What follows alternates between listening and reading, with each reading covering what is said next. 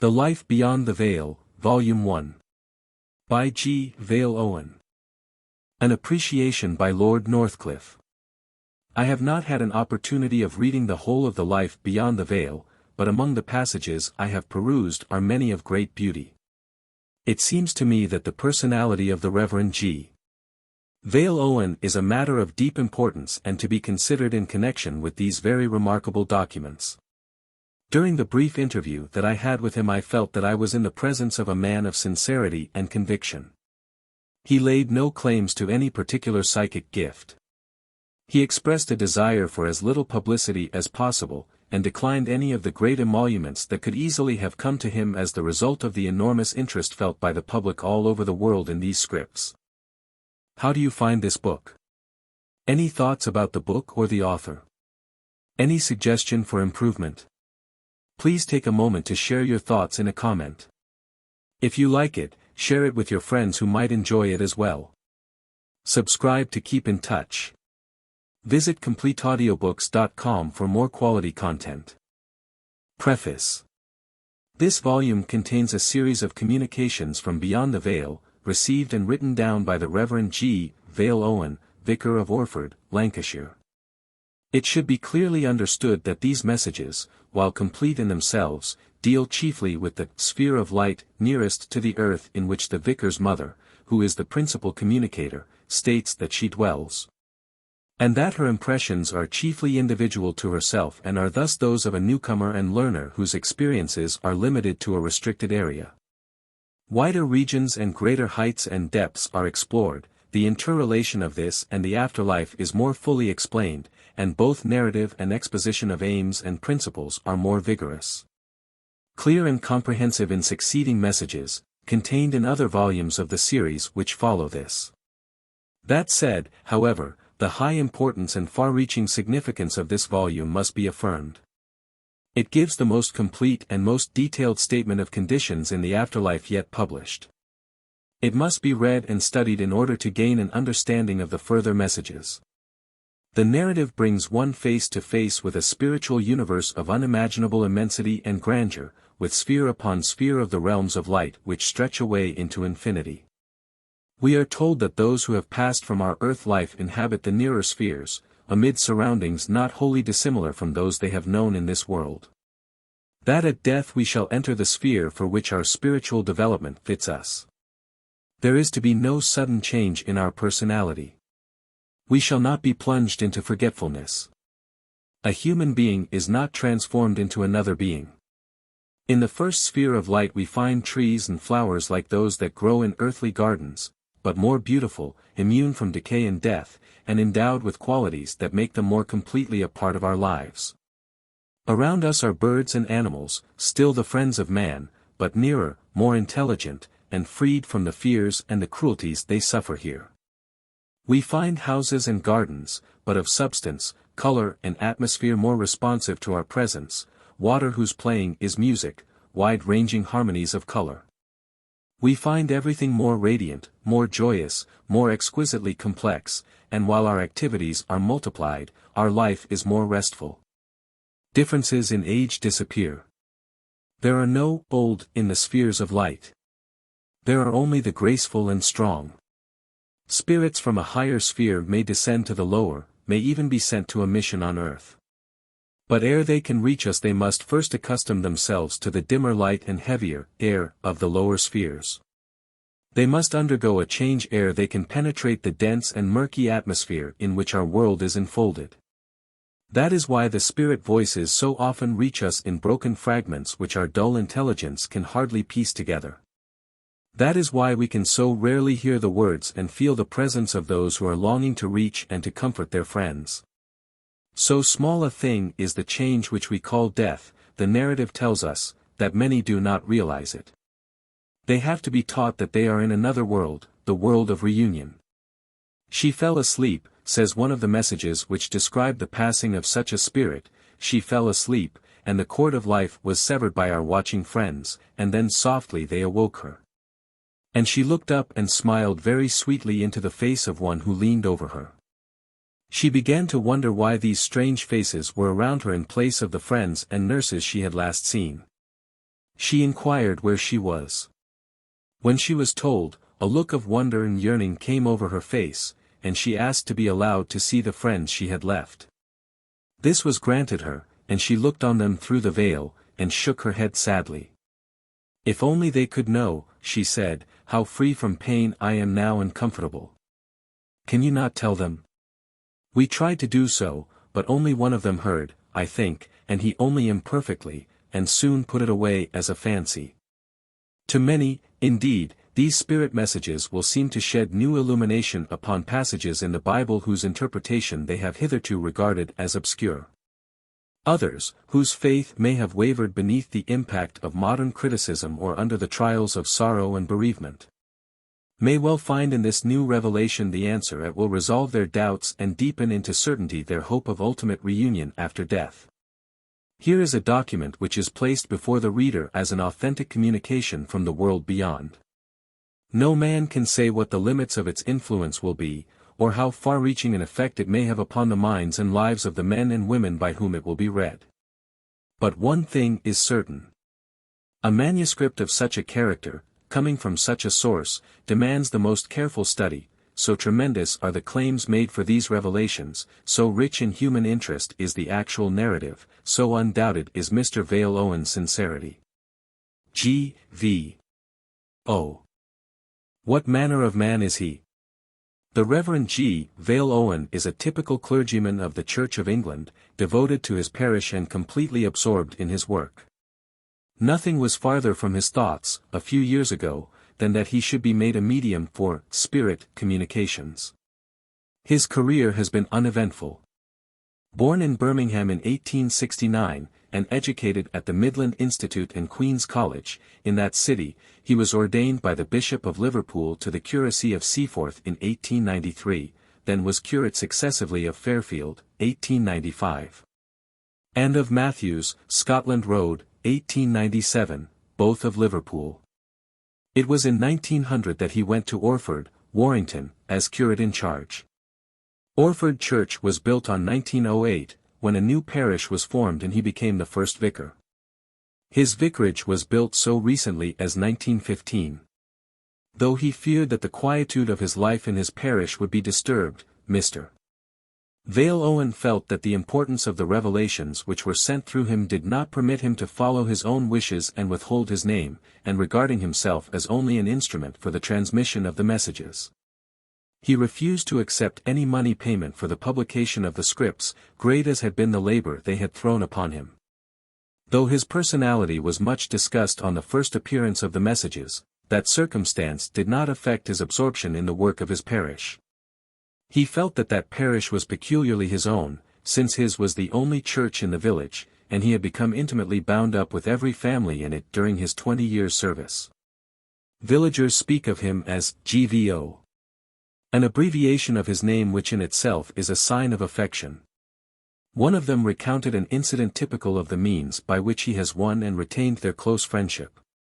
Coming home late one night, he said, "I was startled to see a tall, dark figure dash past me at a run. It was our vicar. I learnt afterwards that one of his young parishioners, who was ill, had become restless through pain, and had asked that Mr. Owen should come and talk to her and pray at her bedside. Her brother had at once cycled to the vicarage, and Mr. Owen, who had retired for the night, had dressed at top speed and hurried to the house.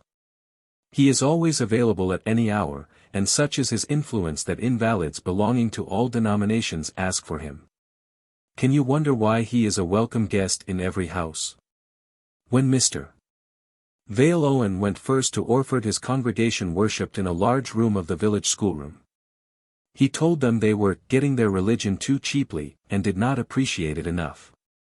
Then, obtaining donations from prosperous friends of the village, he called the parishioners together and organized a system of weekly collections, to which every family subscribed according to its means. In this way he succeeded in getting a church built and an excellent organ installed. When the war came, about 200 Orford men served in the forces. All of them regarded GVO as their chief home pal and wrote to him regularly of their adventures. All were his lads, and he always wrote encouraging them to play the game. In appearance, the Reverend G. Vale Owen is tall, spare, and a little bent. One might at first judge him to be the shy recluse.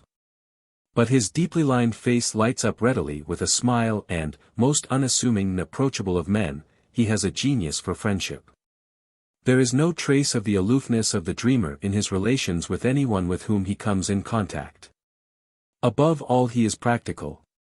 The building of his new church, at a time which many thought premature, is one of the standing evidences of that quality. To know him is to realize that he is a fitting instrument indeed to receive such communications as are set forth in these pages.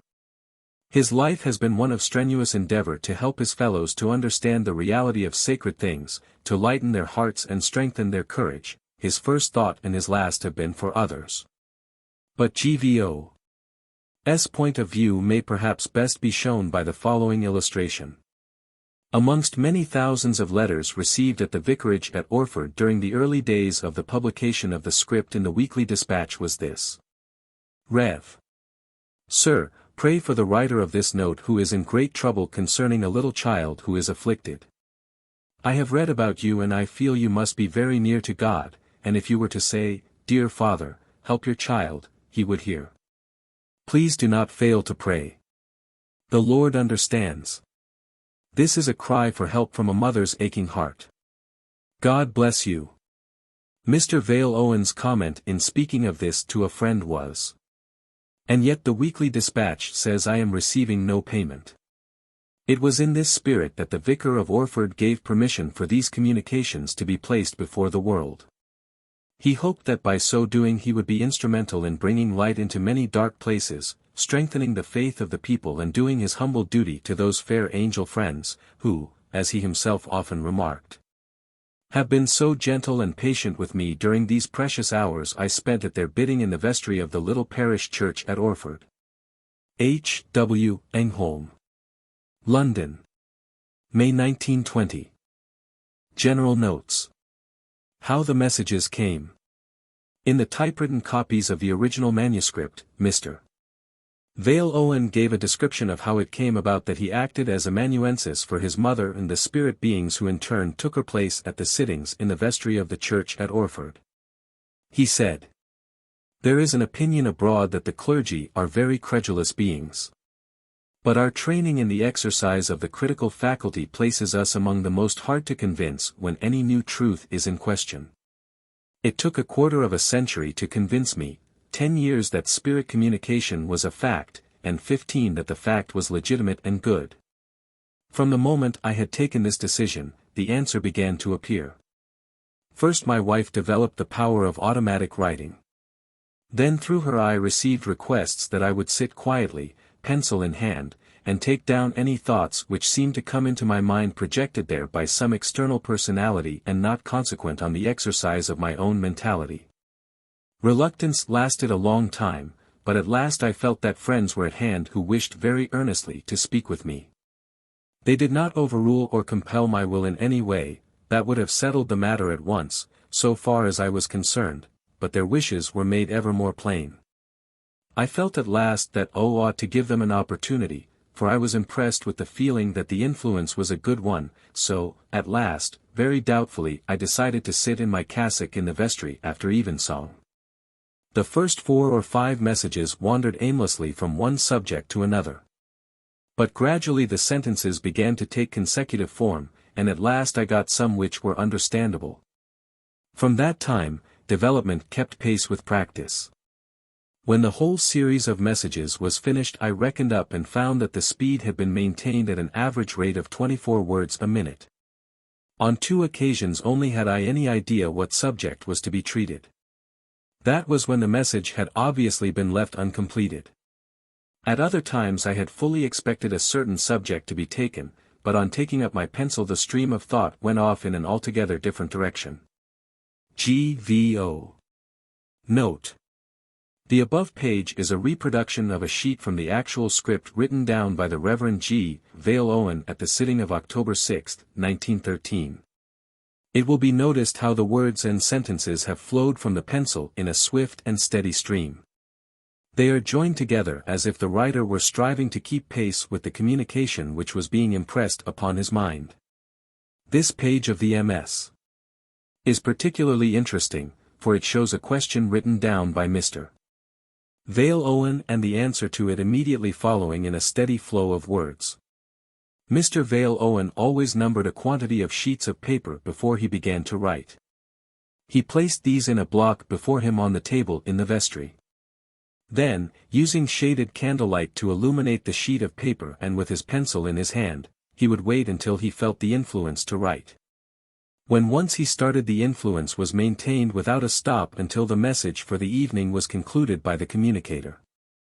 H.W.E.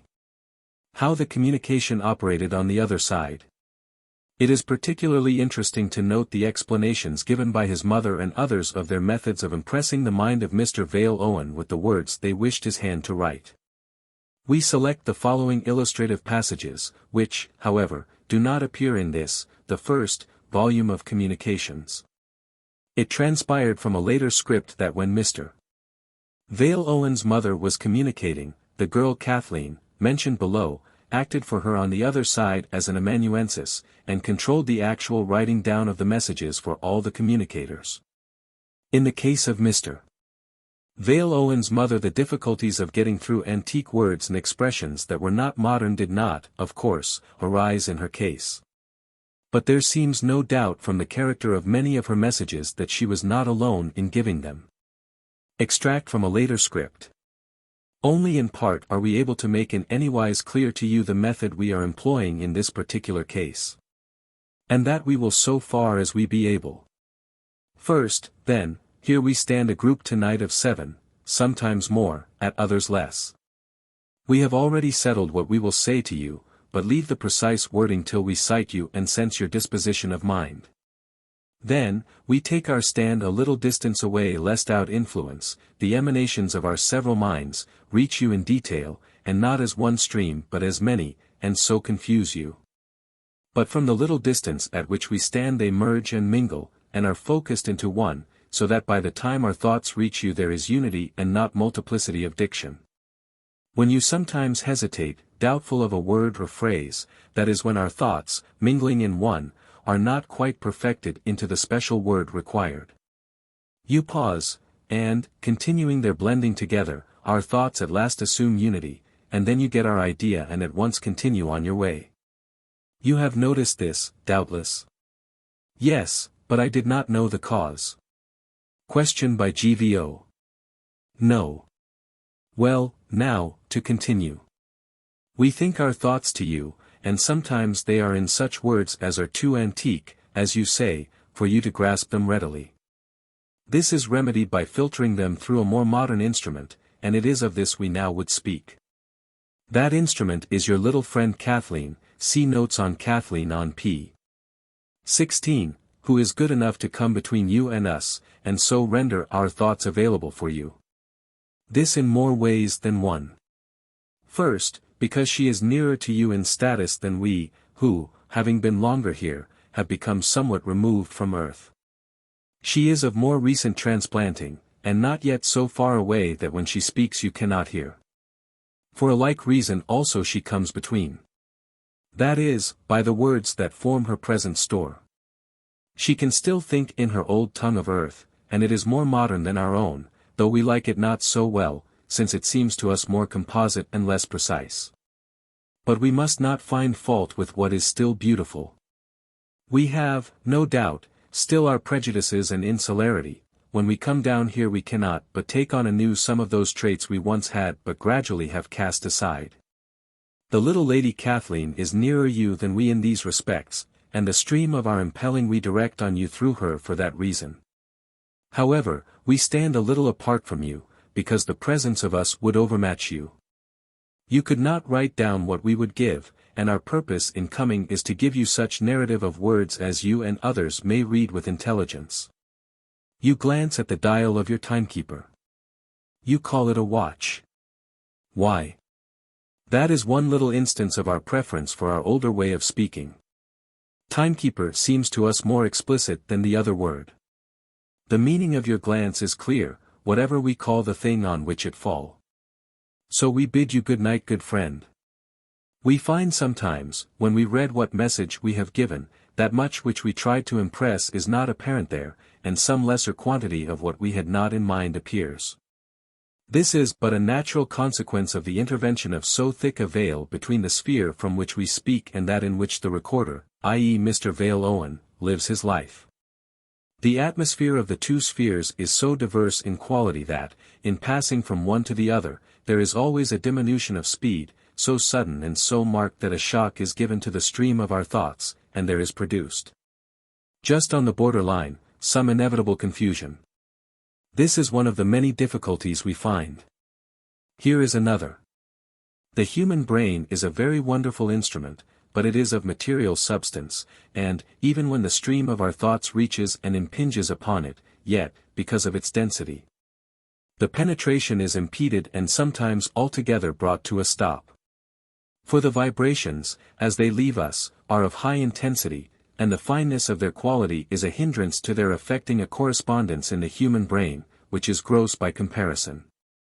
Once again, there are many things here for which there are no words in any of the earth languages to express their meaning. There are colors which your eyes do not see, but are present in your spectrum.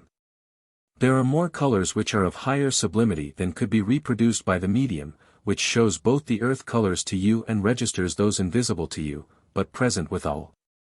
There are also notes and tones of sound of like nature, and too fine for registration by the atmosphere of earth. There are forces also, not available with you, not able to be expressed to you. These and other matters are interpenetrating all our life and forming our environment. And when we come to speak of our life here, or of the causes we see in operation, of which you behold the effects alone, we are much perplexed and strive continually to find just how to say it so that it shall be both understood of you and also not too wide of a target as known to us. So you will see that we have a task to do in speaking into your sphere from this of ours, which is by no means easy. Still, it is worth the doing of it, and so we essay our best and try to rest content. Mr. Vale Owen's comments. In view of the above description, it is interesting to have the following remarks from Mr. Vale Owen, descriptive of his mental and physical condition during the time he was actually receiving the communications. In a letter to the editor of this volume, Mr. Vale Owen wrote, "You point out to me the fact that, while in the script itself my communicators give not a little information as to the methods employed in the transmission of messages from their side to ours, yet, on my own part, I have never given you any definite description of the effect produced upon myself. The effect of what, perhaps, we might term the more mechanical operations, as these impinge upon the organism of the human brain, the transmitters themselves describe in some detail. Vibrations, initiated by them and projected through the veil, find their target in the mentality of the human instrument and are reproduced, on this side, in what is, in effect, a kind of inner clairvoyance and clairaudience. Viewed inversely, from the standpoint of the instrument himself, it assumes an aspect something like this. The scenes they describe seem to come along a kind of X-ray stream of vibrations and are received by means of the faculty of visualization. That is, he sees these scenes in his imagination as he, by a similar process, is able to visualize his garden or house, or other well-known place, when at a distance. The words of the messages seem to travel on a celestial mundane telephonic current.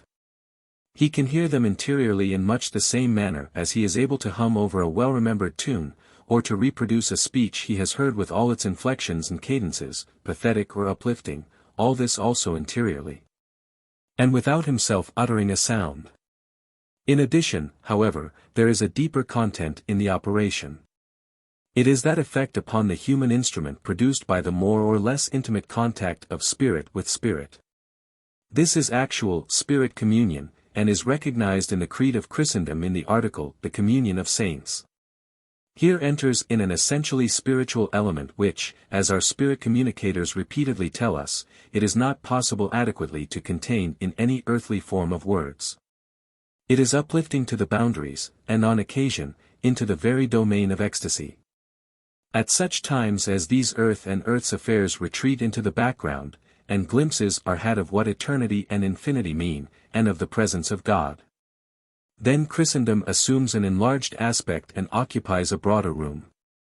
It is seen that the whole Church on earth is but a small portion of the divine kingdom, which includes within itself, not alone all races and all systems of religion here below, but also that realm of interstellar glories and powers in the mere contemplation of which the human heart grows faint and the reaches of human imagination fade into the boundless infinities pulsating with the heart-love of the one ineffable light.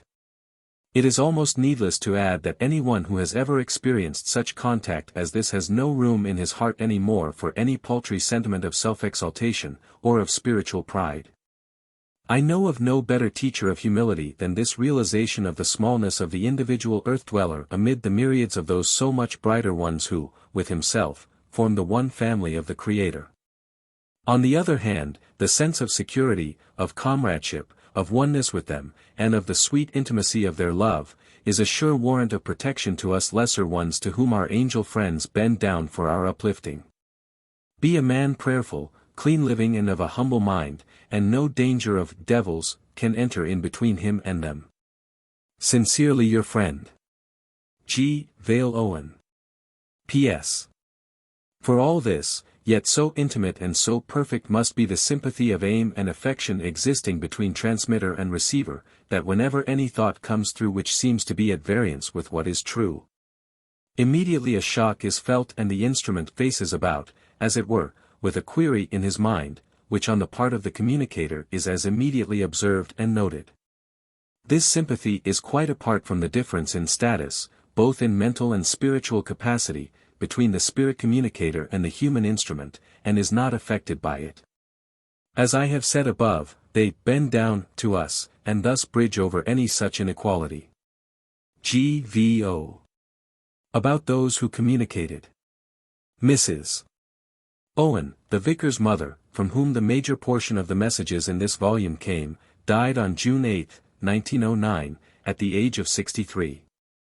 She had not during her life shown any interest in the question of spirit communication. Her life was spent at Birmingham, where her husband, at first practicing as an architect and surveyor, was compelled by a breakdown in health to change his occupation to that of a chemist. She visited Orford little, and was never during her lifetime on earth in the vestry of the church where the messages were received. Kathleen and Ruby. Kathleen was first heard of on July 28, 1917, when, as Mrs.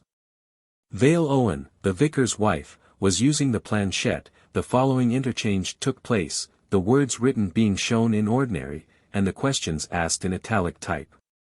Kathleen. Who is Kathleen? A friend of Ruby's. Would you like to make my acquaintance? Very much, if you are Ruby's friend. Ruby told me to come. She said she was sure you would welcome me for her sake. Ruby, it should be explained, was the daughter of the Reverend G. Vale Owen. She was born at Fairfield, Liverpool, on August 26, 1895, and died at the same address on November 21, 1896. Kathleen, in answer to questions, said she had been a seamstress, living in Walton Breck Road, Enfield, Liverpool, and had passed over, at the age of 28, about 3 years before Ruby. Ruby, she said, was taken to a home where Kathleen looked after, or mothered, her. According to her story, the child subsequently brought her frequently to visit Mr. Vale Owen's home, under the care of a guardian. Kathleen from that time constantly came with friends when Mrs. Vale Owen was using the planchette. Astriel. Intermingled with the messages from Mr. Vale Owen's mother, given in this volume, came others from Astriel, who had been headmaster of a school at Warwick in mid-18th century. His messages touch on religious faith, philosophical and scientific matters. They have been separated from those of Mrs. Owen and placed in their proper order at the end of this volume. Presence form.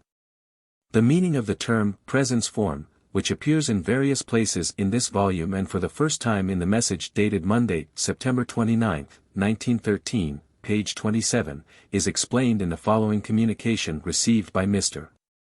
Vale Owen, in answer to his request that the term be defined. A presence form is the form in which a person becomes localized and visible in form at a distance from himself essentially. The form is not an empty sign or symbol, but is alive with the life of the person it so manifests, action and expression being responsive to the thought, will, action and spiritual state of its original. The personality is projected and becomes visible in any place where God, or those of his angels who are so authorized, wills the manifestation to take place. By this method the wishes, prayers, thoughts and the whole spiritual state of any one in the earth life, or in any of the regions of the spiritual world, may be manifested in any place or sphere at any moment, and those to whom this high gift is entrusted shall will that it be so. A person is not always so manifested in the same presence form, which, from time to time, may be given a different aspect and take a different shape. Under whatever aspect he be manifested, however, that form is, for the time being, his real self projected. Special note. Initials only are used throughout this volume when reference is made to any person outside Mr. Vale Owen's own family. The name Rose refers to Mr. Vale Owen's wife, and Renee is their daughter. H.W.E. Introduction by Sir Arthur Conan Doyle. The long battle is nearly won. The future may be checkered. It may hold many a setback and many a disappointment, but the end is sure. It has always seemed certain to those who were in touch with truth, that if any inspired document of the new revelation could get really into the hands of the mass of the public, it would be sure by its innate beauty and reasonableness to sweep away every doubt and every prejudice. Now worldwide publicity is being given to the very one of all others which one would have selected, the purest, the highest, the most complete, the most exalted in its source. Verily the hand of the Lord is here. The narrative is before you, and ready to speak for itself. Do not judge it merely by the opening, lofty as that may be, but mark the ever-ascending beauty of the narrative, rising steadily until it reaches a level of sustained grandeur. Do not carp about minute details, but judge it by the general impression. Do not be unduly humorous because it is new and strange. Remember that there is no narrative on earth, not even the most sacred of all, which could not be turned to ridicule by the extraction of passages from their context and by over-accentuation of what is immaterial.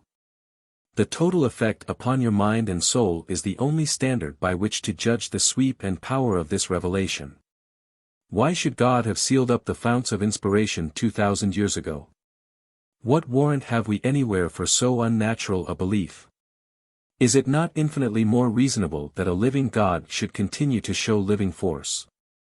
And that fresh help and knowledge should be poured out from him to meet the evolution and increased power of comprehension of a more receptive human nature, now purified by suffering.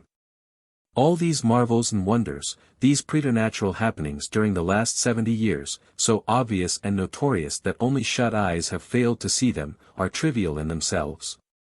But are the signals which have called our material minds to attention, and have directed them towards those messages of which this particular script may be said to be the most complete example.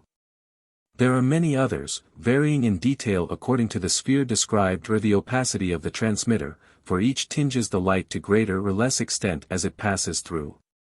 Only with pure spirit will absolutely pure teaching be received, and yet this story of heaven must, one would think, be as near to it as mortal conditions allow. And is it subversive of old beliefs? 1,000 times no. It broadens them, it defines them, it beautifies them, it fills in the empty voids which have bewildered us, but save to narrow pedants of the exact word who have lost touch with the Spirit, it is infinitely reassuring and illuminating. How many fleeting phrases of the old scriptures now take visible shape and meaning? Do we not begin to understand that house with many mansions, and realize Paul's house not made with hands, even as we catch some fleeting glance of that glory which the mind of man has not conceived neither has his tongue spoken? It all ceases to be a far-off elusive vision and it becomes real, solid, assured, a bright light ahead as we sail the dark waters of time, adding a deeper joy to our hours of gladness and wiping away the tear of sorrow by assuring us that if we are only true to God's law and our own higher instincts there are no words to express the happiness which awaits us. Those who mistake words for things we say that Mr. Vale Owen got all this from his subconscious self. Can they then explain why so many others have had the same experience, if in a less exalted degree? I have myself epitomized in 2 small volumes the general account of the other world, drawn from a great number of sources. It was done independently of Mr. Vale Owen as his account was independent of mine. Neither had possible access to the other. And yet as I read this far grander and more detailed conception I do not find one single point of importance in which I have erred. How, then, is this agreement possible if the general scheme is not resting upon inspired truth? The world needs some stronger driving force. It has been running on old inspiration as a train runs when the engine is removed. New impulse is needed. If religion had been a real compelling thing, then it would show itself in the greatest affairs of all, the affairs of nations, and the late war would have been impossible. What church is there which came well out of that supreme test? Is it not manifest that the things of the Spirit need to be restated and to be recoupled with the things of life?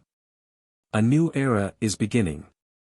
Those who have worked for it may be excused if they feel some sense of reverent satisfaction as they see the truths for which they labored and testified gaining wider attention from the world.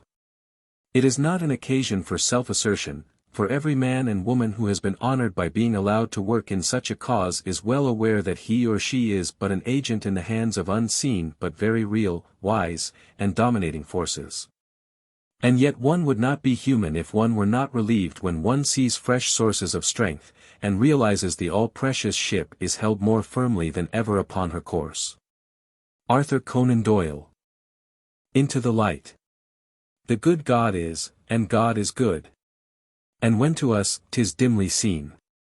'Tis but the mists that come between. Like darkness round the holy rood. Or Sinai mount where they adored the rising glory of the Lord. He giveth life, so life is good. As all is good that he has given.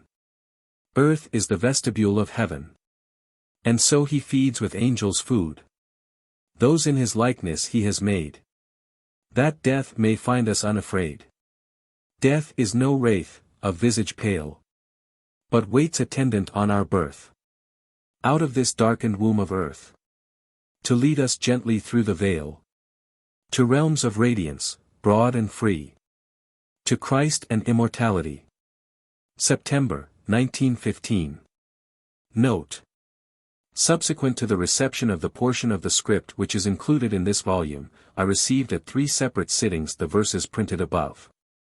It was intimated to me, at that time, that the purpose for which this hymn was transmitted was that it should be regarded as a keynote to the messages received some years previously from my mother and her fellow workers. GVO. Chapter 1. The Lowlands of Heaven.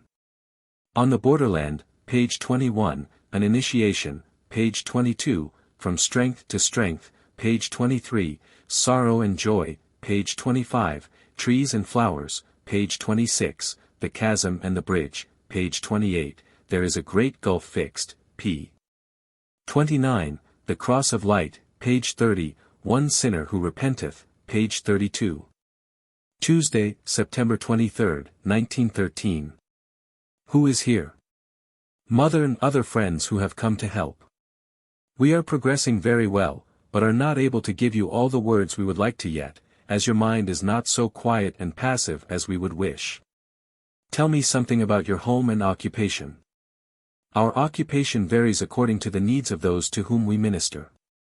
It is very various, but directed to the uplifting of those who are still in earth life.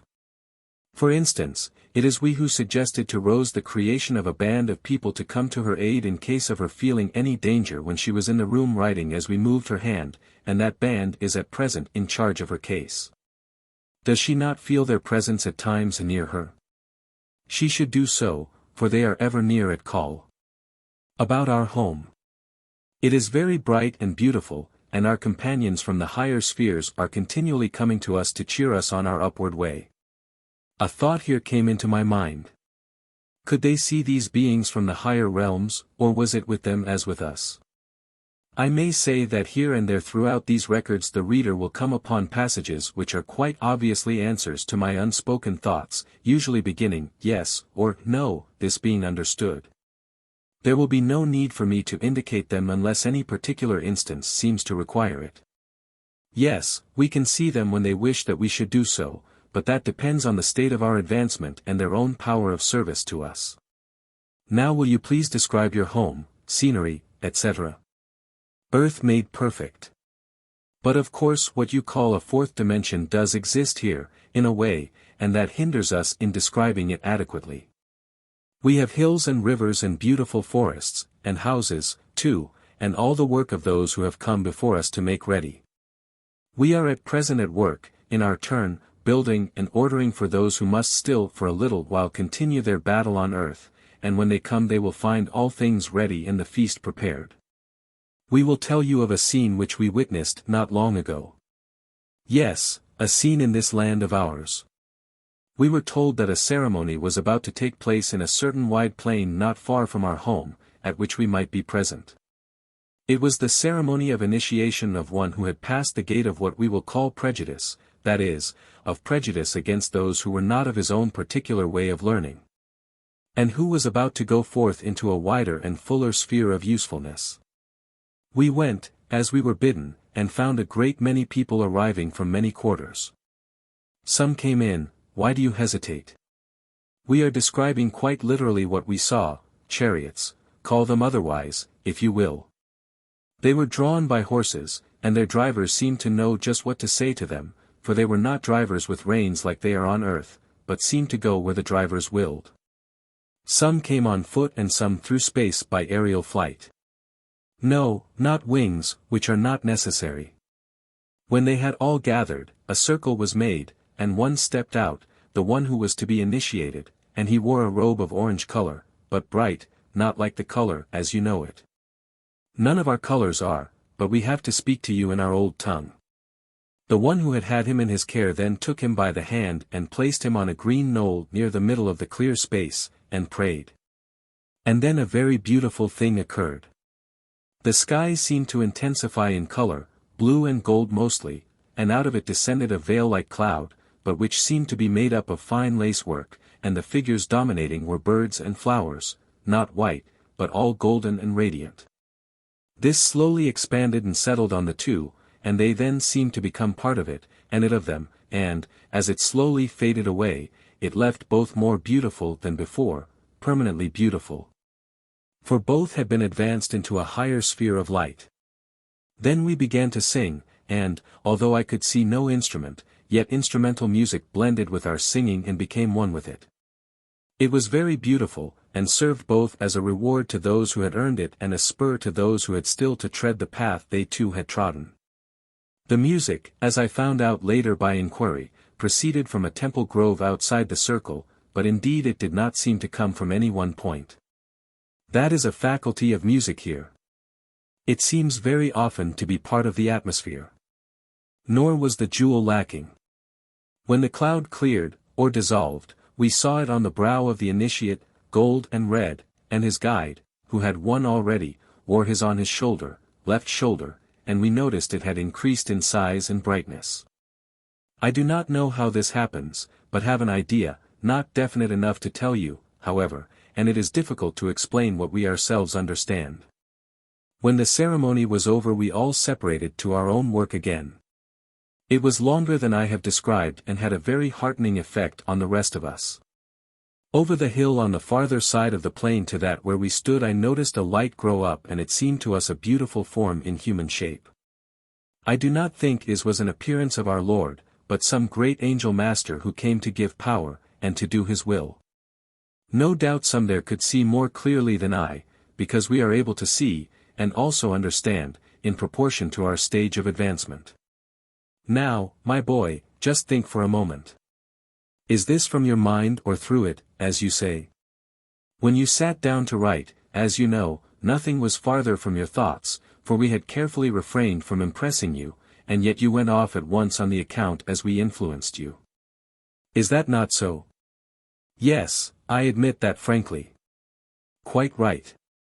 And now we will leave, not you, for we are always with you in a way you do not understand, but we will leave this writing, with our prayer and blessing on you and yours. Good night and goodbye till tomorrow. Note. When the whole series of messages was finished, I reckoned up and found that the speed had been maintained at an average rate of 24 words a minute. On 2 occasions only had I any idea what subject was to be treated. That was when the message was obviously been left uncompleted. At other times I had fully expected a certain subject to be taken, but on taking up my pencil the stream of thought went off in an altogether different direction. Wednesday, September 24, 1913. Suppose we were to ask you to look forward a little space and try to imagine the effect of our communications as viewed in relation to the ultimate outcome of your present state of mind. What then, think you, should have been the issue of events as we see them from our own sphere in the spirit world? It would be something like the effect of sunlight when it is projected into a sea mist, which mist gradually vanishes away, and the scene it enveloped becomes clearer to the vision, and more beautiful than when dimly discerned through the enveloping mist.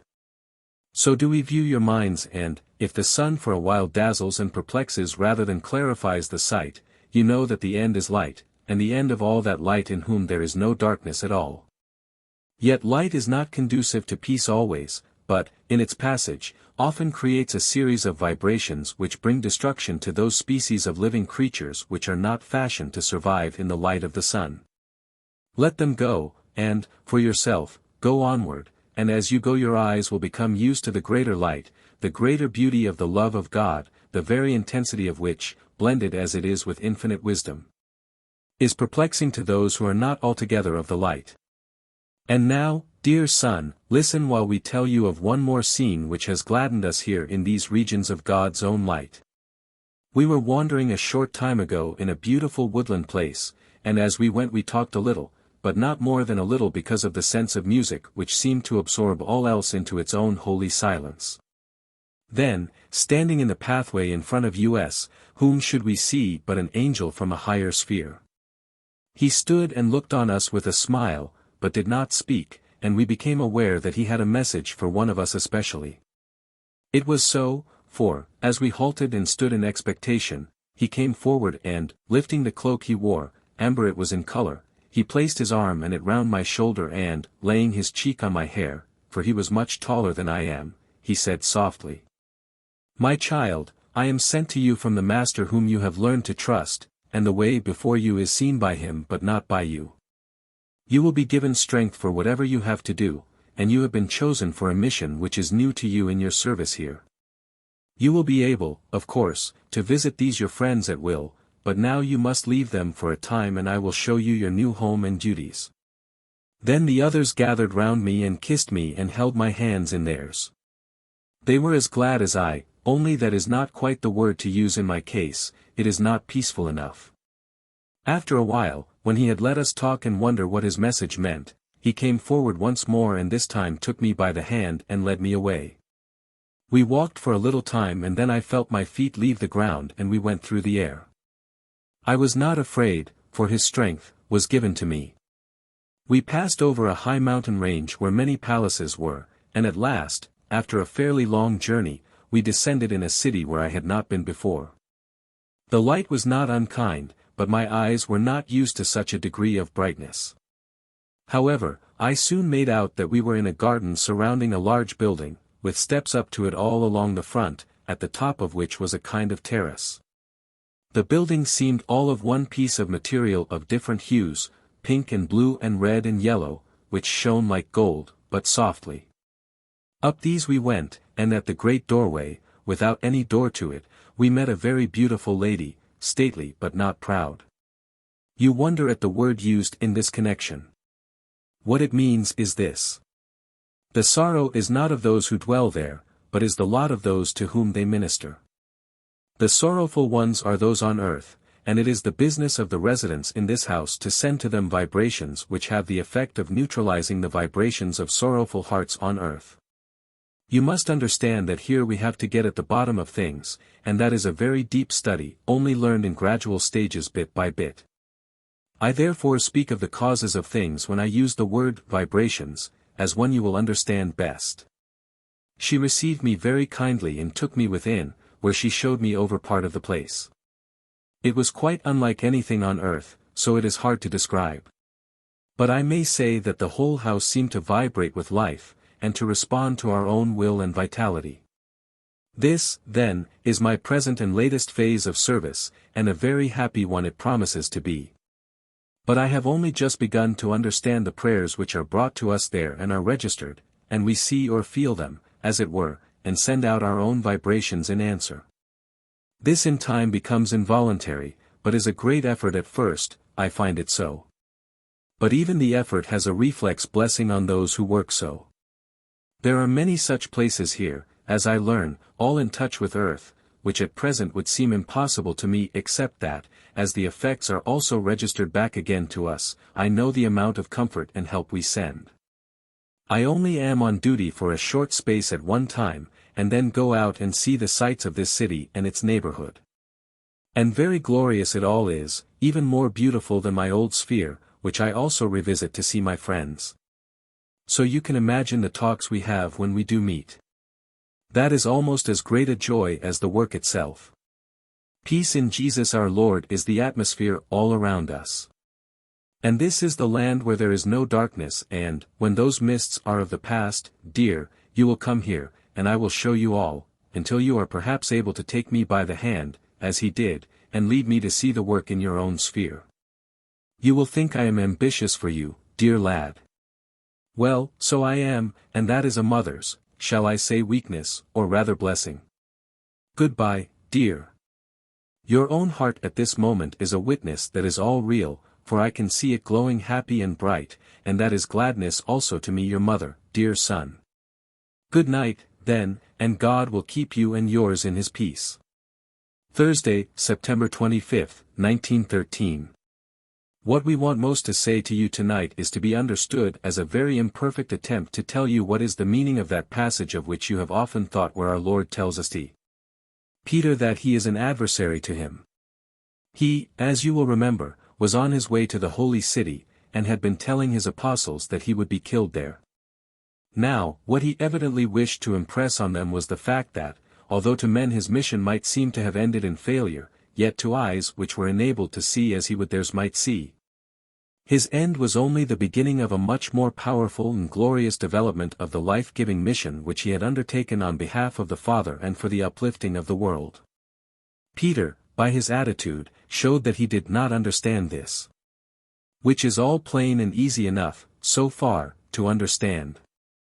But what is usually lost sight of is the fact that the Christ was pursuing one straight line of progress, and that his death was but an incident in the way of his onward path, and that sorrow, as the world understands it, is not the antithesis of joy, but may be a part of it, because, if rightly used, it becomes the fulcrum on which the lever may rest which may lift a weight off the heart of the one who understands that all is part of God's plan for our good.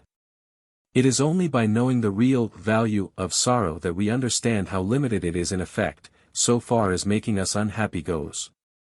Now, he was about to inflict the heaviest sorrow he possibly could on the apostles and, unless they understood this, they would be unable to use that sorrow to lift themselves above the turmoil of the world, and so unable to do the work he had in hand for them to do. Your sorrow will be converted into joy, he told them, and so it came to pass, but not until they had learned the scientific value of sorrow, in a limited measure indeed, but in a measure nevertheless. All this sounds very simple when it is written down thus, and no doubt it is simple, in a way, because all the fundamentals of God's economy are simple. But to us, and to me at the present time, it has an importance which may not be apparent to you. For the problem which is the chief study of the Mew House in which I spend so much of my time is this same subject, namely, the turning, or converting, of the vibrations of sorrow into the vibrations which produce joy in the human heart.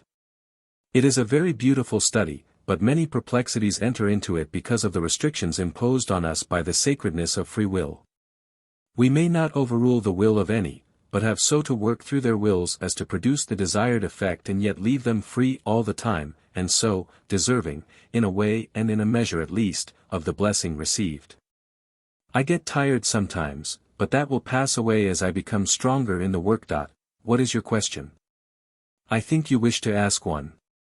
No, thank you, I have no particular question in mind.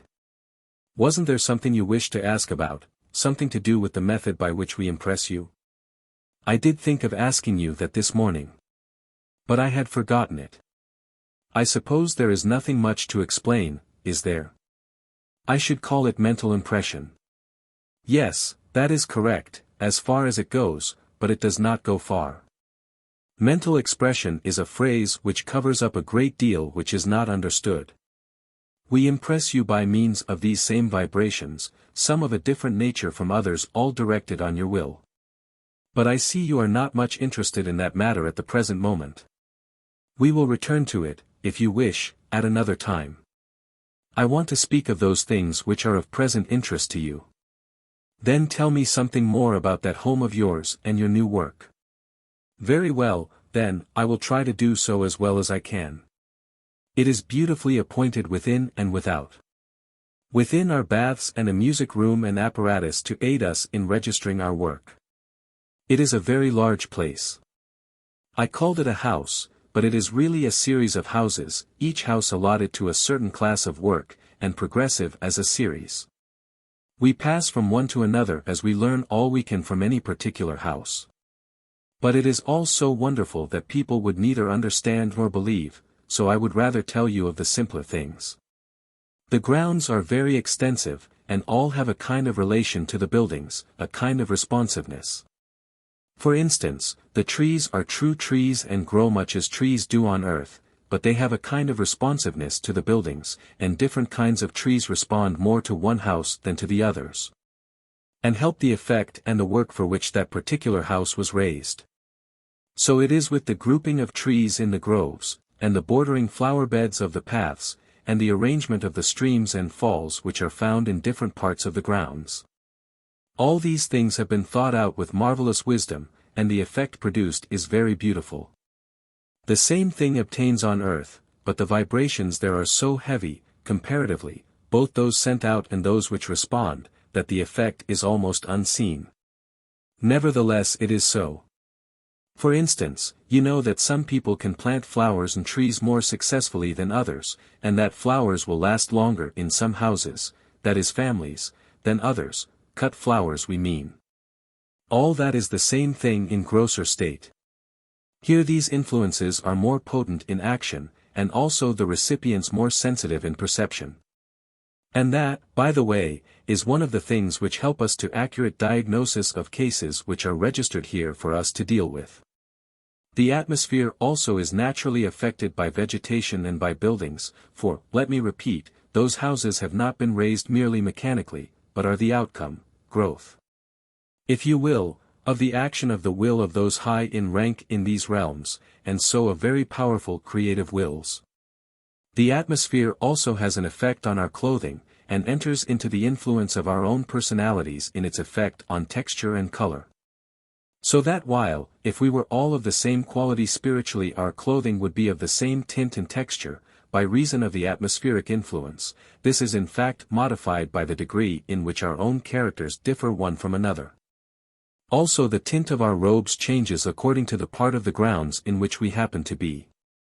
It is very interesting and instructive, and also very beautiful, to see them change as one turns down a sidewalk where different vegetation flourishes, or where the arrangement of the various species of plants is different. The water also is very beautiful. You hear of water nymphs and such like beings, in the earth life. Well, I may tell you that here, at any rate, these things are true. For the whole place is pervaded and interpenetrated with life, and that means with living creatures.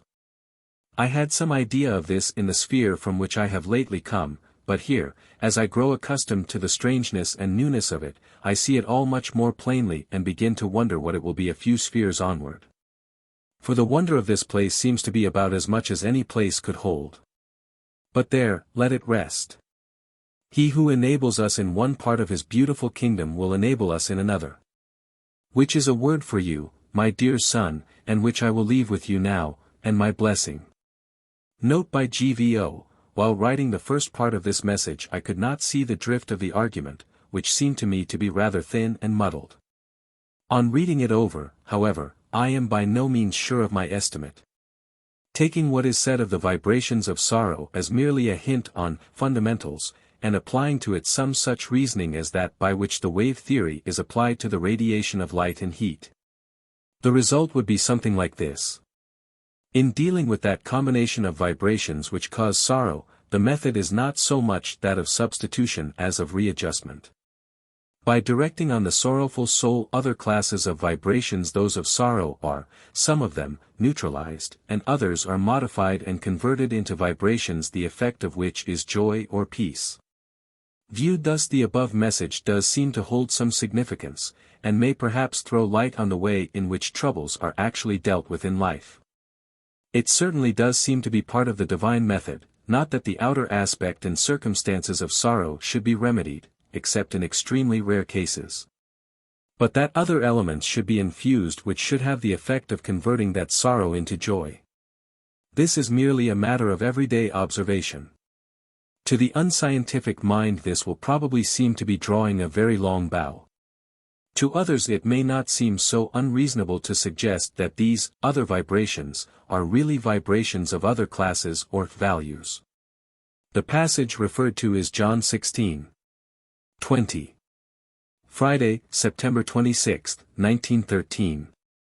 Our last installment was given in answer to a request by one of our band that we should try to impress you in a rather deeper kind of way than heretofore, but we were only able to begin, as it were, and not complete our explanation.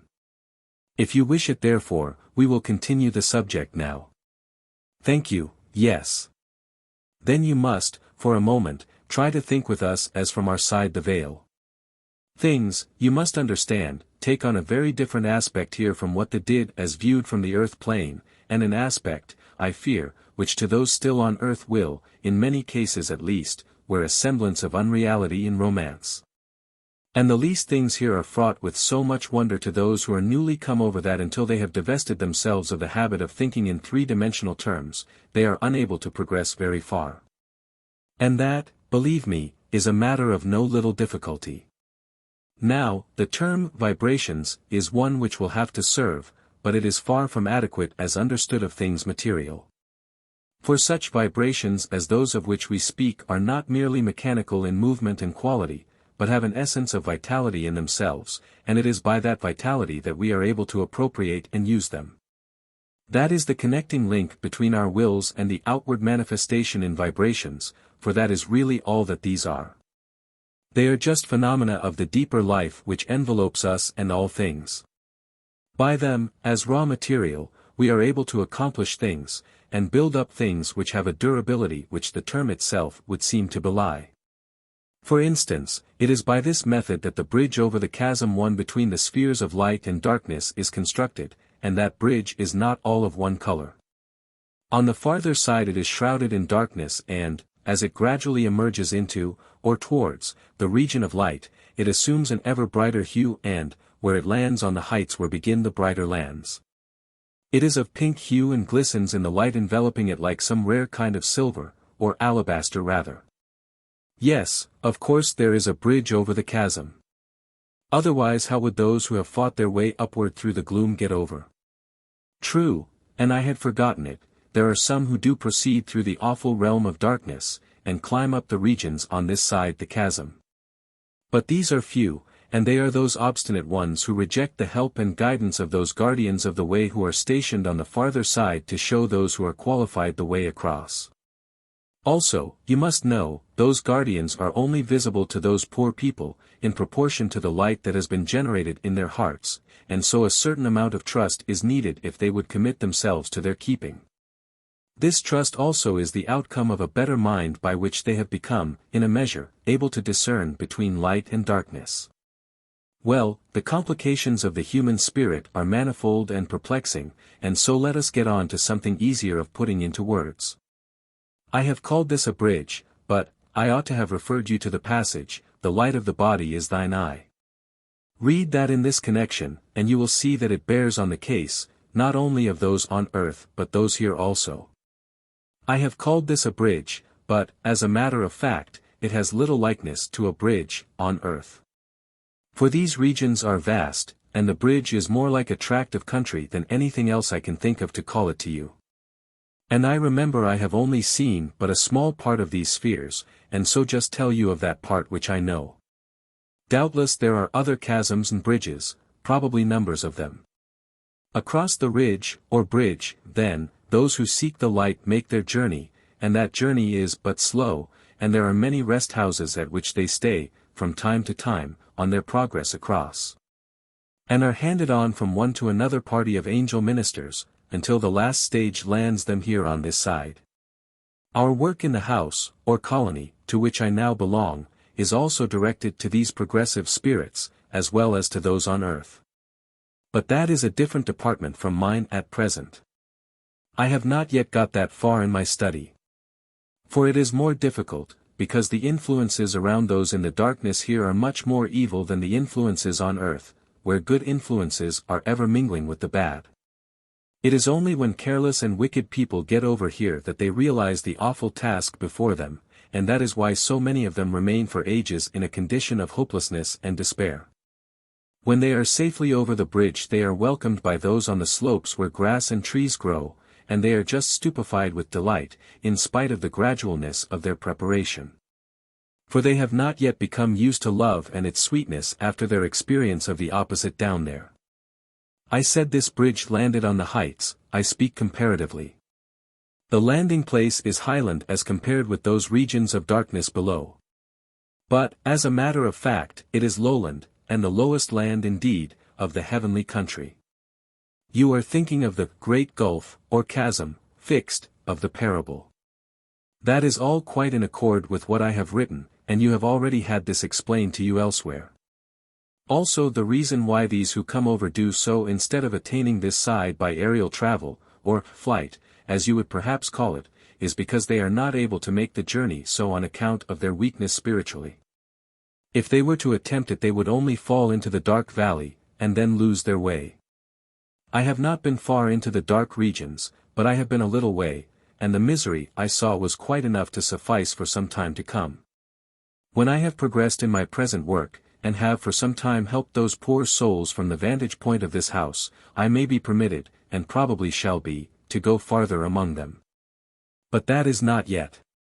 One thing more I may say, for it is time that you should cease.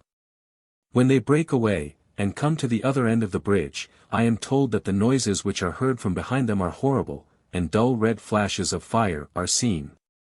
How that is caused I am not able clearly to state, but we are told that both the yells and screeches and howls, and also the flashes, are made by those left behind who are enraged because of their powerlessness to recapture the fugitive, or to hold him as he is slipping away.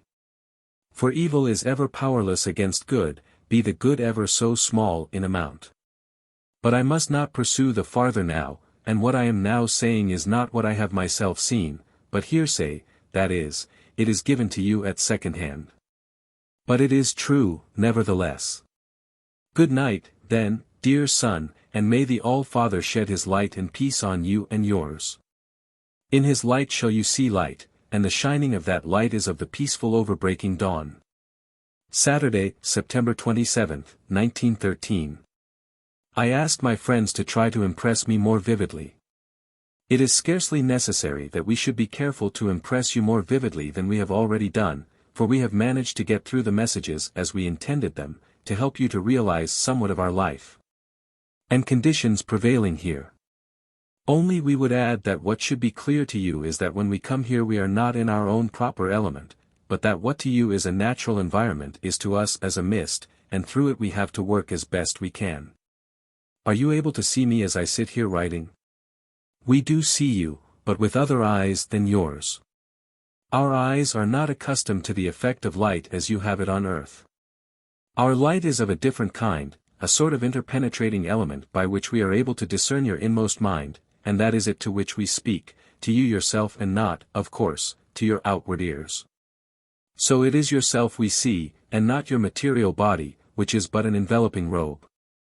When we touch you, therefore, you do not feel the touch physically but spiritually, and if you wish to apprehend our touch, you will have to keep this in mind and look deeper than the body and its mechanical brain.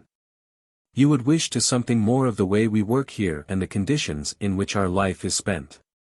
Not everyone who comes over here is able to understand that one of the elementary truths which it is necessary to assimilate in order to progress is that God is no more visibly present here than he is in the earth life. They expect to see him bodily, and are much disappointed when they are told that that is a quite mistaken idea of the way of his dealing with us. His life and beauty are quite apparent on earth to those who can look deeper than the externals of nature. And so it is here, with this modification, that life here is more tangible, and easier to lay hold of and use by those who study its nature, and it pulsates all around us, and we, being in a more sensitive state, are more able to feel it than when we were in the earth life. Still, having said this on the general conditions, it is true to add that, from time to time, manifestations of the divine presence are given us, when some particular purpose necessitates, and of one of these I will tell you now. We were called to a tract of country where many people were to foregather, of different creeds and faiths and countries. When we arrived we found that a band of missionary spirits had returned from their period of duty in one of the regions bordering on the earth sphere, where they had been working among souls just come over who did not realize that they had crossed the border line between earth and the spirit land. Many had been enlightened, and these had been brought to the place in order that they might join with us in a service of thanksgiving before going to their own proper homes. They were of various ages, for the old had not progressed yet in becoming youthful and vigorous again, and the young had not progressed to complete stature. They were all agape with happy expectation, and, as one company after another of their new companions in this life arrived, they scanned their faces, and the different colored robes worn by the different orders and estates in wonder. By and by we were all assembled, and then we heard a burst of music which seemed to invade us all and unify the whole great multitude into one great family. Then we saw a great cross of light appear. It seemed to lie on the slope of the great mountain which bordered the plain and, as we watched it, it began to break up into specks of bright light. And we gradually became aware that it was a large company of angels of a higher sphere who stood on the mountain in the form of a cross. And all about them was a golden glow, which we could feel at that distance as a warm breath of love. Gradually they became more distinct to our vision as they emerged more perfectly into this, to them, lower environment, and then we saw, standing over the square where the arms of the cross joined the stem, a larger being. We all seemed to know him at once instinctively. It was a manifestation of the Christ in what you have come to know as presence form. He stood there silent and still for a long time, and then lifted his right hand on high, and we saw a column of light descend and rest upon it as he held it aloft. This column was a pathway, and on it we saw another company descending and, when they came to the uplifted hand, they paused and stood still with their hands folded and their breasts and heads bowed. Then slowly the hand moved out until it had swung round and down and the fingers pointed over the plain, and we saw the column stretch out towards us in mid-heaven until it bridged the space between the mountain and the plain. And the end of it rested over the multitude gathered there. Along this column walked the company last become visible, and hovered above us. They spread out their hands then and all slowly turned towards the mountain. And softly we heard their voices half speaking and half singing a hymn of devotion to him who stood there all so beautiful and so holy that at first we were awed into silence. But presently we also took up their words and sang, or chanted, with them, for that evidently was their purpose in coming to us. And as we sang there arose between us and the mountain a mist of bluish tint which had a very curious effect. It seemed to us like a telescopic lens, and brought the vision of him nearer until we could see the expression on his face. It also acted similarly on the forms of those who stood just below him. But we had no eyes for them, only for his gracious face and form. I cannot describe the expression. It was a blend of things which words can only tell in small part.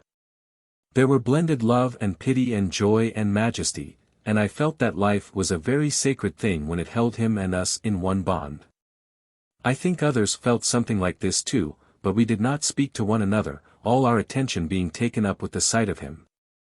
Then slowly the mist melted into the atmosphere, and we saw the cross on the mountain and him standing as before, only seen more dimly, and the angels who had come over to us had gone, and hovered above him.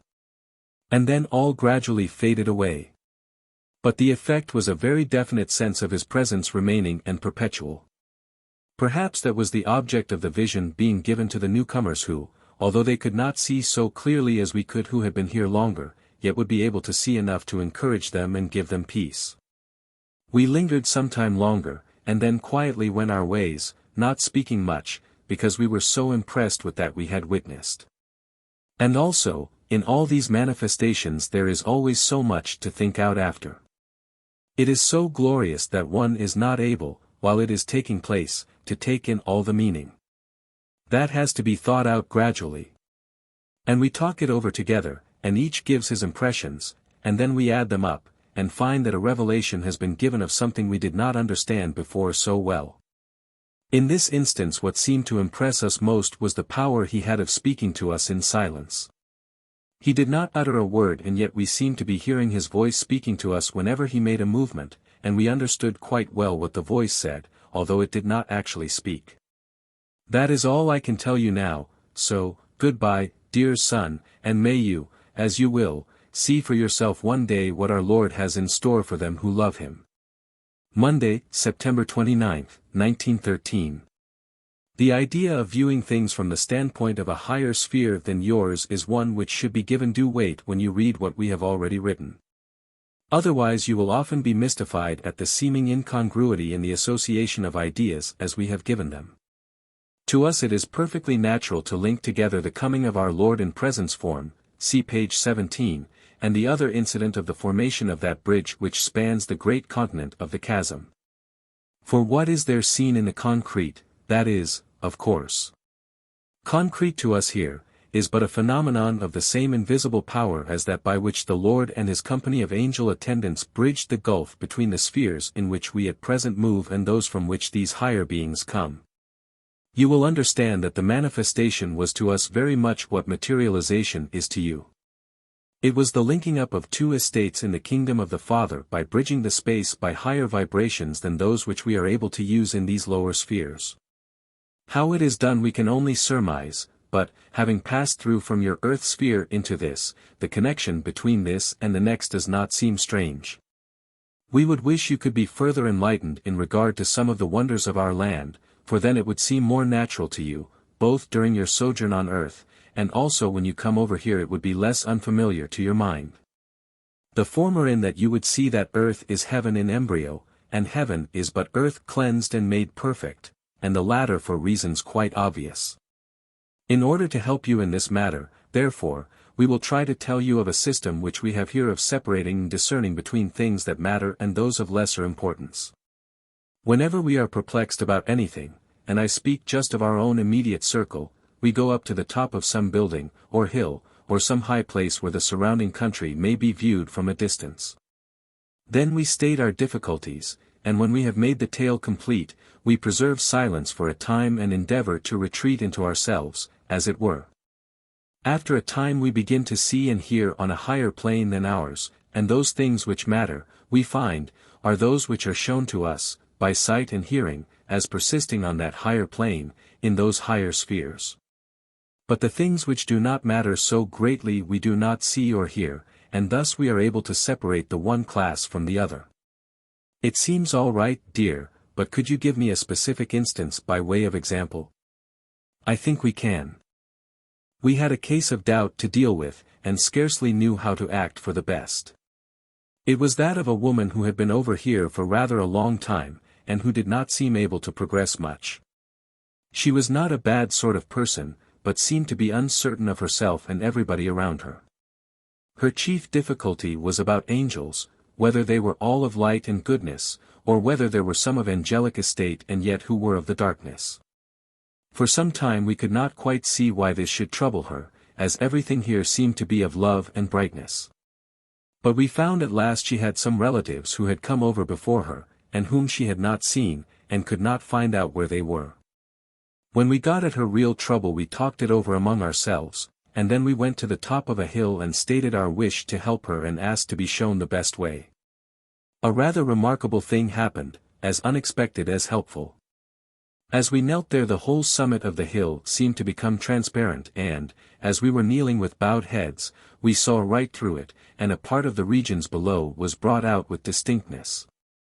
The scene we saw, and we all saw it, so there could be no delusion, was a dry and barren plain in semi-darkness, and, standing leaning against a rock, was a man of large stature.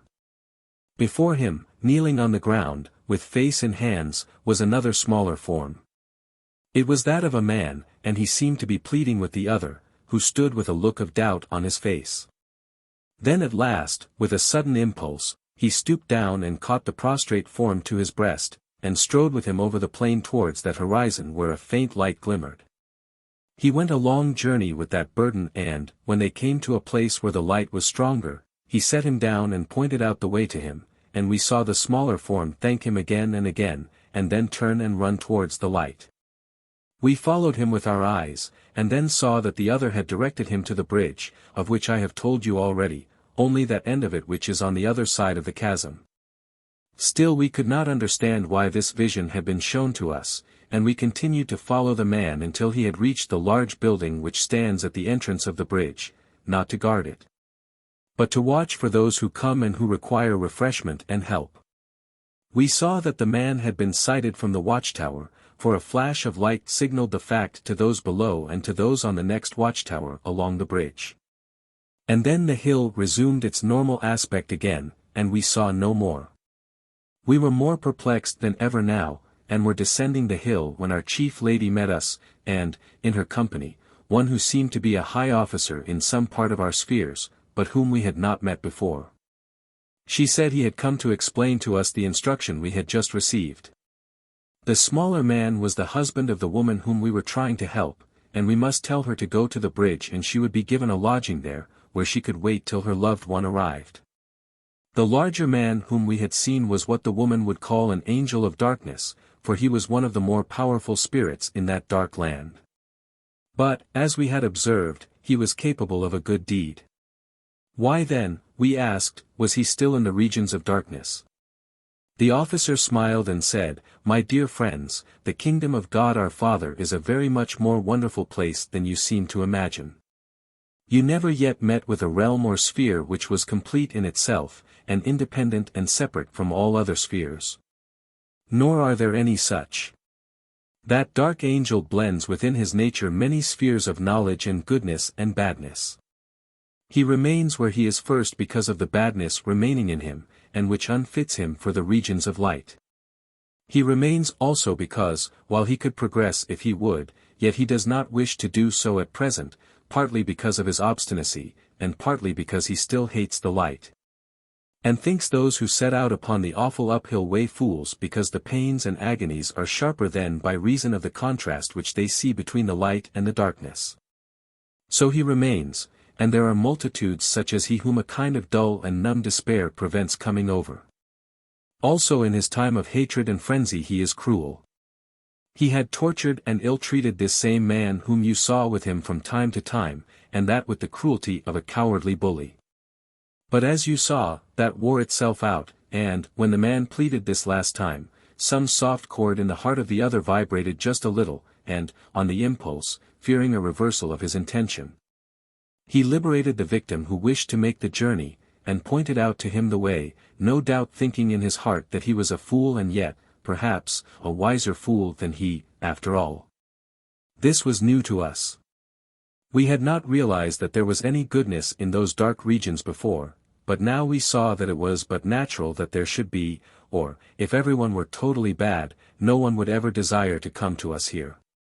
But what bearing has all this on the discerning between the things which matter and those of lesser importance? All that is good of God, and light and darkness, as applied to his children, are not, and cannot be, absolute. They are to be understood relatively. There are, as we now know, many angels of darkness, who are in the darkness because of some twist in their natures, some obstinate trait which prevents the good in them having its effect. And these one day may pass us on the road of the ages, and become greater in the kingdom of the heavens than we who now are more blessed than they. Good night, dear son. Think over what we have written. It has been a very wholesome lesson to us, and one which it were well if many in your present life could learn. Chapter 2. Scenes that are brighter. The home of music, page 35, they stand, those halls of Shaun, all jubilant with song, and bright with many an angel, page 36, the halls of colors, page 38, the heavenly life, page 40, a story with a moral, p. 41, after death, realization and first experiences, page 42, a parting and a meeting, page 43, a children's school, progressive botany, page 43, a manifestation, page 44, the child and the globe of light, page 45, all creation 1, p. 46, creative thinking, page 46. Tuesday, September 30th, 1913. You would scarcely realize all that we feel when we come to earth in this way, and commune with one still wending his way through the valley. We feel that we are of those who are more than ordinarily privileged, for, once we are able to convince people how much lies to their hand that they might use for the uplifting of the race. There seems to be no bounds to the possibilities of good and enlightenment. Still, we are but able to do a little, and must rest content until others will cooperate with us, as you have done, fearlessly, knowing that no evil can come to those who love the Father, and serve him in his Son, our Saviour Lord. Now, in order to help those who still doubt us and our mission and message, let me say that we do not lightly leave our beautiful home to come down into the mists which surround the earth sphere. We have a mission and a work in hand which some one must do, and there is joy in the doing of it. A little time since, to speak in earth phrase, we were sent into a region where the waters were collected into a large lake, or basin, and round the lake, at some distance from each other, were erected buildings in the form of large halls with towers. They were of varied architecture and design, and not all builded of one material. Spacious gardens and woods surrounded them, some of them miles in extent, and full of beautiful fauna and flora, most of the species known on earth, but also some which would be strange to you now. Although I think that at least a proportion of them lived once on earth. That is a detail. What I wish to explain to you is the purposes of these colonies.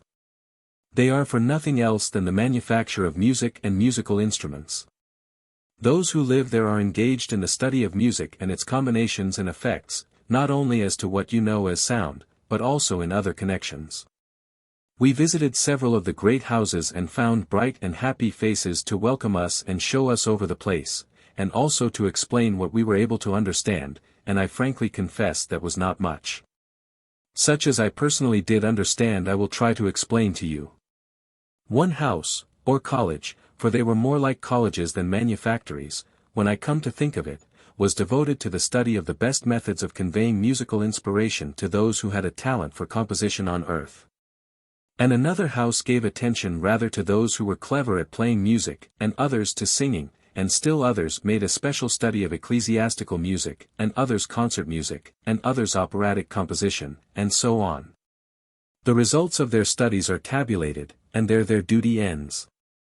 These results are studied again by another class, who consider the best method of communicating them to composers of music generally, and then another body do the actual work of transmission through the veil into the earth sphere. Here are pointed out to them the objects of their endeavors, namely, those who are likely to prove most ready of response to their inspiration. These have been carefully selected by others who are trained in selection of such. All is in perfect order, from the colleges round the lake to the church or concert hall or opera house on earth there is a chain of trained workers who are constantly active in giving to earth some little gift of heavenly music. And that is how all your best music comes to you. Yes, you are quite correct. Much of your music is not from us, and much is sullied in its passage. But that is not the fault of the workers from those spheres, but lies at the door of those on your side of the veil. And those on this side who are of the gloomy regions and whom the character of the composer gives a foothold to tamper with that which comes from us here. What were the towers for? I was just going to explain that to you. The lake is of vast extent, and the buildings at some little distance from it on all sides. But at certain times, previously arranged, the workers of some of these colleges, and now and again all of them, send certain of their company to the tower top and, when all are assembled, then a concert, literally true to its name, is held. They all practice something they have previously agreed upon together. On one tower will be instrumentalists of one class, on another those of another class, and on the third vocalists, and on another class of vocalists.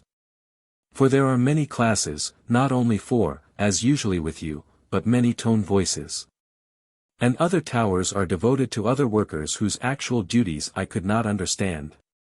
From what I could make out, some of these were expert in harmonizing the whole, or part, of the volume of sound combined from the different towers. But I want to get on to the description of the thing itself, the concert or festival, or whatever you like to call it. We were taken to an island in the midst of the lake, and there, in a beautiful scene of trees and grass and flowers and terraces and arbors of trees and little nooks and seats of stone or wood, we heard the festival.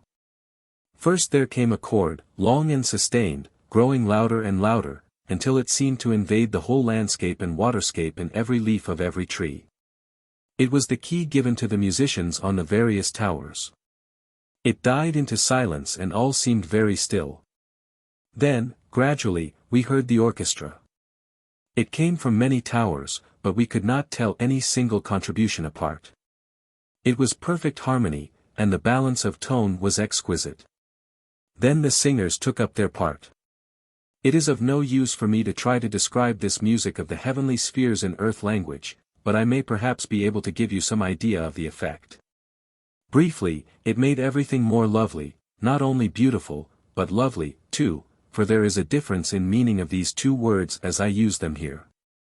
All our faces took on a more lovely hue and expression, the trees became deeper in color, and the atmosphere grew into a vapor of tints like a rainbow. But the vapor did not obscure anything, it seemed to bring everything nearer together rather. The water reflected the rainbow tints, and our clothing became more intensified in color. Moreover, the animals and birds about us also responded. One white bird I remember especially. Her beautiful milky feathers gradually grew brighter and, when I saw her last, before she flew into a grove, she shone like gold burnished and glowing, like a transparent light or fire. Then, as the mists slowly faded away, we all became, and everything became, normal once again. But the effect remained, and if I could give it a name, I should say it was peace.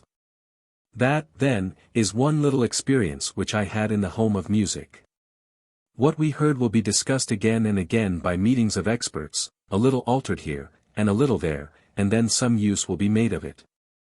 Perhaps at some great service of thanksgiving here, or some reception of spirits come over from the earth life, or some other function. For music enters into so many phases of our life here, and, indeed, all seems music in these spheres of light, music and blended color and beauty, all breathing love among all, and to him who loves us as we are not able to love.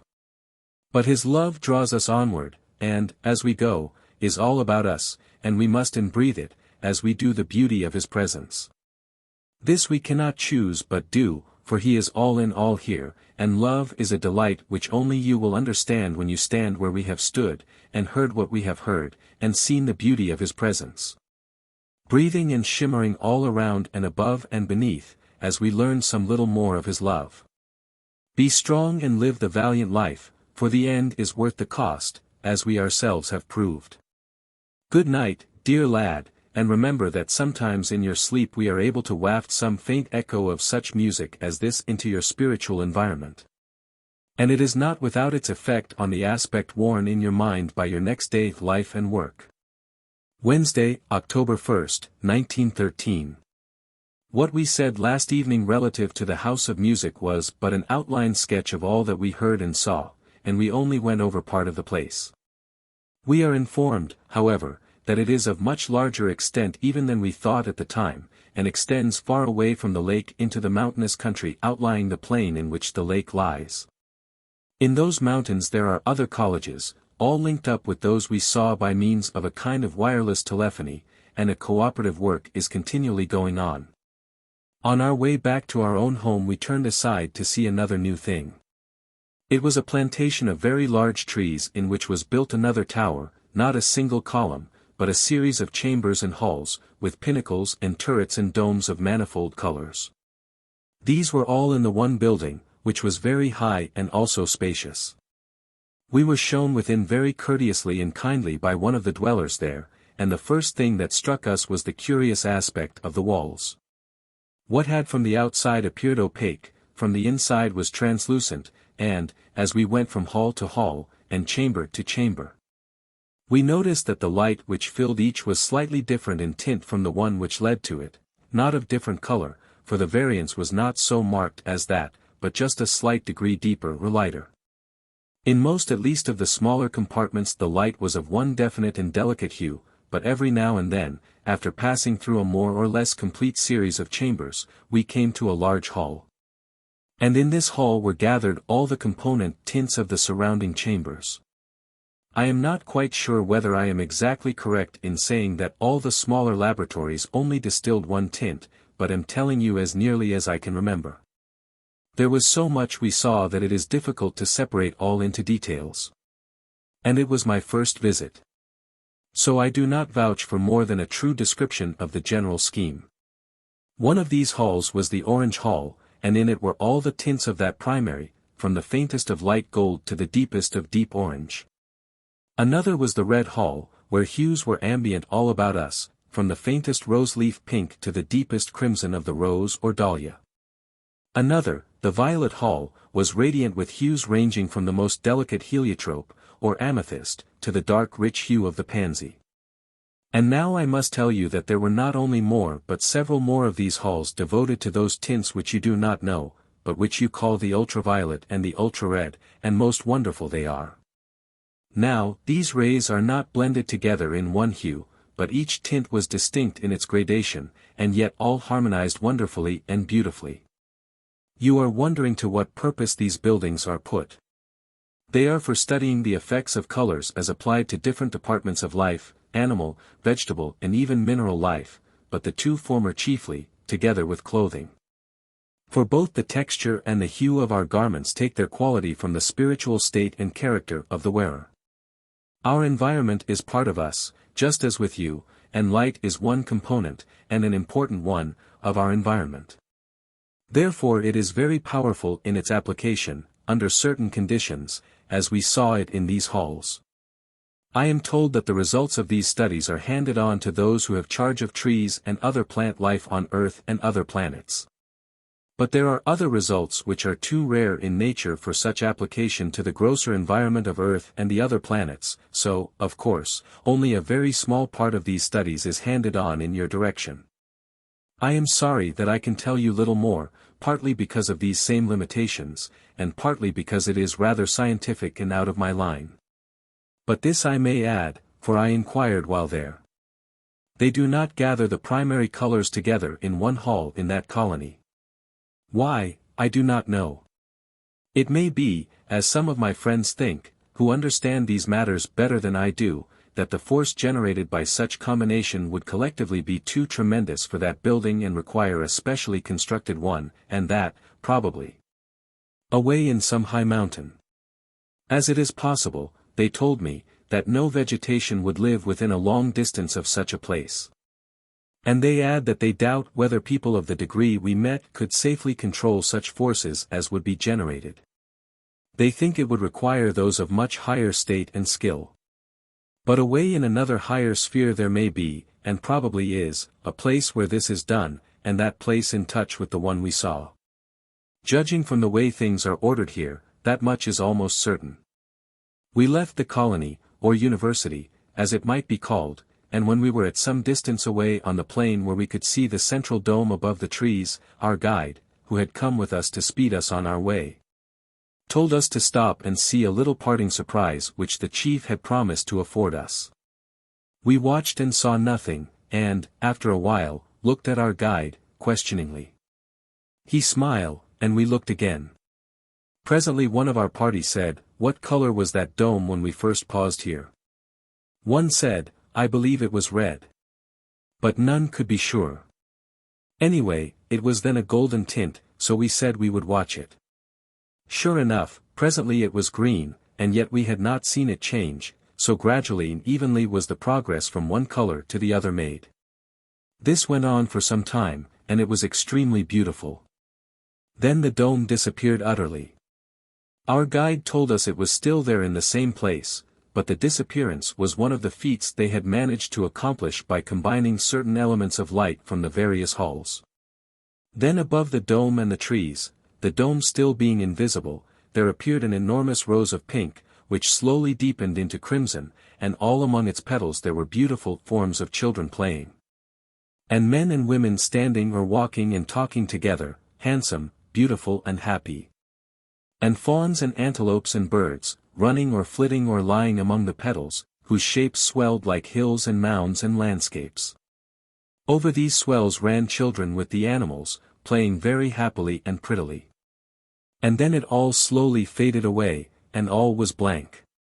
We were shown several of these displays as we stood there. Another was a column of light which shot up vertically from where we knew the dome was, and stood erect in the heavens.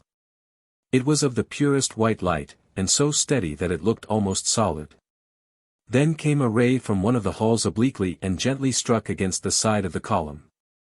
Then came another from another hall, of a different color, red, blue, green, violet, orange, light, middle and dark, of all colors you know, and some which you do not know, and they all lodged against the white column about halfway up. Then we saw the oblique lines of light taking shape, and they slowly became each a highway with buildings, houses, castles, palaces, groves of trees, temples and all manner of such, all along the broad ways. And up these ways came crowds of people, some on foot, some on horseback, and others driving in chariots. All of one shaft of light were of one color, but manifold in hues. It was very lovely to see them. They approached the column and halted a little distance from it all round. Then the top of the column opened out slowly, like a beautiful white lily, and the petals began to curl over, and lower, and ever lower, until they overspread the space between the people and the column. And then the base of the column began to do the same, until it formed a platform, circular in shape, between the different shafts of light, from the column to so far as the places on each causeway where the people halted. Then they could move onward. But they mingled now, and their horses and conveyances, each retaining its own tint and color, but mingling with the rest. And we became aware that what we were looking at was a great multitude of lovely and happy people, gathered as if for a feast or festival, in an enormous pavilion of vari-tinted light. For their hues were now reflected against and into the roof and the floor, or pavement, and most wonderful was the radiance of it all. Slowly they formed into groups, and then we noticed that the center column was piped like a great organ, and we understood what to expect. And it came very soon, a great burst of music, vocal and instrumental, a grand Gloria in excelsis to him who dwells in the light which is as darkness to his children. Even as our darkness is as light when he sheds down on us a ray of his present power. For omnipotent is the King whose light is life to all his children, and whose glory is reflected in the light such as we are able to endure. Something like that they sang, and then all that, too, faded away. I expected they would retrace their steps along the causeways, but these were withdrawn, and apparently it was unnecessary. Your time is up, dear lad, so we must stop regretfully, with our usual love to you, my dear one, and those who love you and us, as we love them. God be with you, who is light, and in whom no darkness can find a place to rest. Thursday, October 2nd, 1913. Speak unto the children of Israel that they go forward. That is the message we would impress on you now. Do not lag behind in the way, for light is shed along it which will show you the path, and, if you hold fast to your faith in the All-Father and his dear Son our Lord, you need have no fear of any beside. We write this on account of certain lingering doubts still about you. You feel our presence, we know, but our messages have taken on such a complexion as to seem too fairy-like to be real. Know, then, that no fairy story ever written can equal the wonder of these heavenly realms, or the beauties of them. Moreover, much of the description you read in fairy books of scenery and buildings is not altogether unlike many things we have seen here in this beautiful land.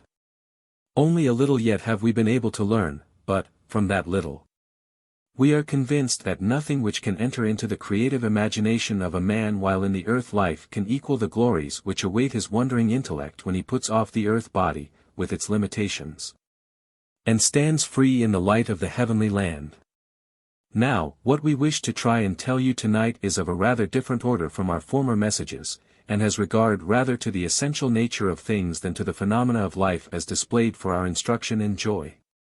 If a man could take his stand here on some one of the high summits with which this landscape is crowned, he would behold some rather strange and unfamiliar sights. For instance, he would probably first observe that the air was clear, and that distance had a different aspect from that it wears on earth. It would not seem far away in the same sense, for, if he wished to leave the summit on which he stood and go to some point near the horizon, or even beyond, he would do so by means of his will. And it would depend on the quality of that will and his own nature, whether he went fast or slow. And also how far he could penetrate into the regions which lie beyond the various mountain ranges and whose, I suppose we shall have to use the word, atmosphere is of rarer quality than that in which his present lot is cast.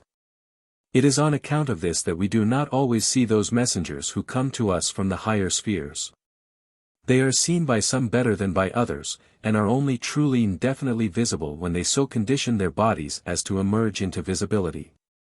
Now, if we go too far in their direction, that is, in the direction of their home, we feel an exhaustion which disables us to penetrate farther, although some are able to go farther than others. Again, standing on that summit, the observer would notice that the firmament was not exactly opaque to the vision, but rather in the nature of light. But light of a quality which intensifies as the distance from the surface of the landscape increases. And some are able to look farther into that light than others, and to see their beings and scenes enacting which others less developed are not able to see. Also, he would see all around him dwellings and buildings of various kinds, some of which I have described. But those buildings would not be merely houses and workplaces and colleges to him. From each structure he would read not its character of those who built it and those who inhabit it. Permanent they are, but not of the same dull permanency as those of earthy. They can be developed and modified and adapted, in color, shape and material, according as the need should require. They would not have to be pulled down, and then the material used in rebuilding. The material would be dealt with as the building stood. Time has no effect on our buildings. They do not crumble or decay. Their durability depends simply on the wills of their masters, and, so long as these will, the building stands, and then is altered as they will. Another thing he would notice would be flights of birds coming from out the distance and going with perfect precision, to some particular spot. Now there are messenger birds trained on earth, but not as these are trained. In the first place, as they are never killed or ill-used, they have no fear of us. These birds are one of the means we use to send messages from one colony to another. They are not really necessary, as we have other quicker and more business-like ways of communication. We use them more as pretty fancies, just as we use colors and ornaments for beauty's sake sometimes. These birds are always making flights, and are dear loving creatures. They seem to know what their business is, and love to do it. There is a tale here that once one of these birds, in his eagerness to outstrip his fellows, overshot the others and projected himself into the earth sphere. There he was seen by a clairvoyant man, who shot at him, and so astonished was the wanderer, not at the shooting, but at the sensation which he felt coming from the man's thoughts, that he realized that he was not in his right element somehow. And as soon as he realized that, he was back again here. What he had felt coming from the man's brain was the resolution and desire to kill, and, although he knew it was something uncanny, when he came to try to tell his other bird friends he was at a loss, because nothing of the kind is known here. And he could no more describe it than a bird from this realm could describe his life to one of the earth sphere. So the other bird said that, as he had a tale to tell which he could not, he was to return and find the man and ask him what word he should use. He did so, and the man, who was a farmer, said pigeon pie would best describe his idea.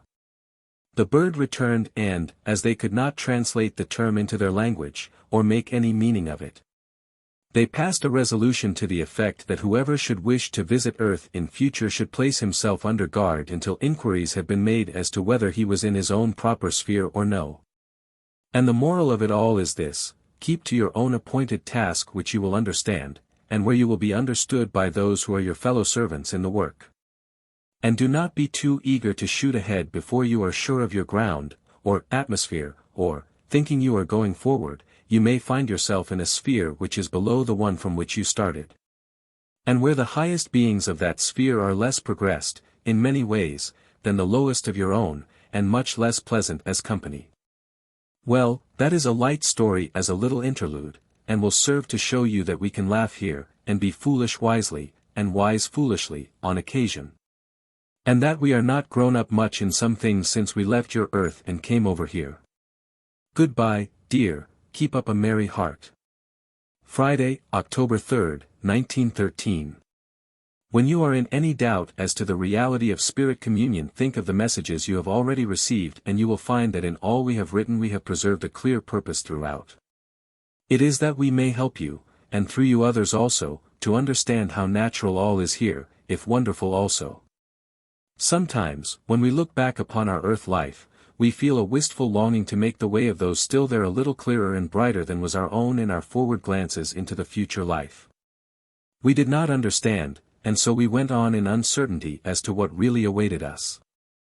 Many, as we know, say that this is good, and yet, as we view things from our present vantage ground, we cannot agree that uncertainty is good when a definite goal is to be won. Certainty, on the other hand, gives decision and conduces to courageous action, and if we may be given to implant in just a few of Earth's sojourners the certainty of life and brightness here for those who fight the good fight well, we shall be amply repaid for our journeys hither from our own bright home in light. Now let us see if we can impress you to write a few words of the conditions which we found when we arrived here, the conditions, that is, of those who pass over here when they first arrive. They are not all of an equal degree of spiritual development, of course, and therefore require different treatment.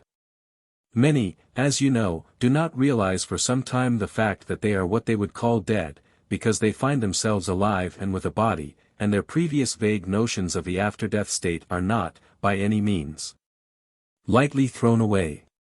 The first thing to do, then, with such as those is to help them realize the fact that they are no more in the earth life, and, to do this, we employ many methods. One is to ask them whether they remember some friend or relative, and, when they reply that they do so but that he is dead, we try to enable them to see this particular spirit, who, appearing alive, should convince the doubter that he is really passed over. This is not always the case, for the ingrained fallacies are obstinate, and so we try another method. We take him to some scene on earth with which he is familiar, and show him those whom he has left behind, and the difference in his state and theirs. If this should fail, then we bring to his recollection the last experiences he underwent before passing, and gradually lead up to the time when he fell asleep, and then try to connect up that moment with his awakening here. All these endeavors often fail, more often than you would imagine, for character is builded up year by year, and the ideas which go to help in this building become very firmly embedded in his character. Also we have to be very careful not to overtax him, or it would delay his enlightenment. Sometimes, however, in the case of those who are more enlightened, they realize immediately that they are passed into the spirit land, and then our work is easy. We once were sent to a large town where we were to meet with other helpers at a hospital to receive the spirit of a woman who was coming over. These others had been watching by her during her illness, and were to hand her over to us to bring away. We found a number of friends round the bed in the ward, and they all wore long dismal faces, as if some dire disaster was about to happen to their sick friend. It seemed so strange, for she was a good woman, and was about to be ushered into the light out of a life of toil and sorrow and, lately of much bodily suffering. She fell asleep, and the cord of life was severed by our watching friends, and then, softly, they awoke her, and she looked up and smiled very sweetly at the kind face of one who leaned over her. She lay there perfectly happy and content until she began to wonder why these strange faces were around her in place of the nurses and friends she had last seen. She inquired where she was, and, when she was told, a look of wonder and of yearning came over her face, and she asked to be allowed to see the friends she had left. This was granted her, and she looked on them through the veil and shook her head sadly. "If only they could know," she said, "how free from pain I am now, and comfortable." "Can you not tell them?" We tried to do so, but only one of them heard, I think, and he only imperfectly, and soon put it away as a fancy. We took her from that scene, and, after she had somewhat gained strength, to a children's school, where her little boy was, and, when she saw him, her joy was too great for words. He had passed over some years before, and had been placed in this school where he had lived ever since. Then the child became instructor to his mother, and this sight was a pretty one to see. He led her about the school and the grounds and showed her the different places, and his schoolmates, and, all the while, his face beamed with delight, and so did the mother's. We left her a while, and then, when we returned, we found those two sitting in an arbor, and she was telling him about those she had left behind, and he was telling her of those who had come on before, and whom he had met. And of his life in the school, and it was as much as we could do to tear her away, with a promise that she should return soon and often to her boy. That is one of the better cases, and there are many such, but others are otherwise. Now, while we waited for the mother who was talking with her son, we wandered over the grounds and looked at the various appliances for teaching children. One especially engaged my attention. It was a large globe of glass, about 6 or 7 feet in diameter.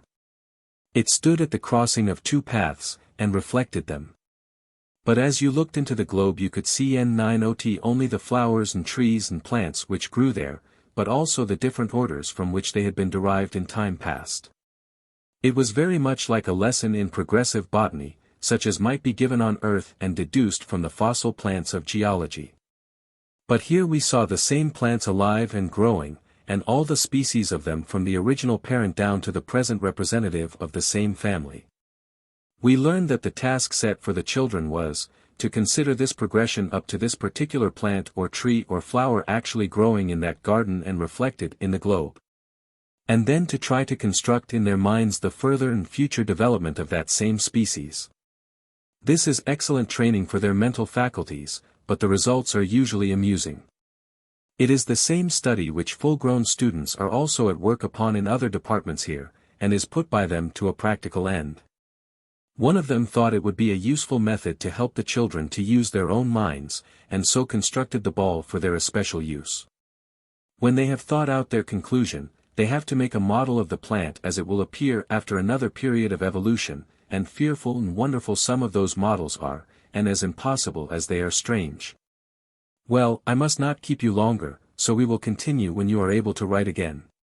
God bless you and yours. Good night. Monday, October 6, 1913. Well, dear, you have had a very happy harvest Thanksgiving, and we were with you although you did not see us, and were too busy to think about us very much. We love to come and join with our fellow worshippers still incarnate, and also to give what we are able to help in their worship. It may surprise you to know that here in these realms of light, we too, from time to time, hold such services as yours, and join in thanking our Father for harvest plenty. We do this by way of supplementing the thanksgiving of our brethren on earth, and also for our own uplifting. We have here no such harvests as yours, but still we have services of thanksgiving for other blessings which are to us what harvest is to you. For instance, we thank Him for the beauty all around us and all the glories of light and love which sustain us in vigor for our work and progress, and have services of thanksgiving for such blessings as these. At such times we usually are given some manifestation from the higher spheres, one of which I will tell you about now. We were holding our Eucharist in a valley, where 2 lofty hills stood some little distance apart, one on each side, but at one end of the vale. We had offered up our praises and worship, and stood with heads bowed down awaiting, in that silent peace, which always fills us at such times, for the word of benediction from him who had been the chief minister. He stood a little way up the hillside, but he did not speak, and we wondered why.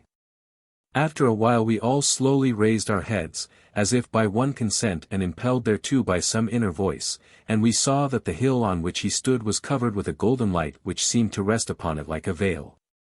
This slowly drew together and concentrated around the form of the priest, who stood as if oblivious of anything about him. Then he seemed to come to himself again, and, stepping out of the cloud, he advanced towards us and told us that we were to wait a while until we were able to see into the higher sphere from which certain angels of that sphere had descended and were present. So we waited, well content, for we have learned that when such an injunction is given it will presently be justified. The cloud then lifted and spread out over the valley, farther and farther, until it covered the whole sky above us, and then it gradually descended and enveloped us, and we were in a sea of light far brighter than the light of our own sphere. But yet not dazzling to our eyes, but soft and mellow. By and by we were able to see by means of it, and then we saw the vision prepared for us. The two high hills at the end of the valley glowed with fire, and each was the side, or arm, of a throne, and about that throne all colors of the rainbow played, much like that scene of which you read in the book of Isaiah and of the Revelation.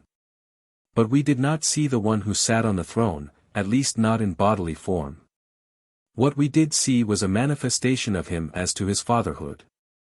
On the terrace, which was instead of the seat of the throne, we saw a great company of angels, and they were all bending in worship and love over a cradle. In the cradle we saw a child who smiled at them, and at length raised his hands towards the open space above him, where a light seemed to stream down from above. Then into his arms there descended a golden globe, and he stood up and held it on his left hand. It seemed alive with the light of life and sparkled and glowed and became brighter and brighter until we scarcely noticed anything else but that ball itself and the child who held it, and whose body seemed to be irradiated through and through by its living light. Then he took it in his two hands and opened it in two halves, and held it aloft, turning the open circles towards us. One was filled with a pink radiance, and the other was blue. In the latter we saw the heavenly realms set in concentric circles, and each circle full of glorious and beautiful beings of those realms. But the outer circles were not so bright as the inner ones, and yet we could see the inhabitants more plainly because they were more nearly of our own estate than those others. As the innermost circles were neared, the light became too intense to see clearly what they held. But the very outermost circle we recognized as that of our own order. The other bowl of pink light was different. There were no circles apparent in it.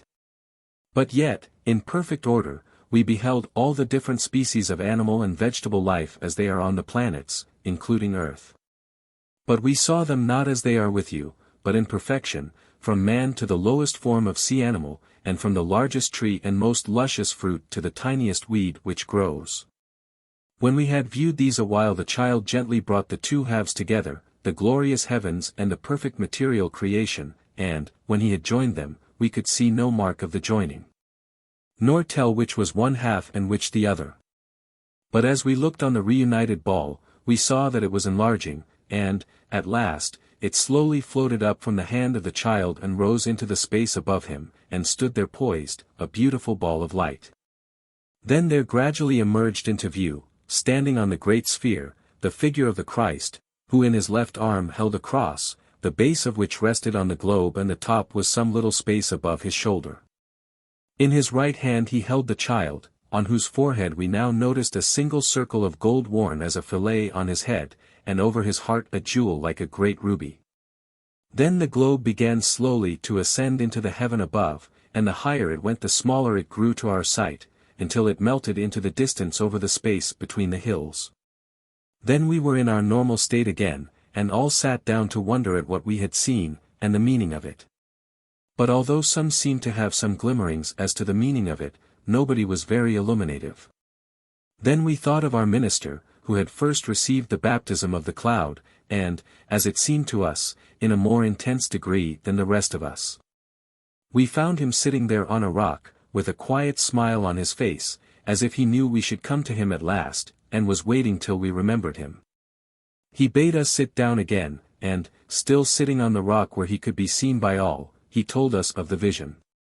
It had been explained to him as to its more obvious meanings, and these he was able to hand on to us, leaving us to think it over and work out the higher and inner teachings for ourselves, each according to his own phase of mind.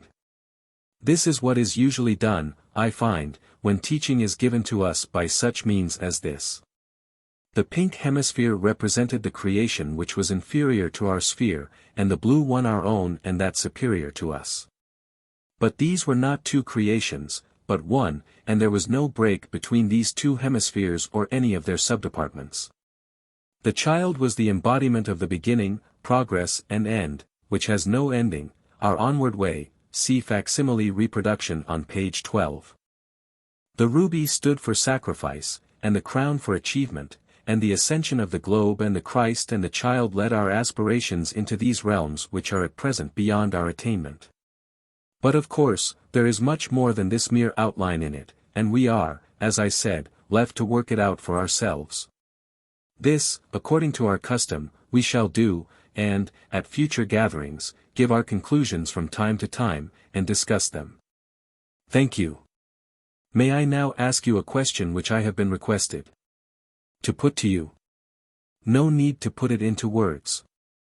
We can see it in your mind, and knew it before you wrote. A member of the Congregation of All Hallows, Oxford, had told me a few days previously that she had seen clairvoyantly a dove hovering over the altar during the celebration of the Holy Communion. GVO.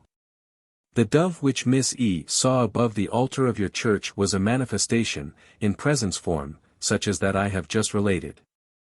It was for your invisible congregation, and symbolized, in a way they would readily understand, the gentleness of the presences about the altar, that they were there indeed in love, and ready to help those who were willing to receive their help, and, in token of their gentleness, a dove was seen hovering near them and unafraid, a state of mind which those who are not progressed are not always able to maintain in the presence of those from the higher realms whose bright holiness sometimes, in the minds of those who are not able to judge proportionately, by reason of their still lingering imperfections, eclipse their other virtues and make the poor doubting ones afraid. Wednesday, October 8, 1913. Because of certain matters which are of importance to those who would understand our meaning in its inner sense, we have decided to endeavor tonight to give you some instruction which will be of help and guidance when dealing with those things which lie beneath the surface of things, and which are usually not taken into account by the ordinary mind. One of these is the aspect which thoughts wear when projected from your sphere into ours. Thoughts which are good appear with a luminance which is absent from those of a less holy kind. This luminance appears to issue from the form of the thinker, and, by means of its manifold rays of divided colors, we are able to come at some knowledge as to his spiritual state. Not alone as to whether his state is of the light or of the darkness, and of what degree in light, but also of the points in which he excels or comes short in any direction. It is by this that we are able to allot to him the guardians who will best be able to help him in the fostering of that which is good in him, and in the cleansing away of that which is not good or desirable. By means of a kind of prismatic system we divide up his character, and so reach our conclusions, which are based on the result. In this life such a method is unnecessary, for it is a matter concerning the spiritual body, and here, of course, that body is patent to all, and, being a perfect index of the spirit, shows forth his characteristics. Only I may say that the colors of which I have spoken are here communicated, in a degree, to our clothing, and those which are dominant over the others serve to classify us into our various spheres and grades. But thoughts which are the effect of spirit action, are seen in the effect they, in their turn, produce on the environment of the thinker, and not only are seen, but felt, or sensed, by us in a more accurate and intense way than with you. Following on this line of reasoning, you will naturally see that when we think anything very intensely our wills are able to produce an outward manifestation which is really objective to those who behold it. Thus are many beautiful effects produced. Can you give me a particular instance, by way of illustration? Yes, it will help you to see what we mean. A company of my friends and myself, who were being instructed in this knowledge, met together in order to see how far we had progressed and resolved on an experiment to that end. We selected a glade in the midst of a beautiful wood, and, as a test, we resolved all to will one particular thing, and see if we were successful. What we selected was the producing of a phenomenon in the open space which should be so solid and permanent as to allow us examining it afterwards. And that was to be a statue of an animal something like an elephant, but rather different. An animal which we have here, but which has ceased to inhabit your earth. We all sat round the open space and concentrated our wills on the subject to be produced. Very quickly it appeared and stood there before us. We were much surprised at the quickness of the result. But, from our point of view, there were two defects. It was much too large, for we had failed to regulate the combination of our wills in due proportion.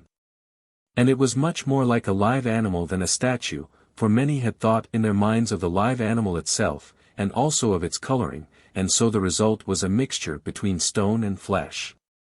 Also many points were disproportionate, the head too large and the body too small, and so on, showing that more power had been concentrated on some parts than on others. It is thus we learn our imperfections, and how to remedy them, in all our studies. We experiment, and then examine the result, and try again. We did so now. Taking our minds off the statue so produced, and talking together, it gradually faded away. And then we were fresh and ready for our next trial. We decided not to select the same model as before, or our minds would probably run into more or less the same grooves, so we, this time, chose a tree with fruit on it, something like an orange tree, but not quite the same. We were more successful this time. The chief points of failure were that some of the fruit was ripe and some unripe. And the leaves were not correct in color, nor the branches rightly proportioned. And so we tried one thing after another, and found ourselves a little more successful each time. You can imagine somewhat of the joy of each schooling as this, and the laughter and happy humor which result from our mistakes. Those among you who would think that in this life we never make jokes, and never even laugh, will have to revise their ideas some day, or they will find a strange company, or perhaps we shall find them so. But they soon learn what the love of this land is, where we can be perfectly natural and unrestrained, and indeed are compelled to be so if we wish to be accepted into respectable company, as you would phrase it. I fear the obverse is rather true on earth, is it not? Ah well, live and learn, and those who live in this life, and not merely exist, or worse, learn very quickly. And the more we learn, the more we marvel at the forces at our command. Astriel, who came yesterday, is he here now? Not tonight. But he will, no doubt, come again, as you wish it. Thank you. But I hope you will come and write, too. Astriel's messages were given on various dates which, however, were not consecutive. Why they were given in this way is not apparent. The effect, however, was to cut into the communications given by Mr. Vale Owen's mother in such a way as rather to break the continuity of her messages as well as to destroy the sequence of those of Astriel himself. I have deemed it advisable, therefore, to collect them into a separate chapter. See page 155. HWE. Oh yes, we will do so, for it is practice both for you and for us also, for, in thus impressing you, we are learning to use our wills and powers in a similar way to that I have been describing. Do you not see the image of the things we are telling you in your mind? Yes, very vividly sometimes, but I had not thought of it in that way.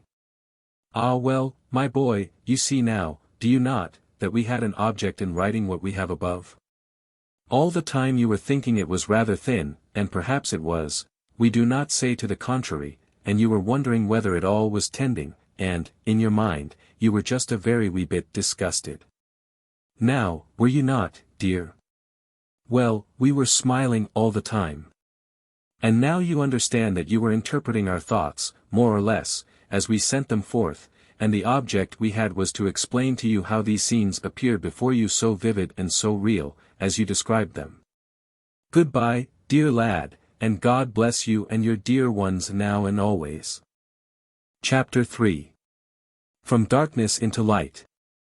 At the Home of Arnal, page 49, A Lesson in Wisdom, page 51, Evolution, Inverted and Progressive, page 52, The Science of Creation, page 55, The Entity of the Name, page 57, The Chasm and the Bridge, p.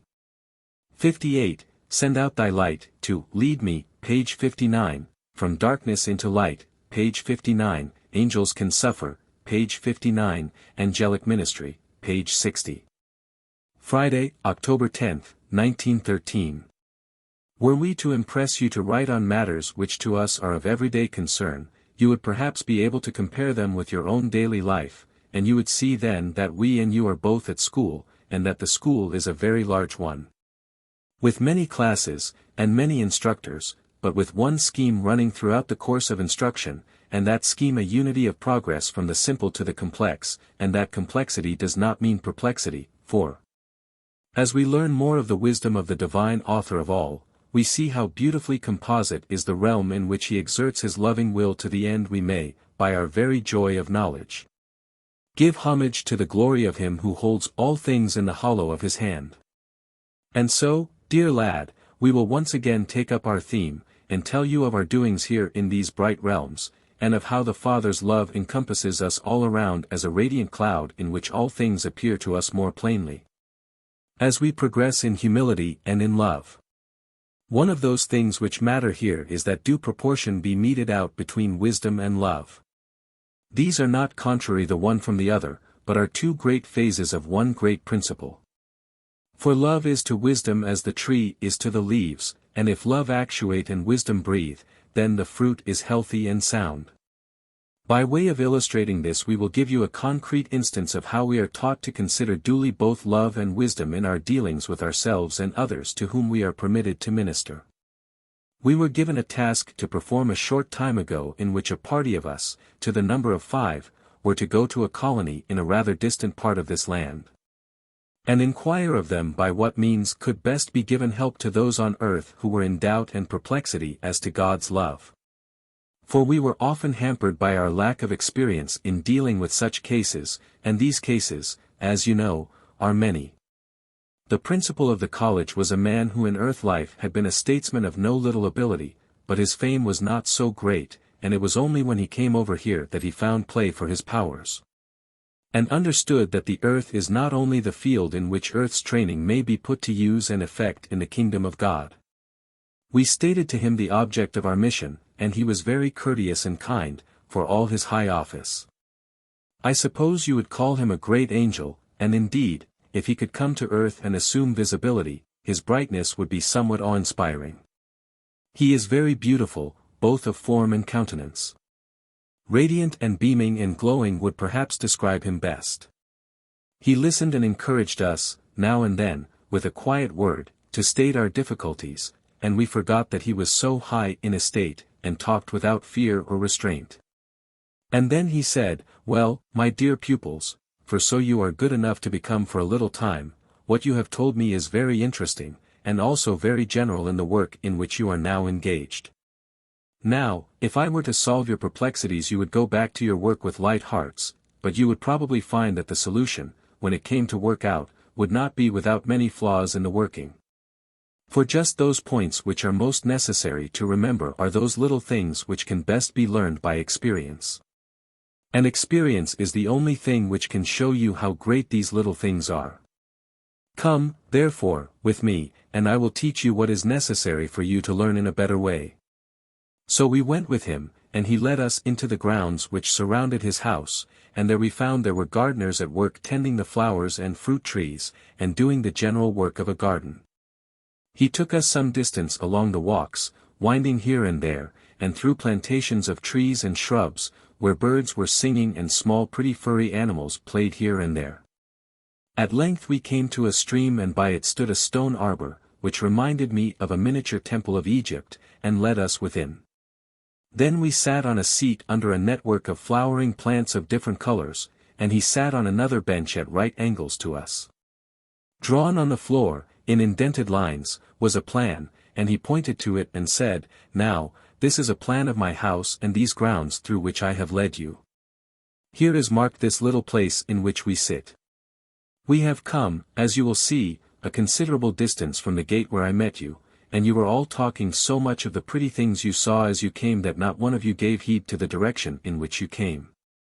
It will be good practice, therefore, and not altogether lacking in pleasure, for you to find your way back again to me, and, when you arrive, I shall perhaps be able to give you some help by way of instruction on the difficulties you have stated to me."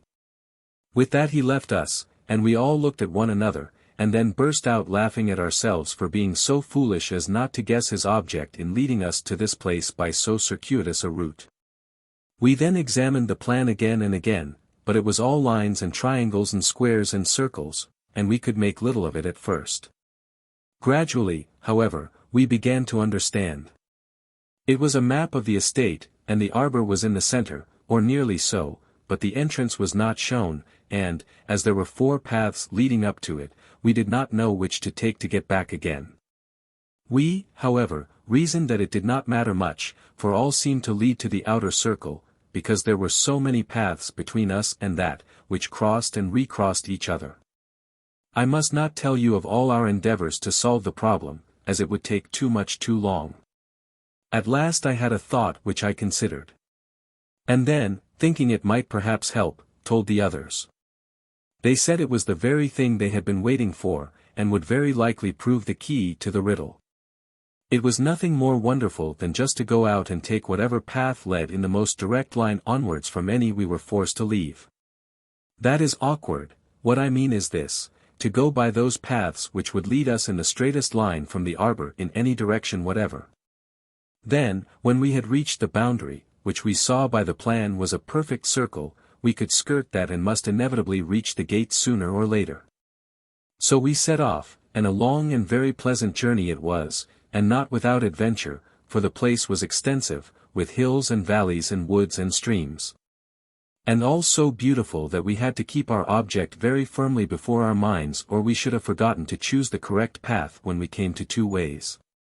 We reached the outermost boundary, however, although we did not, I think, take quite the best and most direct route. This boundary, I may say in passing, was composed of a wide stretch of grassland, and we saw, by the shape of the border, that it was circular, although we could not see much of it. So we turned to the left and then, as we went on, the bend of the circular estate seemed endless. Still we followed it and eventually came to the gate where first we had met our instructor.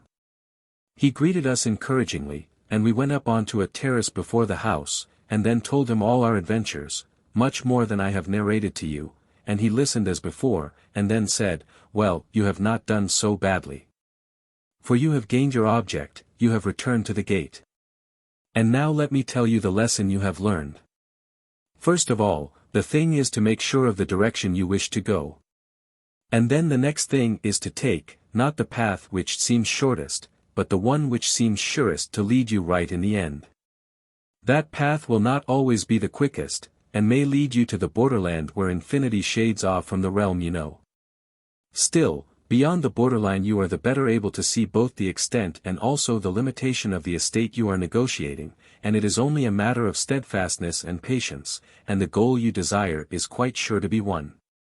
Also, from just beyond the boundary between the local and the infinite, you are able to see that, although it contains within itself paths winding many, and valleys and groves from which you cannot see very far away, yet that, viewed as a whole, it is perfectly symmetrical, a true circle in fact, which, for all the seeming maze and medley within, yet, as a circle, contains within itself a perfect geometrical entity, simple in itself, considered as a unit from the larger, wider point of view.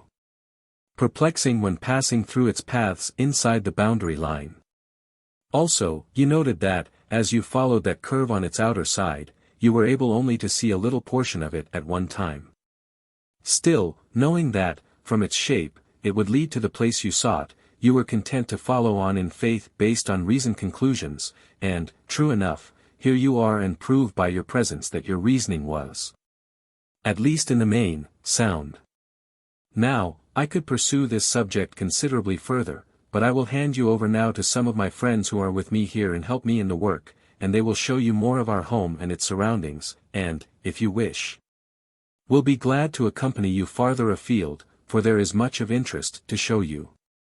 Also you will be able to talk over with them the lessons I have been happy enough to be able to give you, and among you will, no doubt, have something more to tell and to ask me when we meet a little later. So he bade us goodbye, and a band of happy people came from the house and led us within. But as the time is up for you to go to other duties, we must cease now, with our love and assurances to you of our delight in coming thus to commune with you, if only for this little while. God bless you, dear lad, and all our loved ones. Mother and friends. Saturday, October 11th, 1913. We were able to give you only a very brief account last evening of our visit to the home of our instructor on account of the shortness of time. We will now continue, and relate some of our experiences in that region.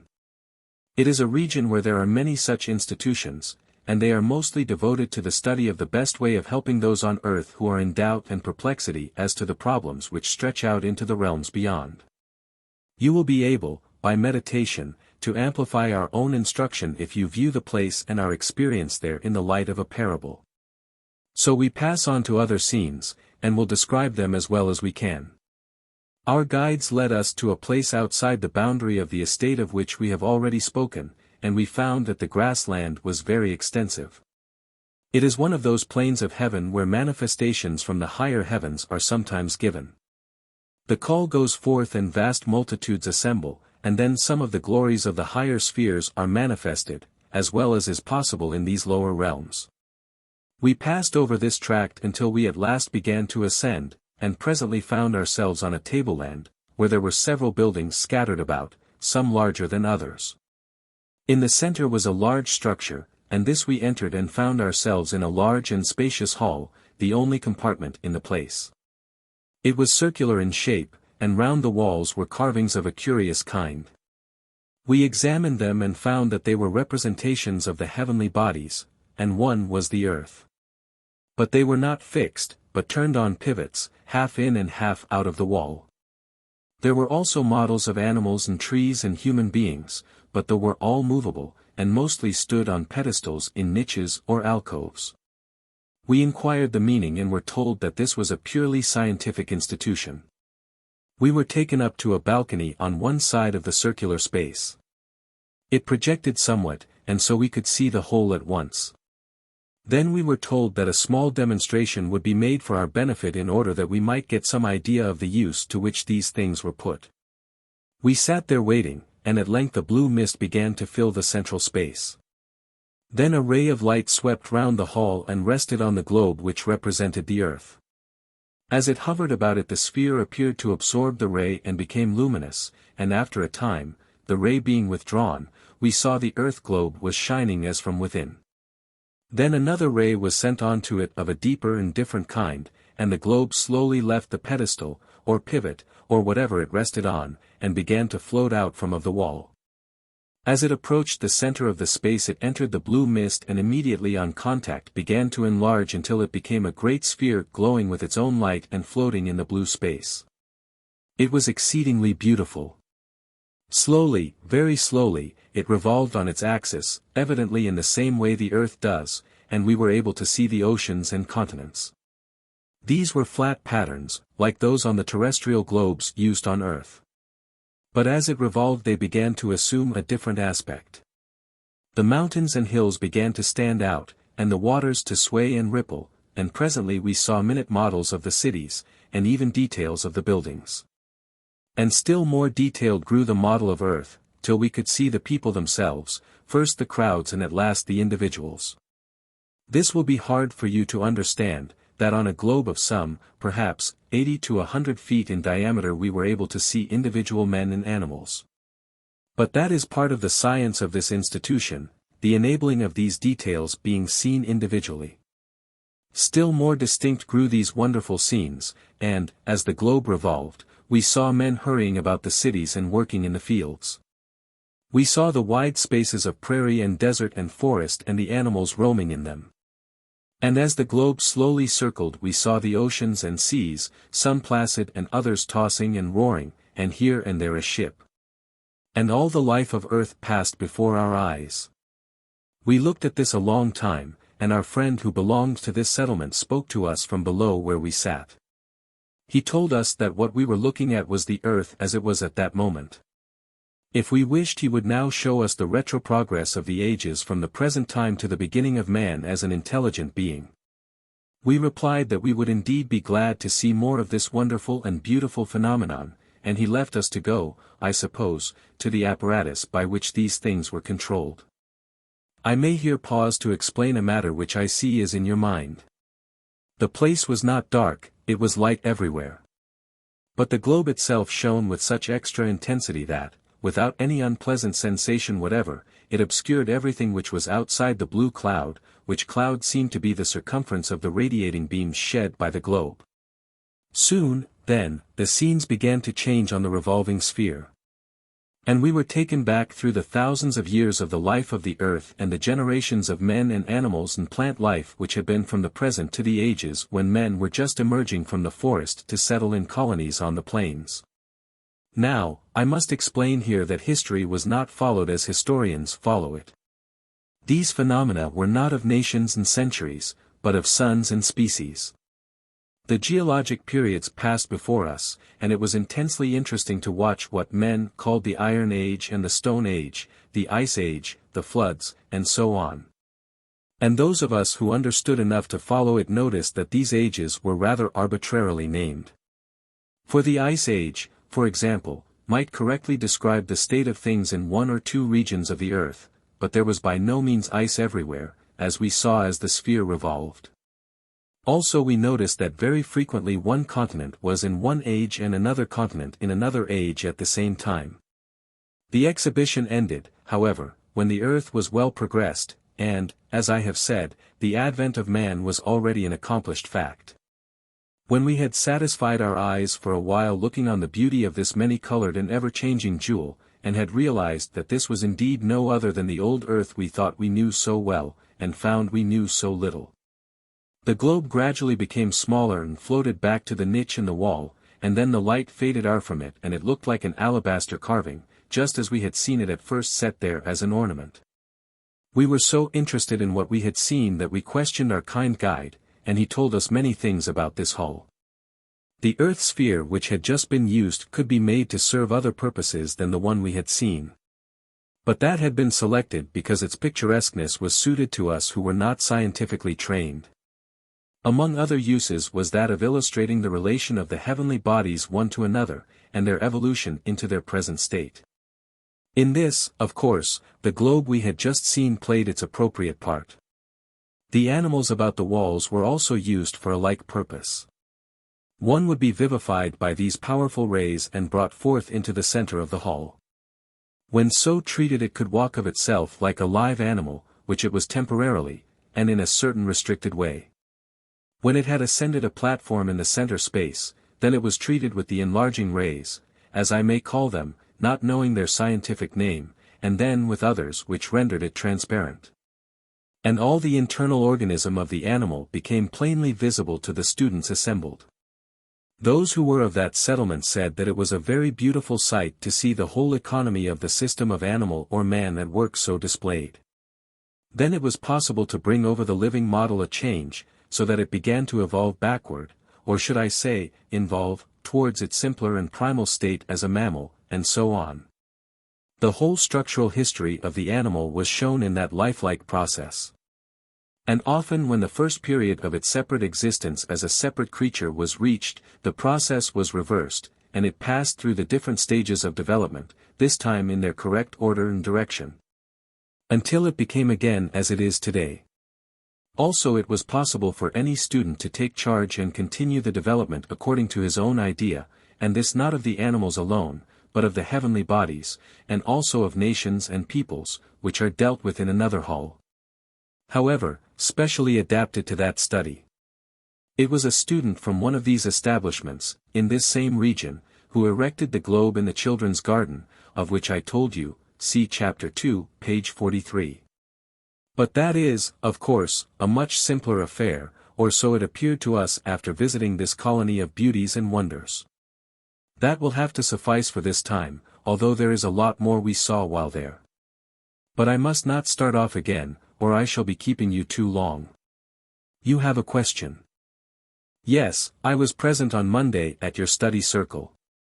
I knew she saw me, but could not make her hear me. Good night, dear. We shall be with you tomorrow. The reference to the study circle needs a note of explanation. It was on the previous Monday.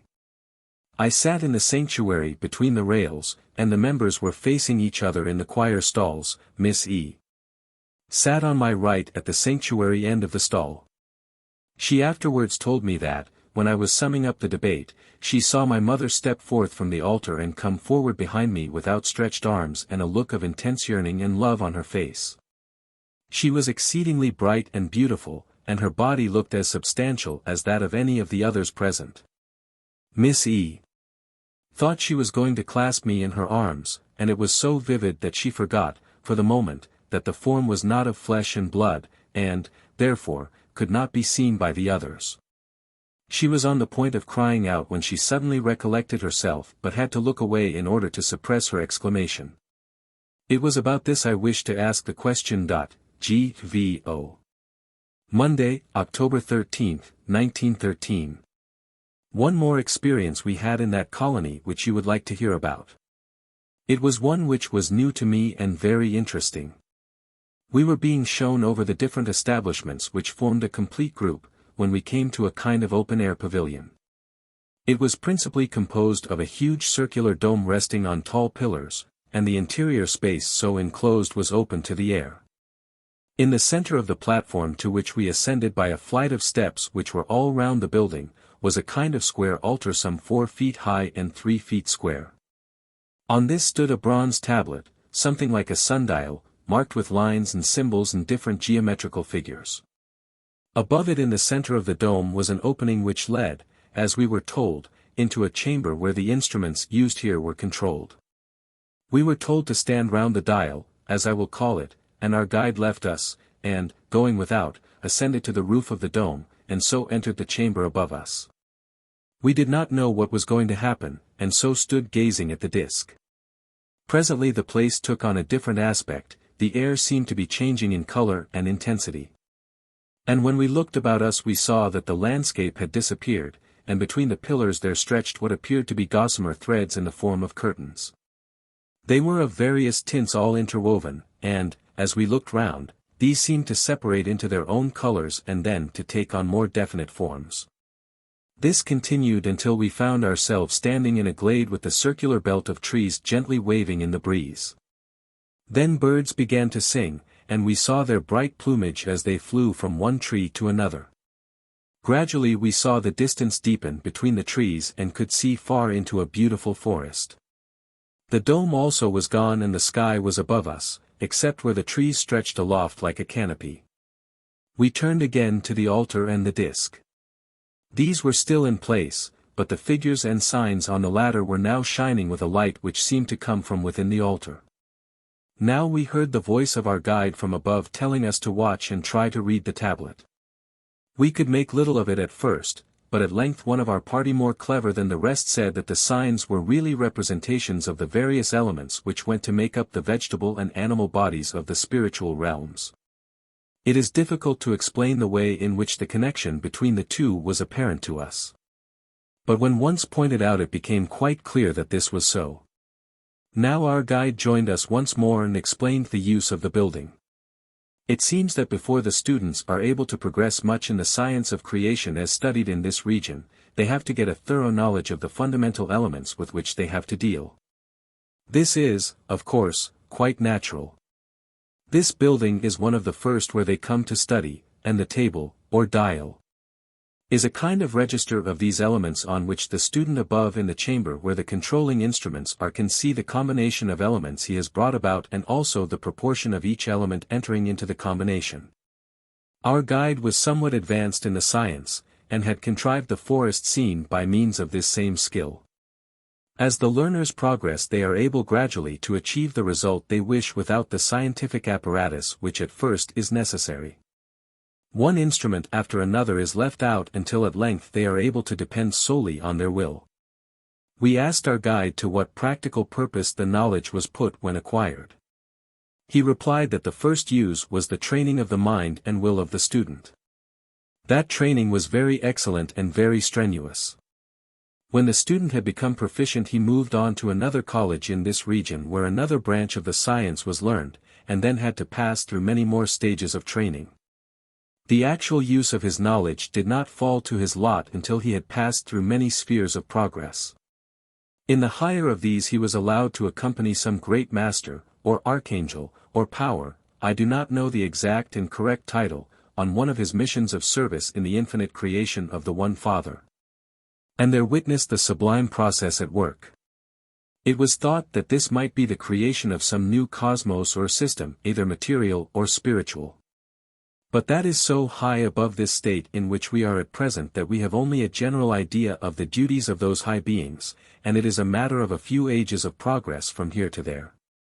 If our ways lie in the direction of that particular system of heavens. And the chances are that, for us 5 women who visited the place I have been describing, our onward path will lead us somewhere else.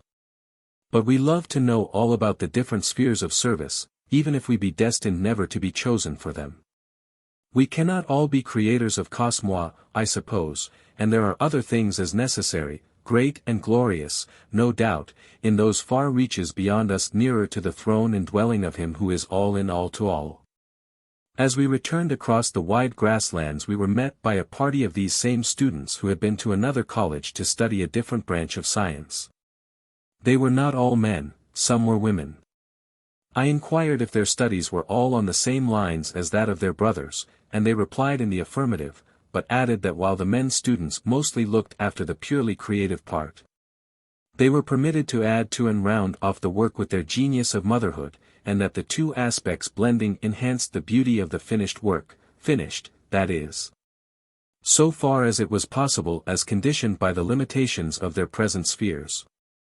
For here were not so much spheres of perfect accomplishment as of progress towards those higher spheres. By the time we had returned to the first colony where we had met our instructor of the circular estate. Why do you not give me his name? His name was Arnal, Arnal here referred to, for the first time, eventually communicated through the Reverend G. V. Owen a series of messages of a very high order, which are published in volumes 3 and 4 of The Life Beyond the Veiled, H.W.E. But these names sound so strange to earth ears, and people are always trying to find out their meaning, that we are rather shy of giving them. The meanings are mostly incomprehensible to you, so we will just say the name in future, as you wish it, and leave it there. Well, it saves a lot of roundabout wording, doesn't it? Yes, and if you understood the conditions under which we give you these narratives you would probably say that the longer was the more sure route. Remember our experience and teaching on Arnal's estate. What makes it so difficult for you to give names? I have heard of this difficulty more than once. There is also a difficulty in explaining the difficulty, from your point of view so apparently simple a matter. Let us put it in this way. You know that with the old Egyptians the name of a god or goddess was much more than a name as understood by the hardy materialistic Anglo-Saxon from whose race came the question, what's in a name? Well, from our point of view, and that also of the ancient wisdom of Egypt, based on data obtained from this side of the veil, there is a great deal in a name. Even in the mere repetition of some names there is actual power, and sometimes peril. That we know now as we did not when on earth. And so we here acquire a reverence for the entity, the name, which to you would probably seem foolish. Nevertheless, it is partly for this reason that names do not come through to you so plentifully as many rather feeble investigators would wish. Also the mere utterance and transmission of some of these names is, when we are in this earth region, a matter of more difficulty than you would perhaps deem. It is a subject, however, which is hard to explain to you, and only one which you will be able to understand when you have become more familiar with the fourth dimension which obtains here, which term, also, we use for want of a better. We will just refer you to 2 or 3 instances and there leave the matter. One is the giving to Moses of the name of the great officer of the Supreme who visited him. Moses asked for that name, and got it, and neither he nor anyone else to this day has been able to say what it means. Then the lesser angel who came to Jacob. Jacob asked for his name, and it was refused him. The angels who came to Abraham and to others in the Old Testament very seldom gave their names. Likewise in the New Testament, most of the angels who came to minister to earth's denizens are simply so called. And where the name is given, as in the case of Gabriel, it is little understood as to its inner significance. Of the new name which no man on earth knoweth, we have already spoken.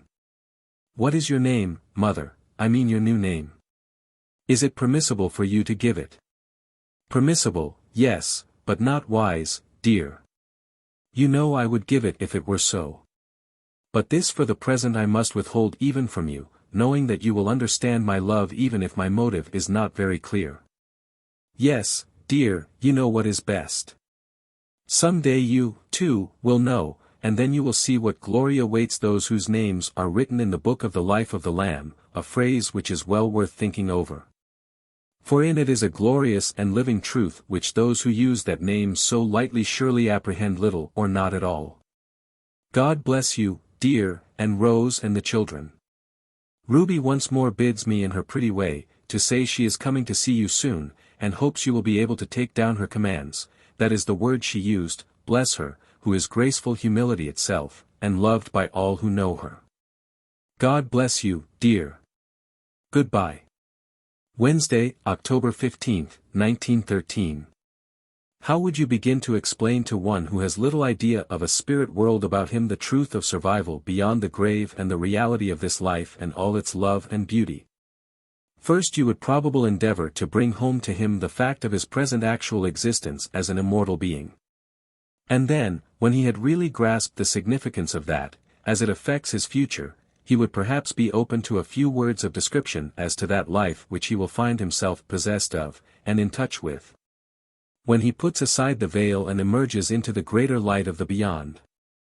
So we feel that if men could but understand that the life they now live is life indeed, and not merely an ephemeral existence, they would then be more inclined to count worthy of consideration the words of those who have proved for themselves both the reality of this persistence of life and individuality, and also the blessedness of the lot awaiting those who on earth are able to strive and to prevail. Now, it is no small matter that men should so live their lives on earth that when they step over the threshold into the larger, freer sphere they should take up and continue their service in the kingdom without a more or less protracted hiatus in their progress. We have seen the effect of the career of so many, as it is viewed in extension into this land, that we feel we cannot too much emphasize the importance of preparation and self-training while opportunity offers. For so many do put off the serious consideration of this, with the idea of starting afresh here, and when they come over they find that they had very little realized what that starting afresh really implied. Who is this writing? Still your mother and her friends. Astriel is not here tonight, but will be with us on another occasion. We will let you know when it is he and his party communicating. Well, to proceed then. We have already told you of the bridge and the chasm. Yes. But what of your further experience in Arnold's domain, and of your return to your own proper sphere? Have you nothing more to tell me of that episode? No more than that we learned much, made many friends, saw a great deal more than we here set down, and shall visit the place again soon. Now let us get on to what we wish to say, and which will perhaps be as useful as if we were to continue our description of the colony in that other region. The chasm and the bridge, see page 17, bring back your mind to what we told you of them. We wish to relate an episode which we witnessed at the place where the bridge, as I will continue to name it, emerges onto the uplands of life and light. We were sent thither to receive a woman who was expected to arrive, having fought her way through those dreadful, dark regions which lie below the bridge. She had not come over the great causeway, but through the horrors of the darkness and gloom in the region below. With us went a strong angel from a sphere above us, who was specially commissioned for the task. This was one of the sister angels who organize our homes where the rescued are taken. Can you give me her name? Bairn, no, we cannot get it through. Leave it, and we may be able to do so as we proceed. When we arrived there we found that a light was glimmering some way down the rocky way which went down into the valley, and knew that some angel was there on the watch. Presently it grew more dim, and we noticed that it was moving away from us into the distance below. Then after a time we saw a flash far out over the valley, and this was immediately answered by a stream of light from one of the towers on the bridge.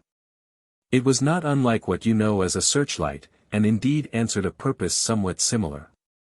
It shot out downward into the gloom and remained steady. Then our angel sister told us to abide where we were for a time, and she went quickly through the air to the tower top. Then we lost her in the light, but one of my companions said she thought she saw her speeding along the ray of light which slanted downwards towards the depths. I did not, but afterwards we found that she had seen correctly. I ought to pause here to explain that that light was not so much to enable the spirits to see, which they could do of their own power, but to give strength for the work and protection against the hurtful influences which held sway in the region below. It was for that reason that the first angel had sent out his signal, and it was understood by the constant watchers on the bridge and answered in the way I have told. The ray of light is, in some way I do not understand yet, impregnated with power of life and strength, the best description I am able to give, and it was sent to help him whose strength was in want of succor. By and by we saw the two return. He was a strong angel, but looked fatigued, and we learned later that he had encountered a band of very malignant spirits who did their best to get the woman back again amongst them. That is why he needed help. He walked on one side and she walked on the other side of the poor torn and tortured soul who was more than half in a swoon. They went very slowly for her sake now, walking in the ray of light towards the tower on the bridge. We had never seen anything like this before, except once, and that I have recounted to you. I mean the pavilion of light and the assembling of the people of many colored dresses. But this was, in a way, much more solemn. For there was anguish in the midst of joy, and their joy alone. They reached the bridge, and the rescued one was taken into one of the houses and tended, and there remained until she had sufficiently recovered to be handed over to our care. Now, there are several points in this narrative which held new knowledge for us, and some which confirmed what had been mere surmises up to the time of that experience. Some of these I will name. It is a mistake to think that angels, even of such estate as those two who went and rescued that poor woman, are unable to suffer. They do suffer, and that frequently. And it is possible for the malicious ones to hurt them when they venture into their regions. Theoretically I cannot see why the evil ones should not now and then prevail so as to get them into their power. So well, however, are the powers of light and good organized, and so watchful, that I have not heard that this catastrophe has ever been known actually to happen. But their fight is a real fight, and fatiguing also. That is the second point. Even these high angels can become fatigued. But neither their suffering nor their fatigue do they mind. It may sound a paradox, but it is nevertheless true, that it is a joy to them to suffer so when some poor struggling soul is to be helped. Also that light ray, or perhaps I should say, ray of power and vitality, was so strong that, had they not protected the woman by surrounding her with a certain negative influence, it would have harmed her. Because it would have been too great a shock to one so unprepared as she. Another point is this. That ray was seen far out in the region of gloom, and we heard a murmur coming, as it seemed, from hundreds of miles away, down across the valley. It was a strange experience, for the sound was that of many voices, and some were of rage and hate, and others of despair, and others cries for help and mercy.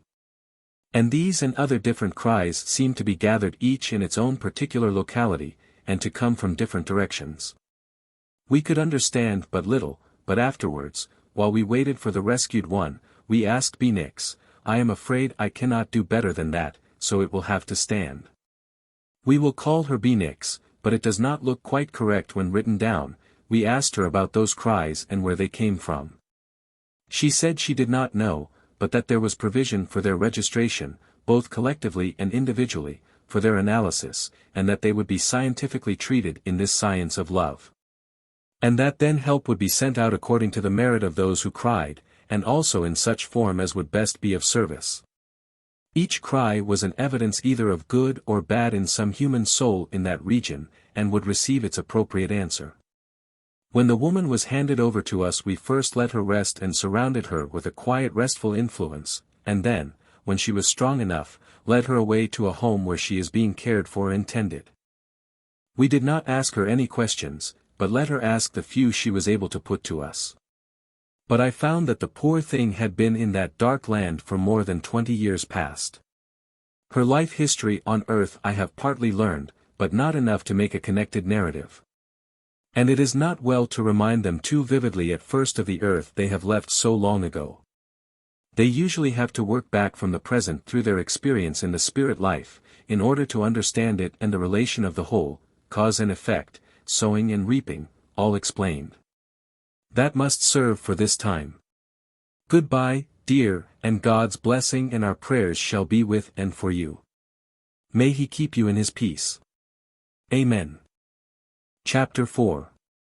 The City and Realm of Castrel.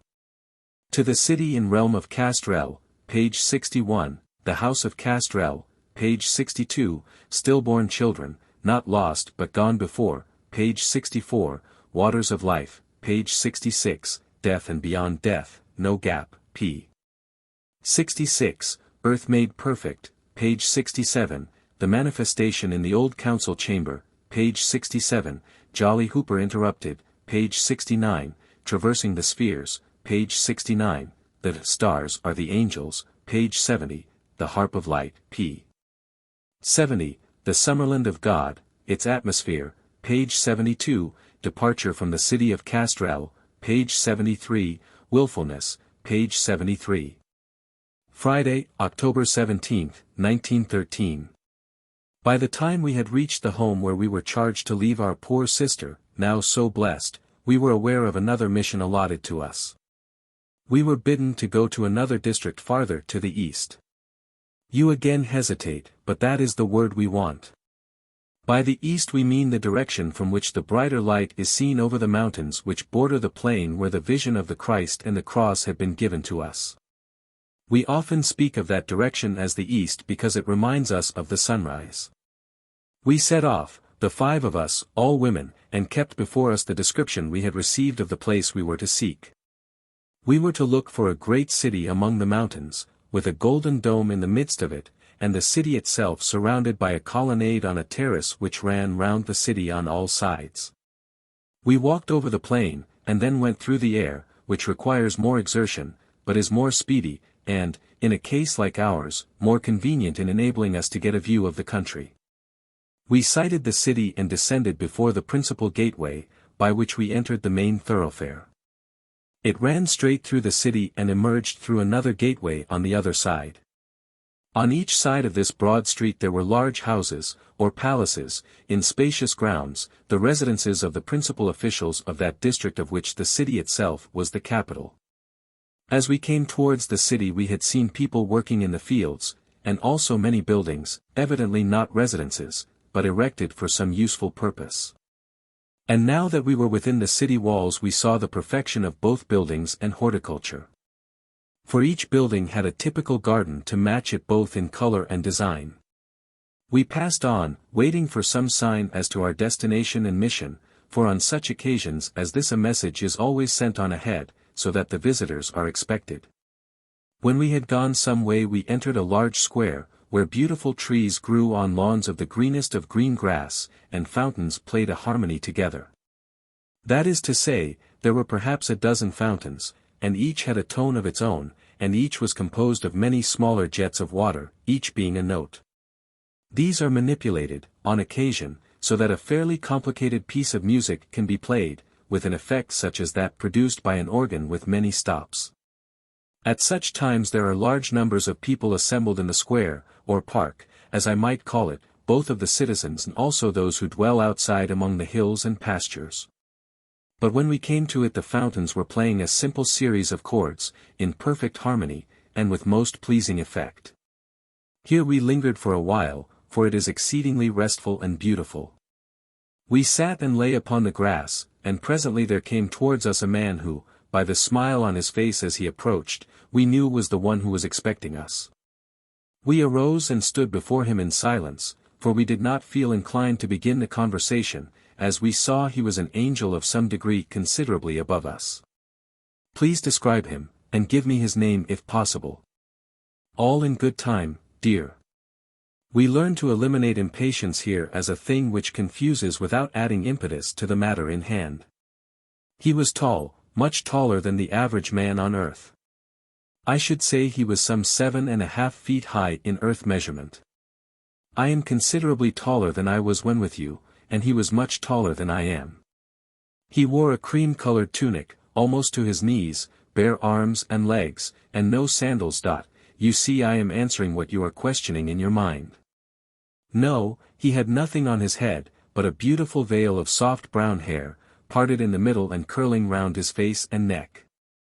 One broad fillet of gold he wore, and in the center and at the sides were set 3 large blue stones.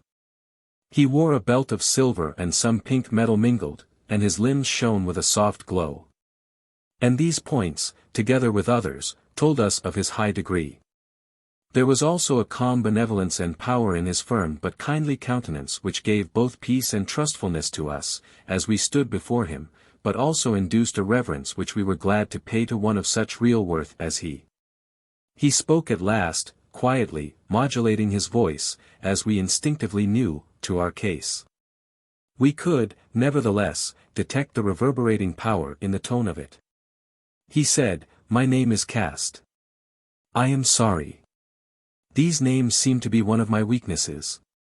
They always perplex me when I try to reproduce them down here. But never mind his name for the moment. I am C," he said. "You have already heard of me from your own superior, and now we meet in person. Now, my sisters 5, come with me, and I will tell you why you have been sent to this city and to me." So we followed him, and on the way he chatted pleasantly, and we were quite at ease in his presence. He led us down an avenue at right angles to the square, and then we emerged into another square. But we saw at once that this was a private square, and that the great palace, which lay away across the parklands before and around it, was the residence of some great lord. We were guided through the park until we approached the great building, which stood, like some Greek temple, on a plateau which had a flight of steps on all sides of it. The building was immense, and stretched before us, to right and left, and had high arches and entrances and porticos, and surmounting it was a great dome. It was the landmark we had seen when approaching the city, only we found that it was not all gold, but gold and blue. We inquired who lived here, and he answered, "Oh, this is my home, that is, it is my city home. But I have also other houses out there in the country parts where I go from time to time to visit my friends whose duties lie in those districts. Come within and you shall be given the welcome which is your due, who have come so far to see us." He spoke quite simply. I have come to know that here simplicity is one of the marks of great power. One might have thought that the proper way to usher one into the presence of a great noble would be to send servants to lead us to the palace, and then that he should receive us in state. But they look at things differently here. No purpose would have served in this case by such ceremony, and so it was dispensed with. In cases where ceremony is helpful or desirable it is observed and sometimes with much grandeur. When it has no use it is not observed. And that is how we came to the house of Castrel. Now you have his name as well as I am able to give it, of whom more another evening. You have to go now, so good night, dear, and all blessing to you and yours from these glowing and beautiful realms. Dear lad, good night. Saturday, October 18, 1913. So he led us within, and we found that the interior of the house was lofty and very magnificent. The entrance hall in which we stood was circular in shape, and open right up to the great dome above, which did not stand over the center of the building, but receded a little from the portico over this entrance. The rotunda was richly embellished with stones of many colors, and hangings of silk-like texture, mostly of deep crimson. Doorways led off down long passages in front and on either side of us. Doves flitted about the dome itself, and evidently had means of ingress and egress. The material of which the arching roof of this dome was builded was a kind of semi-opaque stone, and permitted the light to filter through in a softened glow. When we had looked about us for a time we found that we were alone, for Castrel had left us. By and by, from down a passage on our right, we heard laughter and happy voices, and there presently emerged a party of women, with a few children among them. They numbered about 20 in all, and came to us, and took our hands in welcome, and kissed us on the cheek, and smiled on us, so that we were happier, if possible, than before. Then they drew away, and stood at a little distance, except one who had remained in the rear. She came forward and led us to a recess in the wall, where she bade us be seated. Then, standing before us, she addressed each of us by name and greeting, and said, "You will wonder why you have come here, and what this city and place is to which you have been sent. This house in which you now are is the palace of Castrel, as, no doubt, you already know. He is ruler of this wide district, where many occupations are followed, and many studies are pursued. I hear you have already been to the colony of music, and farther on to other settlements, where different branches of science are carried on. Now, we are all in touch with all of these, and are constantly receiving their reports as to progress in this or that branch. These are considered and dealt with by Castrel and his officers, from the harmony point of view, as I will call it. Coordination, however, would express what I mean. For instance, a report will arrive from the College of Music, and another from that of Light, and another from the settlement where the creative faculty is studied, and from other branches of service. These are all very carefully examined and analyzed and tabulated, and, where necessity requires, the results are tested here, in one or other of the laboratories attached to this city. You will have seen some of these as you approached. They are scattered over the country to a great distance. They are not quite so complete in detail as those you have visited elsewhere, but, when any new apparatus is required, a mission is dispatched to inquire as to the construction. And these return and erected in the spot most fitting in relation to the other establishments in this district. Or perhaps it is added to the other apparatus already in existence in one or other of the buildings. You will understand, therefore, that an overlord such as he who controls so varied a combination of knowledge must be well advanced in wisdom, and also is kept very busy at his work. It is this work you have been sent to see, and, while you remain with us, you will have ample opportunity of visiting some of the outlying stations. You will not, of course, understand all, or perhaps very much, of the scientific side of the work, but enough will be shown you to help you in your future work. Now come, and I will show you over this house, if you would care to see it." We replied that we would, and thanked her for her kindness. So we went all over the principal parts of that magnificent dwelling. That is the only word I can find for it. Everywhere was color blended with color, bold but harmonious, and in such a way that, instead of being glaring, it had sometimes an exhilarating and sometimes a soothing and restful effect. Jewels and precious metals and beautiful ornaments, vases and pedestals and pillars, some standing alone as an ornament, each by itself, some in groups, hangings of glittering material which, as we passed through some doorway, swung into place again with a musical murmur, fountains with fish, courtyards open to the sky, in which grass and most beautiful trees and flowering shrubs grew, of such colors as are not known on earth. Then we ascended to the roof, and here again was a roof garden, but one of large extent, with grass and arbors and shrubs and fountains once again. It was mostly from this garden that messages and messengers were sighted. And also there were appliances by which correspondence could be carried on with different regions by a kind of what you would perhaps call wireless telegraphy, but it was really different from that. Inasmuch as the messages arrived in visible form mostly, and not in words. In this mansion we stayed for a considerable period, and visited both the city and also the district around, a district which in earth measure would be reckoned in thousands of miles across. But all in constant touch with the city and its communicating stations, and with this central palace itself. Time would fail to tell you all. So I will just give you a few details, and leave you to imagine the rest, which, however, I know you will fail to do. The first thing which puzzled me was the presence of children, for I had thought that all children were reared in special homes by themselves. The lady who had received us was the mother of the place, and those who had attended her were some of her helpers. I asked one of these about these children who looked so happy and beautiful, and so perfectly at ease in this grand place. She explained that these were stillborn children, who had never breathed the atmosphere of earth. For this reason they were of different character from others who had been born alive, even from those who had only lived a few minutes.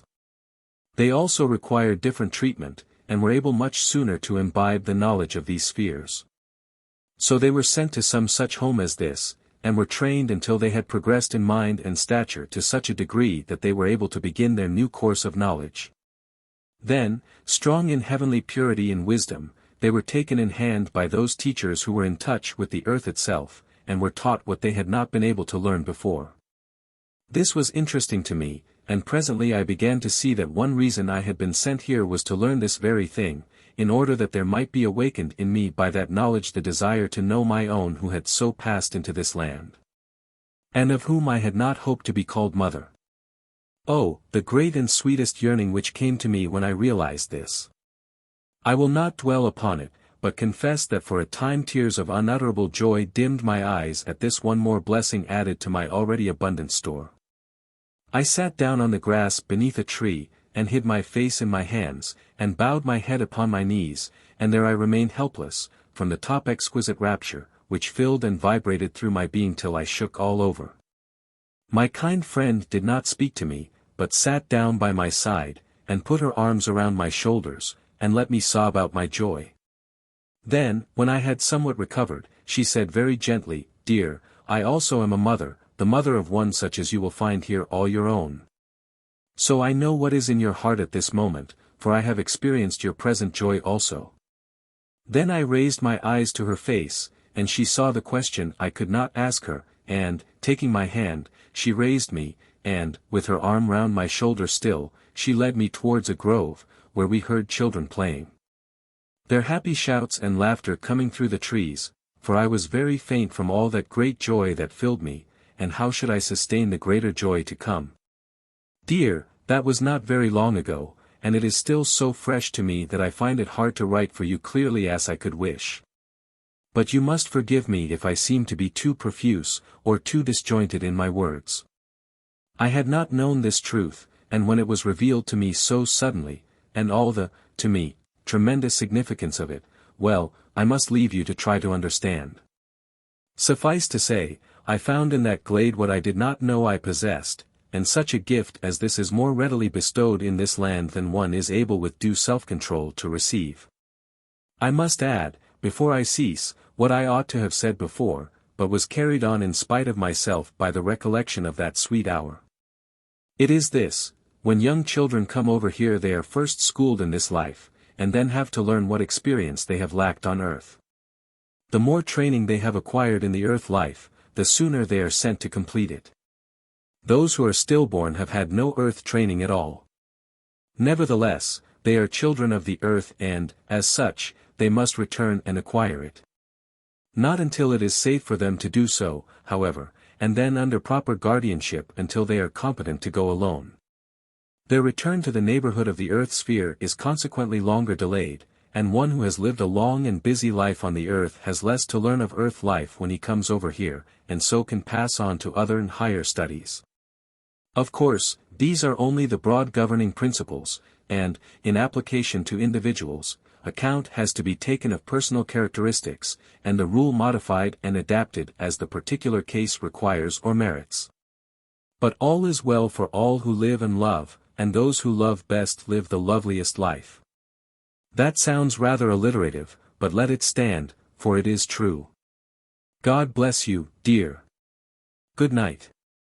Monday, October 20th, 1913. We were walking down the principal street of that beautiful city on a tour of inspection. We wanted to understand why it was laid out in so many squares, and what was the use of some of the buildings we had noticed on both sides of that broad way. When we had arrived at the farther gateway, we saw that the city stood very high above the surrounding plains. Our guide explained that the reason for this was that those on the towers might see as far as possible, and also might be seen by those in the distant settlements of this district. This was the capital city of the region, and all business going on found its focus here. On our way back we visited several of the buildings, and were everywhere kindly received. We found few children, other than those in Castrel's home. Here and there, however, there were groups in the squares, where the fountains played and were surrounded by basins into which their waters fell. These were all connected with one broad stream which issued forth from one side of the city, and fell into the plain below, a brilliant waterfall of many tints and of sparkling brightness. It took its way across the plain, a fairly broad stream flowing gently over the sands, and we saw, here and there, some children bathing in it and throwing it over their beautiful bodies in great enjoyment. I did not think much of this until my guide remarked that these children were encouraged to bathe in the waters, as they were electrically charged, and gave strength to them, for many came here very weak and required such nourishment. I expressed my surprise at this, and she replied, "But what would you have? You know that, although not of material flesh and blood, yet our bodies here are solid and real as those we have laid aside. And you know that these bodies of our present state correspond to the spirit within much more accurately than those others used to do. Now these little spirits are, most of them, only beginning to develop and need bodily nourishment to help them on the way. Why not? Why not indeed? Surely I was slow to learn all that phrase I have already given you implied, earth made perfect.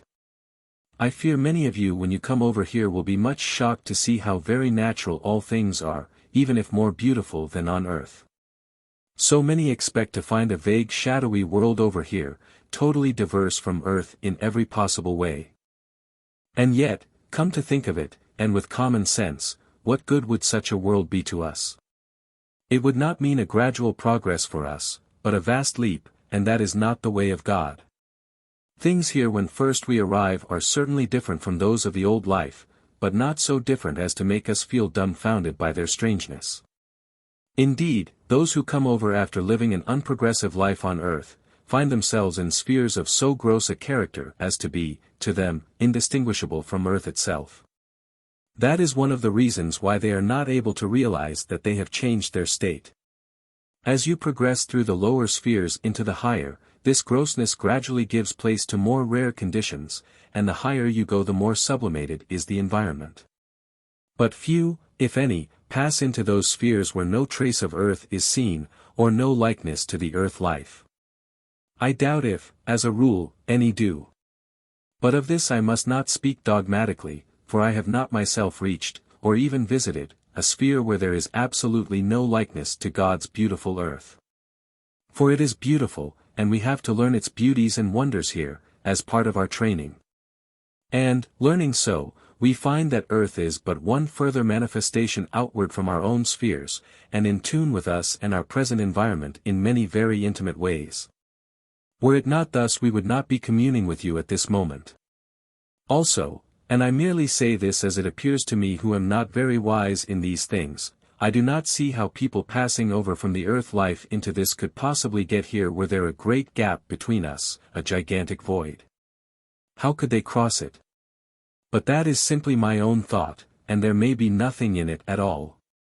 Only of this I am fairly certain, if people would but keep in mind the oneness of God and His kingdom, and the gradual progression which, in His wisdom, He has ordained for us, then they would much better understand what death is and what is beyond. It would probably be utterly absurd to many to be told that here we have real solid houses and streets and mountains and trees and animals and birds, and that animals are not here for ornament alone, but also for use. But they enjoy their work in a way which makes one glad to watch them. I noticed a horse and rider coming along the street once, and I wondered which was enjoying the canter the more of the two. But I fear this will not be accepted by many, so I will get on to another theme.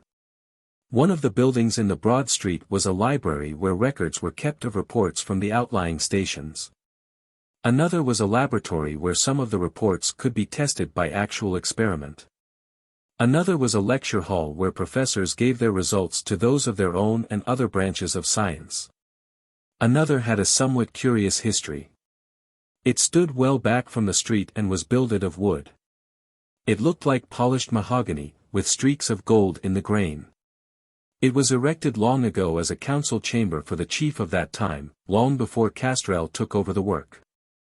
Here he used to assemble the students in order that they might each give an exhibition of their knowledge in practical form. A young man arose on one occasion, and, going to the center of the auditorium, stood there and stretched out his hands, and remained facing the president. As he stood there his form seemed to change and become more radiant and translucent, until at last he was surrounded by a large halo of light, and there were seen about him many angels from higher spheres. His smile had some enigma in it which the prince was trying to read, but could not. Just as he, the prince or chief, was about to speak, there came through the open door a little boy-child, and looked round in surprise at all the great crowd. He paused at the edge of the circle and looked on the multitude of faces of those who sat there in tiers, one above the other, round the circle, and seemed abashed. He was just turning to run away when he caught sight of the one who stood in the center, now glowing with light and glory. Immediately the little lad forgot everything else, and, running as fast as his little legs would carry him, he went straight to the center of the circle with outstretched hands and a look of great joy in his face. The one who stood there then lowered his arms, and, stooping down, took up the little one and laid him on his shoulder, and then, approaching the prince, he gently laid the little fellow in his lap and began to walk back towards the place where he had stood. But as he went his form grew dim, and, before he had reached the spot he had left, he had become quite invisible, and the whole space was empty. But the little boy lay in the prince's lap, and looked up into his face, a very beautiful face it was, and smiled. Then the prince arose, and, holding the child on his left arm, he reverently laid his right hand on his head, and said, "My brothers, it is written, a little child shall lead them," and these words come to my mind but now. What we have seen is a manifestation of our Lord the Christ, and this little one is of those who are of the kingdom, as he said. What message did he give you, child, as you lay in his arms, and he brought you to mine? Then for the first time the boy spoke and said, with a child's accent, and still very shy of the large audience, "If you please, Prince, I must be good and do as you instruct me, and then he will show me, from time to time, new things for your city and realm. But I don't know what it means." Nor did the prince, nor the students at first. But he dispersed them and took the little one home to his own house, and thought the matter out. He came to the conclusion it was Eli and Samuel over again, without the more unpleasant details. As a matter of fact, as it turned out, he had read the matter correctly. The child was allowed to play about the laboratories and scientific schools, and watch and listen. He never was in the way, and did not bother them with questions. But now and again, when some extra difficult piece of work was on hand, he would make some remark, and when he did so, it was always the key to the solution. Also, and this was considered, as time went on, to be the principal object he had to giving that manifestation, the students learned simplicity. That is, that the simpler the solution they could find to any problem in particular, the better it fitted into the general scheme with other solutions. There were many other lessons also which they learned from the vision itself. For instance, the fact that his presence was among them always, and that at any time he might become visible, for, when he came that time, he walked out from among the assembly of students. Also the outstretched arms taught them of self-sacrifice even in those happy realms where glories shone about them, even as it had shone about his form as he stood there. But the child, he grew as his divine sponsor had grown, in wisdom and stature, and when the prince of that time was taken into a higher sphere, he succeeded him in his high office. Well, all this is long ago, and still the old hall stands today. It is always kept carefully tended and made beautiful without and within with flowers. But it is not used now for lectures and discussions, but for service of worship. One of the artists of the city made a painting of the scene, and that was placed there behind the altar, like many on earth. And from time to time worship is offered to the great Father of all, in the sanctifying presence of his anointed Son, and, on some of the greater occasions, the prince who was there when that vision was given will descend from the higher spheres with the little boy, now a great angel lord, and others who have held the office since their time. And those who assemble there know that some great blessing and manifestation will be given. But only those who are fitted by their developed state are present at such times, for the manifestation would not be visible to those who have not reached a certain stage in progress. God's spheres are wonderful in their beauty of light and glory. But most wonderful of all seems the presence of his Spirit through all these infinities and eternities, and his tender love to all, both wise and simple. And to you and me, dear, in that he has so ordained the cooperation of the different estates within his realm that we can talk together thus, you and I, dear, through the thin veil which hangs between. Tuesday, October 21st, 1913. Of that city I could tell you much more than I have done. But I have other matters to deal with, and will, therefore give you just one more item of our life there and then pass on to other things. We were lodging in a cottage within the palace grounds where the children often come to see us, and my own little one among them.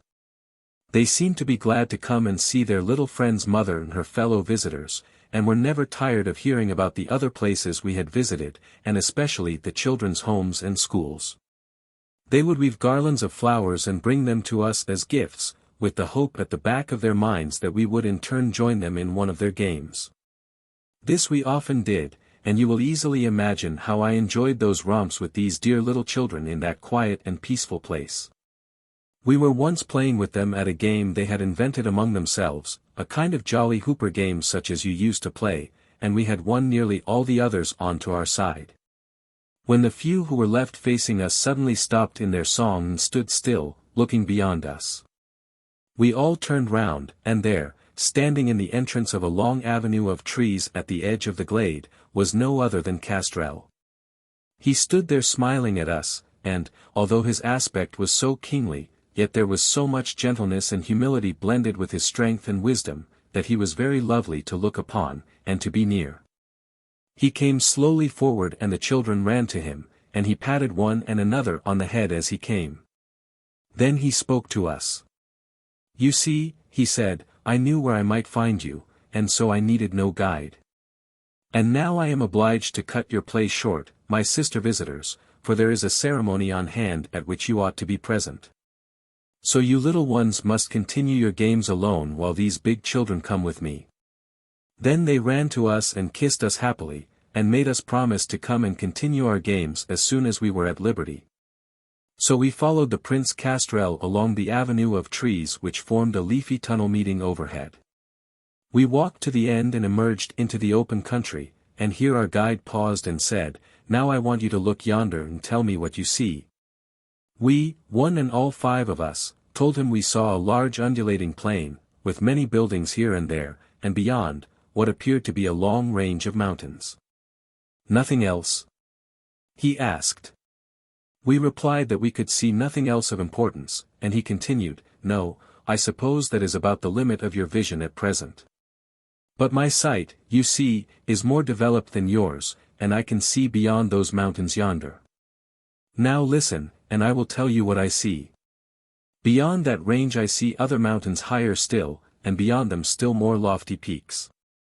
On some of these are buildings, others are bare. I have been in that region also, and I know that among those mountains, which from this point are viewed foreshortened, are plains and tracts of country as wide as this of which this city is the chief. I am now looking at the shoulder of a mountain, not on the horizon, as I see it, but far beyond your own range of vision, and I see a large and glorious city, much more extensive and much richer and more magnificent than this. The principal gateway fronts in this direction, and before it is a large flat space. Through this gateway are emerging horses and chariots with drivers, and other horses with riders. They have now assembled and are about to start. Now their leader emerges from the crowd and comes to the front. He gives an order and the crowd of citizens raise their hands and wave a Godspeed to them. Now their prince moves forward to the edge of the cliff on which the city is erected. He leaves the edge and proceeds by aerial flight.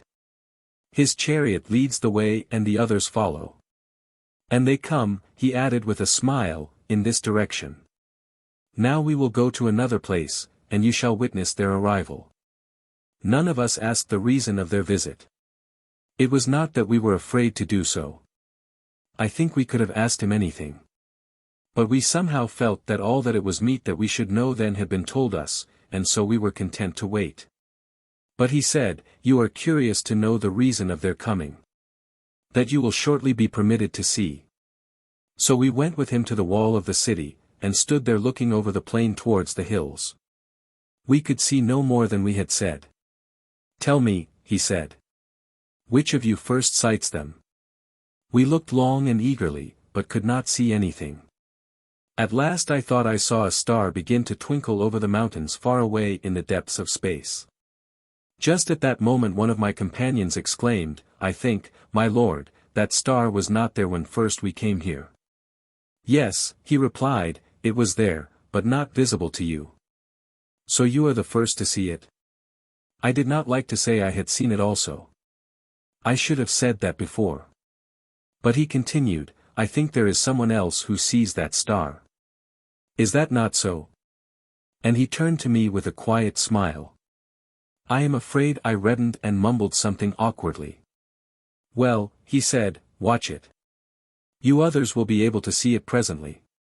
At this moment it is several spheres away, and I did not expect any of you to be able to see quite into that region.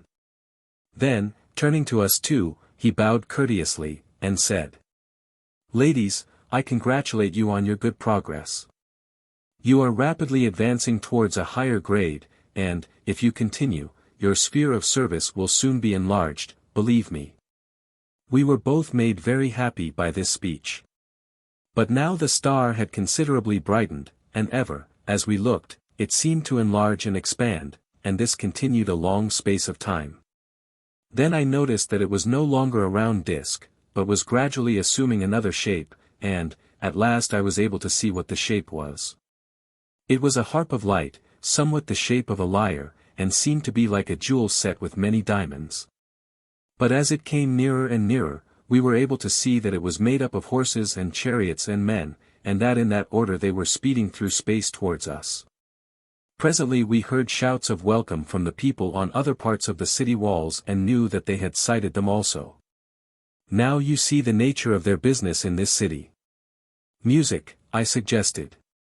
Yes, he answered, it has to do with music. That is the main object of this visit, anyway. As they drew nearer we saw that the company numbered some hundreds. It was a beautiful sight to see. There they came along the path of the heavens, horses and chariots of fire, you know the old familiar phrase, believe me, it is little understood, with riders of light radiating their glory far around them, as they sped along their heavenly way.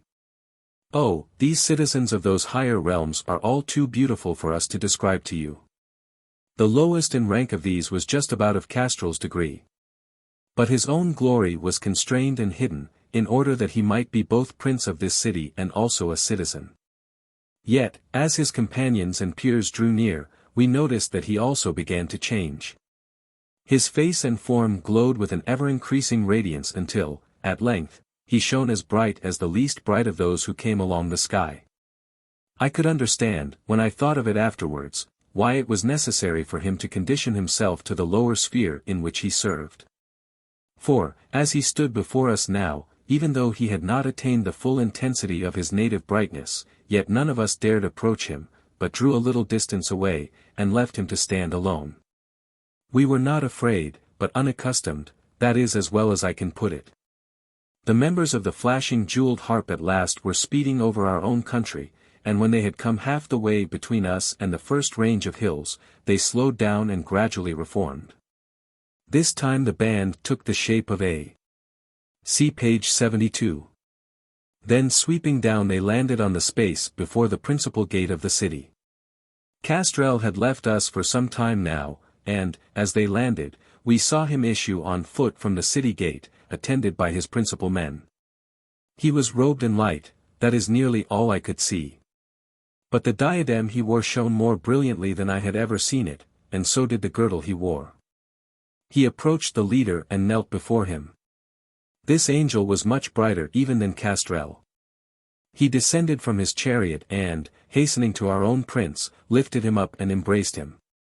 The action was full of grace and also of love, and, for the few seconds they were together, there was complete silence on the walls.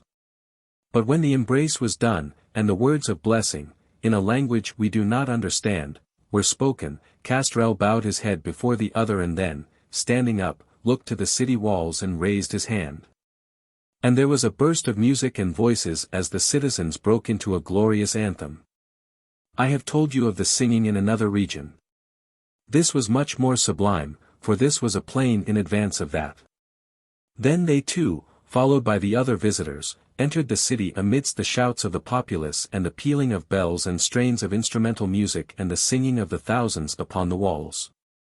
So they passed along the street to the palace, and, as he turned into the avenue which led off the main street, the angel prince, our visitor, halted, and, lifting his hand, blessed the people in their own tongue. And then went on down the avenue and was, with his glittering attendants, lost to view. Dear, I have tried my very best to give you even a faint description of that incident. I have failed miserably. It was much more glorious than I have been able to describe. I have spent my time also on the description of this arrival scene because that I could understand better than the mission on which they had come. That is far too deep for me, and concerned the teachers of the city and the great men of that land.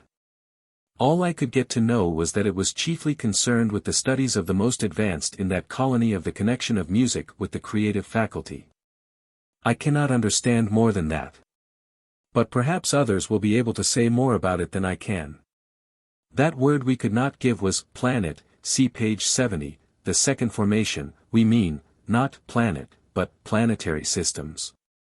I do not know whether it was the solar system, of which the Earth is a unit, or other, some other system I rather think, but I do not know.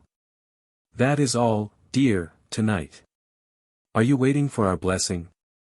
God bless you, dear lad. Lift up your eyes and keep your ideals bright, and believe that the most glorious of glories you can imagine are to the real and actual glories of this life of ours just as candlelight to that of a sun. Wednesday, October 22, 1913. If all the world were one great diamond or pearl reflecting or radiating the light of the sun and distant stars, how bright would be its vicinity. Yet in a measure it does this, but only to a very limited degree because of the lack of luster on its surface. And as the reflecting capacity of the earth is to that more perfect mirror which a pearl would furnish, so is the earth life to ours here in these realms of light and beauty, the summerland of God.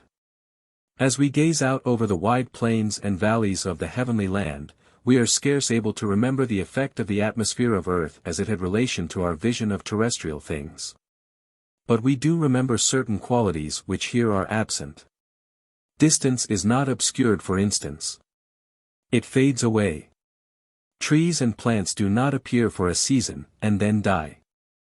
They bloom perpetually, and then, when plucked, they are fresh for a long time, but they do not droop and wither. They, too, fade, or melt, away into the atmosphere. This same atmosphere is not always white. In the neighborhood of the city of the Prince Castrel there is a sense of golden sunshine all around. It is not a mist, and does not obscure, but bathes all things in its golden radiance without invading the various colors themselves. In other places it is of a pink or blue. And every region has its own peculiar tint, or sense, of color, according to the nature of the people and their employment and bent of mind. The tint of the atmosphere seems to be governed by this principle, but also it is reflex in its action on the people themselves. Especially is this the case with visitors from other regions.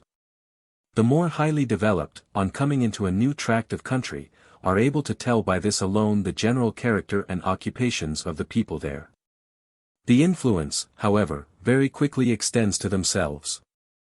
It does not change them in character, of course, but it does affect their sensations, and is almost instantaneously seen in the changing hue of their robes. Thus, as one visits a strange district, one very speedily begins to feel, within and without, that sense of brotherhood and sisterhood which is one of the most delightful of blessings I have found. Everywhere you go you find brothers and sisters. Try to think of it and see what it would mean if it were thus on earth. Then the angel's greeting of peace and goodwill indeed would be realized and earth would be the antechamber of the heavenly home. We returned from that city asking ourselves what difference our visit had made in us, and what we had learned. For my own part, it was not difficult to see that the very fact of my own little girl being there was enough. She is a gift I had not expected. But as we returned leisurely across the plain, we found that each had received some special blessing for herself alone. As we had approached the city by the air, we preferred now to go afoot across the plain until we reached the mountains. And as we went we talked of what we had seen. Now, I could fill many pages with that talk, and I assure you it would not be uninteresting. But time and space are to you, and to publishers, of more account than they are to us, so I will hasten on to what I have to tell. We reached our own sphere just as Mother Angel had also returned from a journey to the bridge of which I have already told you. She brought with her this time one you know. Name, please. Mrs. S. She had been through a rather trying experience. When first she came over she was taken to a place where she might have progressed rapidly. Hers was a perplexing case, so many mixed traits that it was very difficult to place her exactly. So she was given the chance and helped in every way. But, you must know, free will and personality are very important things here, and are never overruled when help is being offered. She soon grew restless, and it was seen that she would have to be given her way. So she was warned and advised and then taken to the parting of the ways to choose her own road, as she wished to do. A guardian was appointed to keep constant watch in order that if help were sought any time it would be near at hand. Well, she did not seem to know where to go or what to do, to find what she wanted, peace. So she wandered on and spent a considerable period in the neighborhood of the bridge. It was only when she had learned for herself that her own willful course led again and again into places where the darkness always increased, and people, sights and sounds were of a nature not to radiate happiness, but sometimes terror. That at last she wandered along the borderland, and, by, turned a little towards the light and was gradually helped back again to the home she had left. She is now progressing, slowly, to be sure, but still with an ever-softening heart, and more humility and trust, and she will do well in time. That is why I have seen so little of her, and been of so little use. But I may be able to help a little now and again as time goes on. Perhaps that is why she has been brought to the place where I am destined to spend a more or less protracted period of service.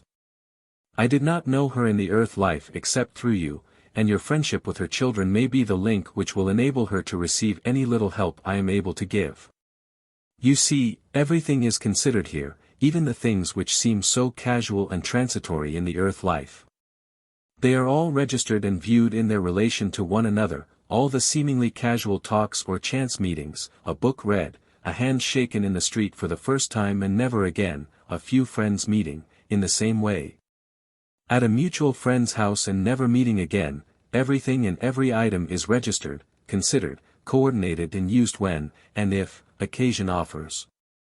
And so may it be in this case. Be, therefore, not remiss to weigh well all you do and every word you say, not in anxiety, but rather by cultivating a habit of will to do good. Always and everywhere to radiate kindness of heart, for in the kingdom these are not of small account, but go to make robes bright and bodies radiant. And so, dear, good night once again, a wish not without its significance to you, if otherwise to us, for here all is good to them who goodness love, and night is absent always where the true light shines forever, and all is peace. Chapter 5. Angelic Ministry. Another from the bridge, page 75, Conscience, page 76, The Judgment, page 77, Self-Delusion, page 78, Difficulties and Hindrances in Communication through the Veil, page 78, Set a watch, O Lord, before my mouth. Keep the door of my lips, page 79, The Method of Impression, page 80, A Meeting in the Air, page 80, Not Motherless, page 82, A Mixed Character, page 83. Thursday, October 23, 1913. Perchance if we were to tell you of our progress in these heavenly spheres we should weary you, for much detail has to be negotiated, and nothing passed over as being too small. But it may be helpful if we supplement what we wrote in this vein last evening by giving you now an instance by way of illustration of this point. We received a message a short time ago of the arrival of a sister at the bridge, who had come over from the further side where lie the regions of gloom, and I and another were sent to conduct her to this home. We went quickly and found our charge awaiting us. She was quite alone, for her attendants had left her thus in order that she might profit by a quiet period of meditation and reflection before beginning her further advance. She was seated on a slope of grass under a tree whose branches spread like a canopy over her. Her eyes were closed, and we stood before her waiting. When she opened them she looked at us for some time in an inquiring manner. As she did not speak, I at last addressed her, Sister. At that word she looked at us hesitatingly, and then her eyes began to fill with tears, and she put her face in her hands, bowed her head upon her knees, and wept bitterly. So I went to her and laid my hand upon her head and said, "You are our sister now, dear, and as we do not weep, so neither must you. How do you know who or what I am?" She replied, as she raised her face and tried to force back her tears, while there was just a touch of defiance in her voice. "We do not know who you are," I answered. "What you were we do know. We know that you were always a child of our father, and so, always our sister. Now you are our sister in a fuller sense. What else you are lies with you. You are either one whose face is set towards the sunshine of his presence, or one who, fearing the task before you in that direction, will turn back again across the bridge." She was silent for a while, and then said, "I dare not.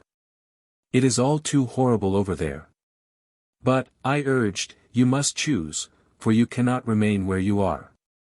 And you will come the upward way, will you not, and we will lend you a sister's hand and give you a sister's love to help you on the way."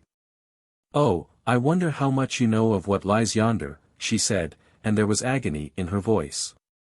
"There they called me sister too. They called me sister in mockery, while they heaped upon me infamy and torture and, oh, I must not think of it or it will drive me mad again. But I don't know how I shall proceed, I am so stained and vile and weak." But I saw that this would never do, so I cut her short. I told her that, for the present, she must try to forget these experiences, until we had helped her, and then it would be time enough to begin her task in earnest. I knew that task was going to be a heavy and bitter one, but there is only one way onward, nothing can be glossed over. Everything must be viewed and understood for exactly what it is, every act and word up to the present time, God's justice acknowledged, and God's love through all, and that is the only onward and upward way. But that must rest a while until she was capable of enduring it. And so we comforted her and gradually led her away. Now, as we went she began to look around and ask about the things she saw, and what kind of country lay ahead, and what the home was like to which she was being led, and so on. We told her all she could understand. We told her of our angel mother who had charge of the place, and of our fellow workers there. In the midst of our conversation she stopped suddenly and said she felt she could go no further. "Why?" We inquired, "Are you tired?" And she answered, "No, afraid." We saw something of what was in her mind, but could not understand it as a whole. There was something we could not lay hold of. So we led her on to talk of herself, and at last we unearthed the difficulty. It seems that when the guardian at the other end of the bridge had heard her cry for help far away in the gloom, he at once directed a ray of his light in the direction, and sent a messenger to help her.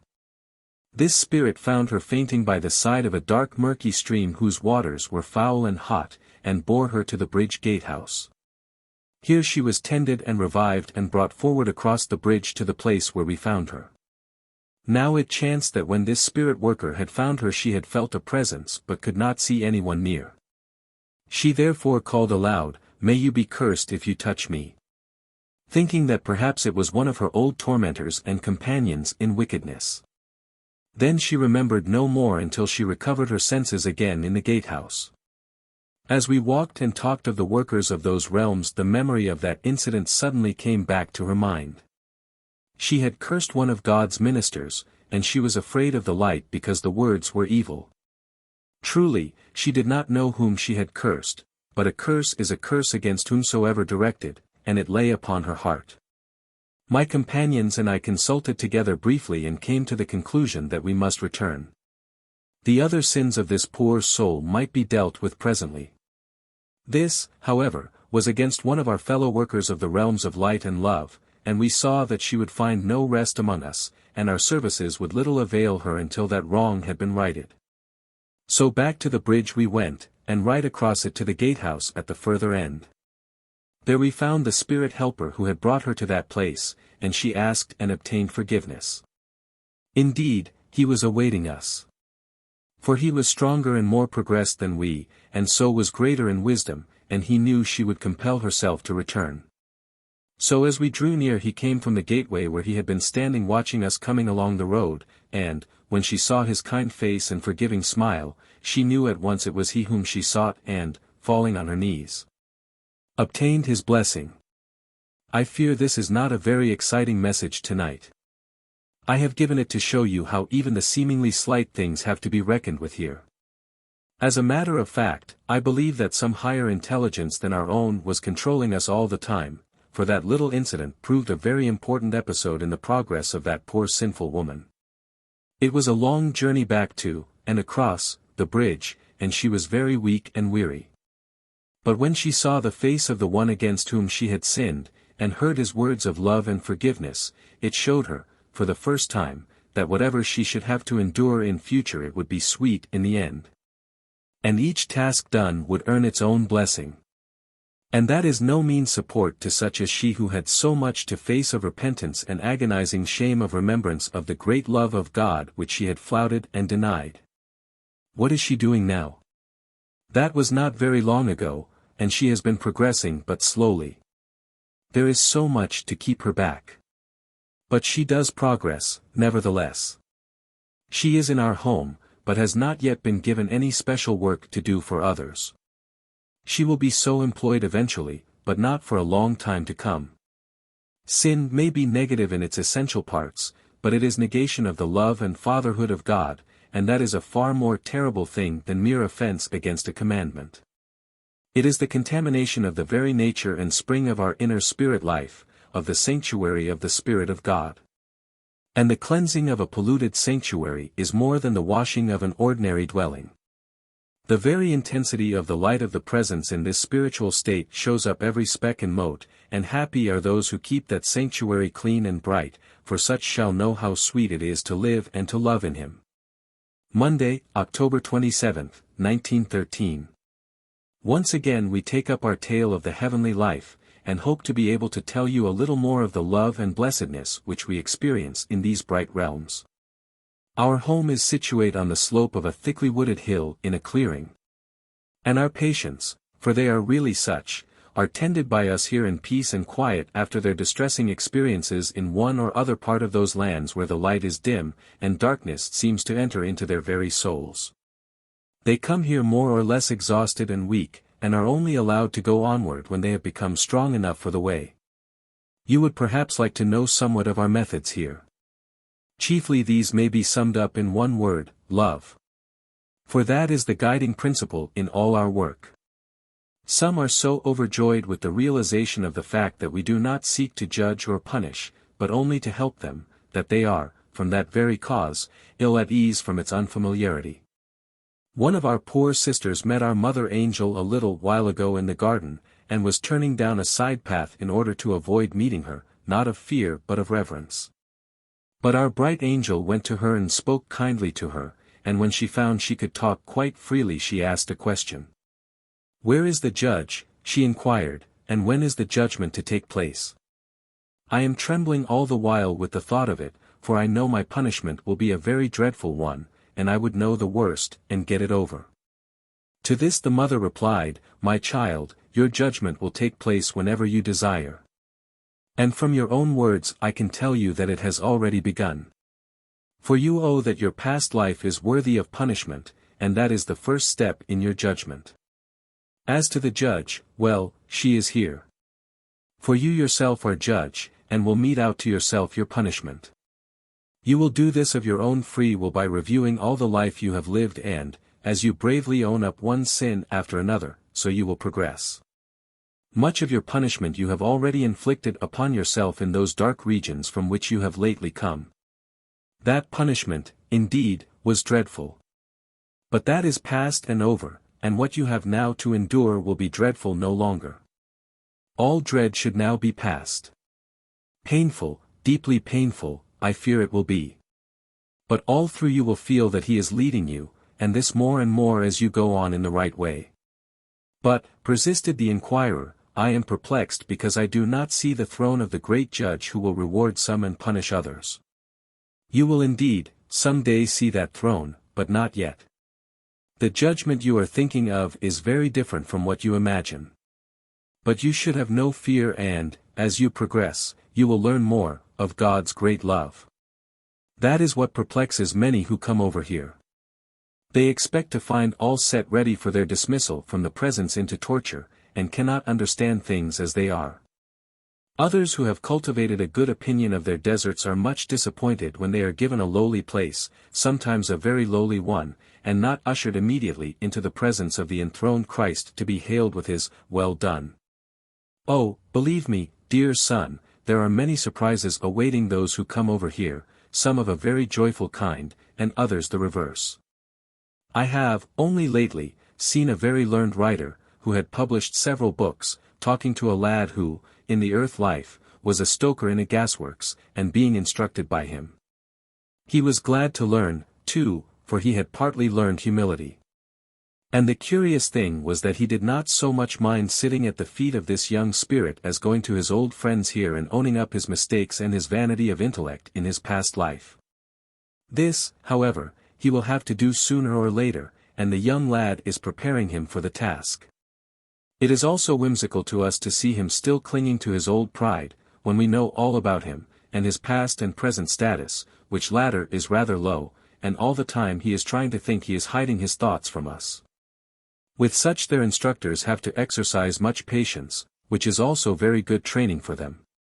And now let us see if we can explain a difficulty which is perplexing many investigators into psychic matters.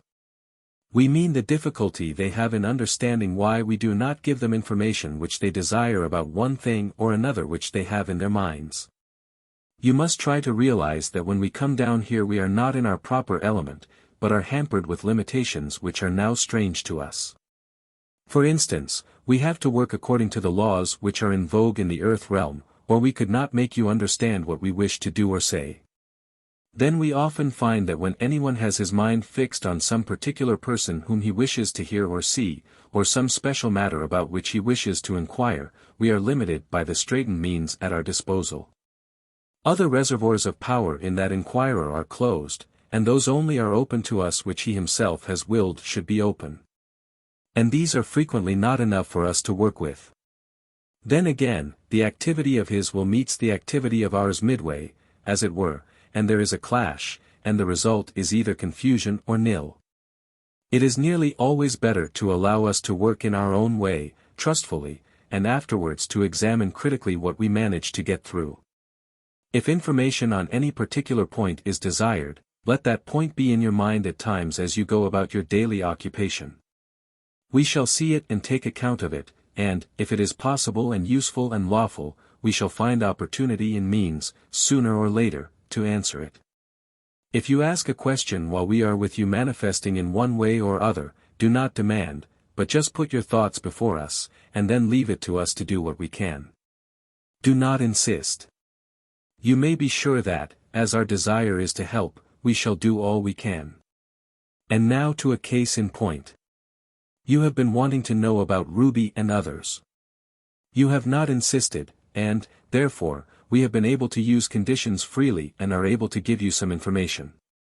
Ruby is happy as ever, and getting quite expert in the work she has in hand. I saw her only lately and she says she will be able to come to speak to you or Rose very soon. Now you are wondering why she cannot come tonight. She has other duties, and also we have to fulfill ours according to plan. One thing she said was this: tell dear Daddy that his words to the people are brought here, and some of the things he tells them are discussed among us because they happen to be of those things we have not learned of the earth life. This seems well nigh impossible. Have I got this right? There you go, you see. Now what do you think these dear angel children are, that you speak so? Do you not understand that the studies of those who come over here very young are mostly of the life and conditions of their new homeland, and that only little by little are they allowed to complete their knowledge of the earth and its life which, nevertheless, has to be learned quite thoroughly as they proceed onward. So it is that every means is used, with discretion, to teach them. And what better or more likely way could you name than by enabling the father to be instructor of his own child? I am not going to say any more about that. It is enough.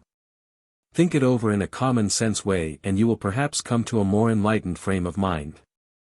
Well, but if what you say is true, one will be almost afraid to instruct one's people at all. And don't be cross. Dear lad, no, I am not cross. But in you, at least, I have been grateful to find a certain enlightenment as to the conditions of this life and their naturalness, and up crops one of those silly ideas of the nebulous order right in the midst of your mind. You are quite right, however, to think that you should be careful how you give instruction. But this applies not only to you but to everyone, and to all thoughts and words and deeds of everyone. They are all known here. One crumb of comfort you can take, however. You may be sure that when anything unworthy or base is thought or spoken, that is never allowed to find its way into such a sphere as that in which Ruby is.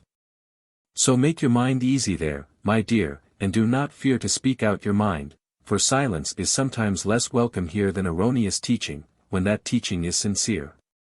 And now, good night, and best love to you all. God bless you, dear lad, and keep you brave and true. Tuesday, October 28, 1913. Whatever we have been able to give you in these messages has been transmitted to you by means of impressing your mind with our thoughts and words. In doing this we take, and make use of, as much as we find there, so that we may the more easily get our own thoughts through.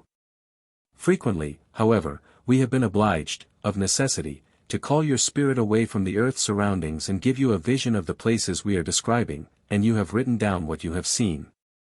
No, we do not actually take you out of your body, because you have been really conscious all the time.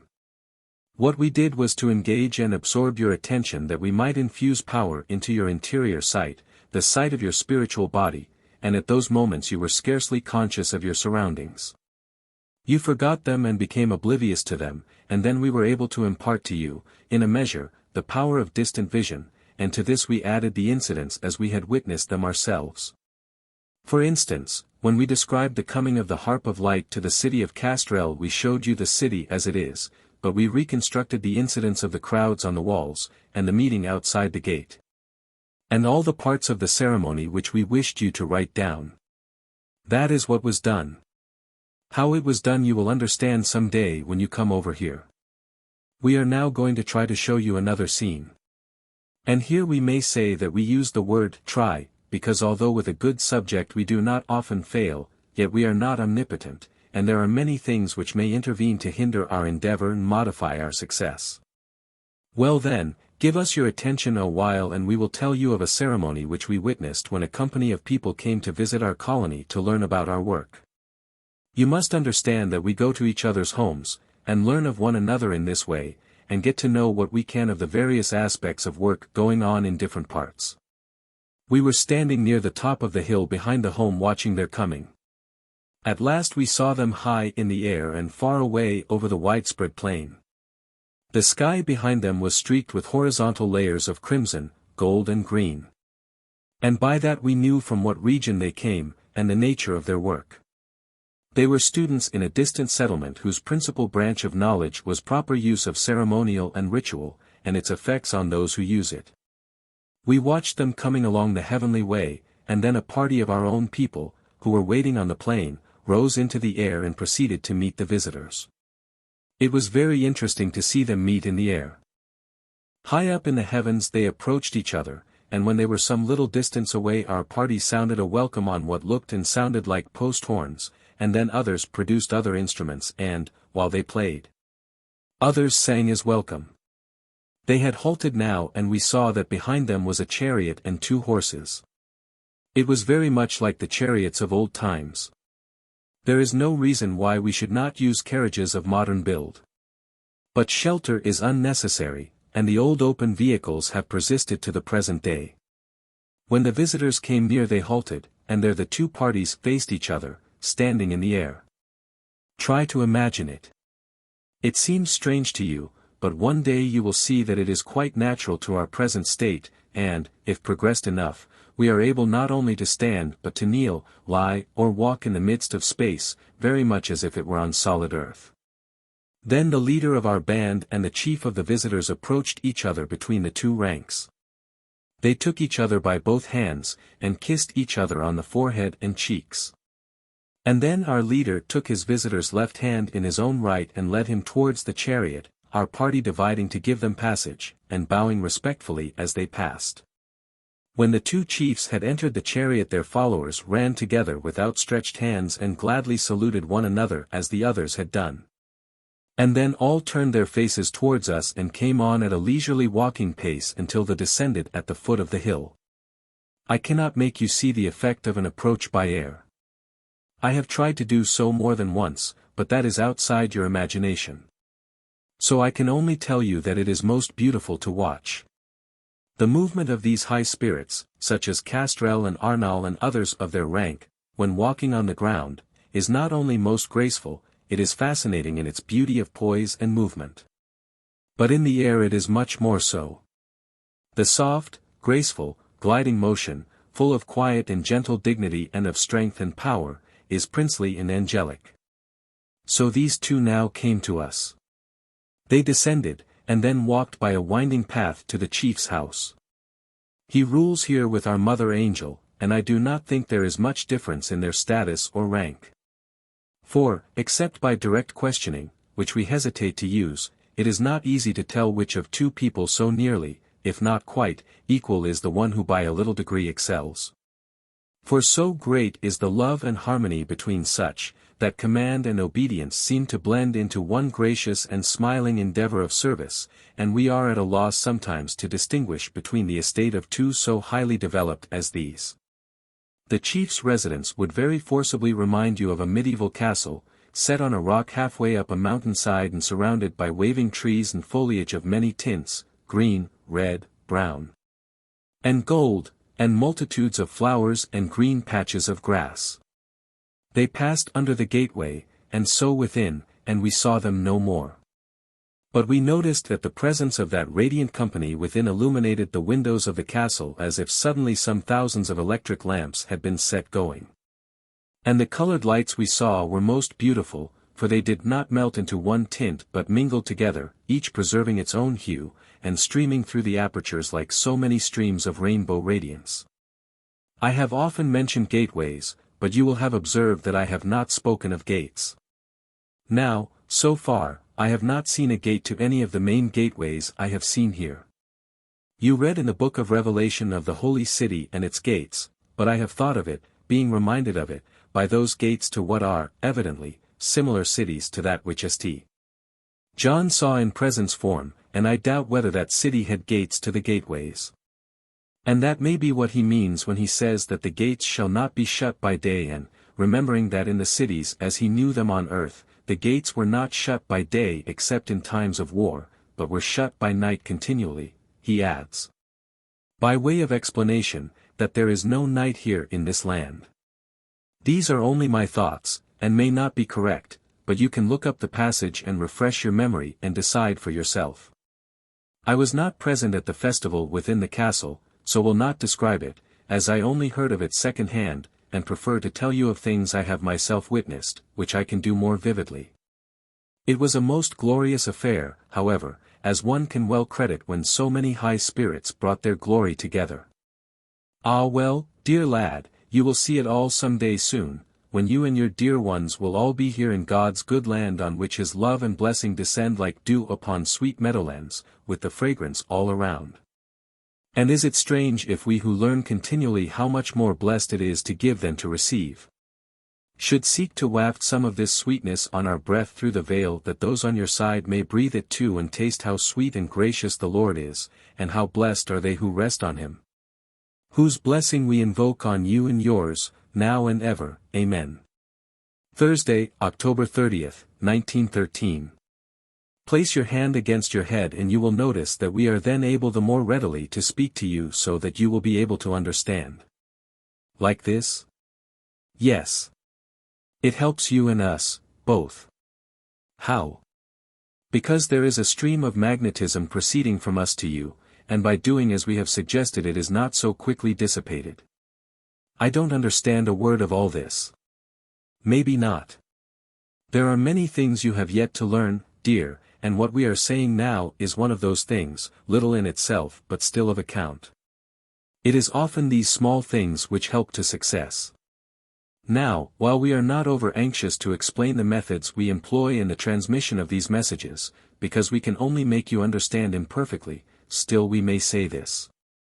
The power we use is best described as magnetism, and by means of this the vibration of our minds are directed on your own.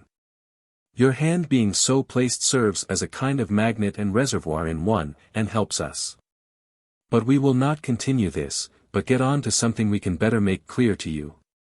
In our life in the Summerland we endeavor to help both those who come over to us and also their friends still on earth. Indeed the two phases of service are inseparable, for those who pass over here are often much distressed, and so unable to progress until they know that those they have left behind are being helped from this side. So we often make excursions to the earth plane for this reason. Last week we received a woman who had left a husband and 3 small children, and she begged us to be allowed to go and see how they were managing at home. She was so anxious that at last we took her, and arrived at evening time just as they were all sitting down to supper. The man had just come in from work and he was going to have his meal before putting them to bed. They were 2 girls, aged about 7 and 5, and a little boy of 2. They all sat round the table in the kitchen, a fairly comfortable room, and the father told the eldest girl to say grace. This is what she said: God provide for us all, and mother, for Christ's sake. Amen. The woman went round to the little one, and laid her hand on her hair and spoke to her, but could not make her hear. She was troubled at this, but we bade her wait and watch. By and by the girl spoke, after a long silence, during which she and her father had been thinking of the one who had passed away, and she said, "Dad, do you think Mammy knows about us now, and Auntie Lizzie?" "I don't know," he replied. "But I think she does, because I have felt very miserable the last few days, as if she was worrying about something, and it might be Aunt Lizzie." "Well," said the child, "then don't let us go. Mrs.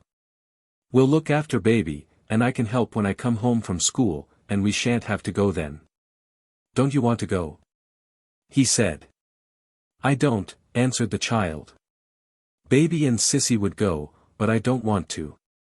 "Well, I'll think about it," he said. "So don't worry. I dare say we shall manage all right.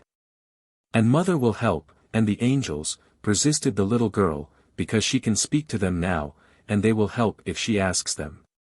Now, the father said nothing more, but we could see his mind, and read in it the thought that if this little child had such faith, he ought to have as much at least, and by he made up his mind to try the thing and see how it would work out. For the parting with his children was not to his mind, and he was very glad to find an excuse to keep them. I cannot say that the mother obtained much comfort from her visit. But on our way back we told her that the faith of that child, if it was reinforced by that of the father, would form a powerful medium of help, or we were much mistaken. On our return we reported all to our mother angel, and immediately measures were taken to ensure that the family should not be broken up, and the mother was bidden to strive to progress in order that she should be able to help also.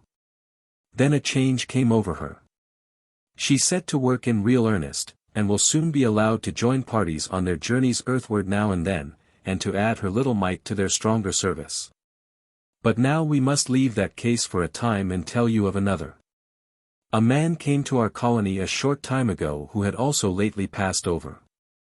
He was wandering about seeking somewhere to his mind, and thought this settlement looked something like what he wanted. You must not think he was alone. There accompanied him, but at a distance, a watcher who was ready to help when required. The man was one of those curious mixtures we sometimes get. There was considerable goodness and light in him, but that could not be used for furthering his development on account of its being checked and held in ward by other traits which he could not be brought to rearrange. He was met on a path some distance away from the hill where our home is by one of the workers in another home, and the latter stopped and questioned him, for he noticed a strange and perplexed look on his face. When he stopped he received a signal from the guardian, who was some distance away, and was informed of the problem, and so, all instantaneously, was equipped to deal with it. He spoke kindly, and the following conversation ensued. A. You seem to be not very familiar with this region. Can I help you in any way? B. I don't think so, although it is kind of you to offer to do so. Your difficulty is one which we might deal with here, but not so thoroughly as we would like to do. B. I am afraid you don't know what that difficulty is. Well, partly, I think. You are perplexed because you have not met any of your friends here, and wonder why. That is so, certainly. But they have met you. I have not seen them, and I have been wondering where I could find them. It seems so strange. I always thought that our friends were the first to meet us when we pass over, and I cannot understand it at all. But they did meet you. I didn't see anyone I knew. That is quite correct. They met you and you did not know them, would not know them. I don't understand. What I mean is this. When you came over here you were immediately taken charge of by your friends. But your heart, good in some respects and even enlightened, was hard and blindly obstinate in others. And this is the reason you did not recognize their presence. The other looked long and doubtfully at his companion, and at last stammered out a question. What is wrong with me then? Everybody I meet is kind and happy, and yet I don't seem to be able to join any party, or to find my own proper place. What is wrong with me? The first thing you must learn is that your opinions may not be correct. I'll tell you one which is at fault, to begin with. This world is not, as you are trying to imagine it, a place where people are all that is good or all that is evil. They are much as they are on earth. Another thing is this, your wife, who came over here some years ago, is in a higher sphere than the one in which you will be placed when you have at length got the correct perspective of things. She was not mentally your equal in the earth life, and is not so now. But you are on a lower plane than she is, on general lines and all things considered. That is the second thing you have to accept, and accept ex animo. You do not accept it, as I can see by your face. You will have to do so before you can advance. When you have done so, then you will probably be enabled to communicate with her. At present that is not possible. The man's eyes became dimmed with tears, but he smiled rather sweetly and sadly as he quoted, "Sir, I perceive that you are a prophet." Quite right, and that brings me to the third thing you will have to accept, and that is this. There is one watching over you always, always at hand to help you. He is a prophet, or rather a seer, like me, and it was he that put that saying into your mind to repeat to me. Now the stranger's face became grave and thoughtful. He was trying to get the right and true view of things. He asked, "Is it vanity, then, that is my fault?" Yes, but vanity of a rather difficult kind. In many things you are sweet and humble, and not without love, which is the greatest power of all. But there is a certain hardness in your mind rather than in your heart, which must be softened. You have got into a mental rut, and must get out of it and look farther afield, or you will go about like a blind man who can see a contradiction and a paradox. There are some things you see clearly enough, and to others you are totally oblivious. Learn that to change your opinions in the face of evidence is not weakness or backsliding, but is the sign of an honest mind. I tell you this, further. Had your heart been as hard as your mind you would not be wandering here in the fields of God's sunshine, but in darker regions yonder beyond those hills, far beyond them. Now I have explained, as well as I am able, your rather perplexing case, friend. The rest is for another to do. Who? The one I have already told you of, the one who has you in charge. Where is he? 1 minute, and he will be here. The message was sent, and the guardian stood beside his charge, who, however, was unable to see him. Well, he is here. Tell him what you want. Looked full of doubt and anxiety, and then said, "Tell me, my friend, if he is here why I cannot see him." Because in that phase of your mind's activity you are blind. That is the first thing you have to realize. Do you believe me when I say you are, in some directions, blind? I can see very well, and the things I see are fairly plain, and the country quite natural and beautiful. I am not blind in that respect. But I am beginning to think that there may be other things just as real which I cannot see, but shall see someday perhaps, but... Now, stop there, and leave the "but" alone. And now look, as I take your guide by the hand.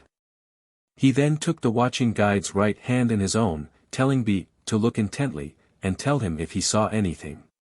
He could not be certain, however. He thought he saw some kind of transparent form which might or might not be real, but was by no means sure. A, then take his hand in yours. Take it from me. The man held out his hand and took that of his guide from the hand of A. And burst into tears. Had he not progressed so far as to make that action, he would not have seen his guide, nor have been able to feel his touch.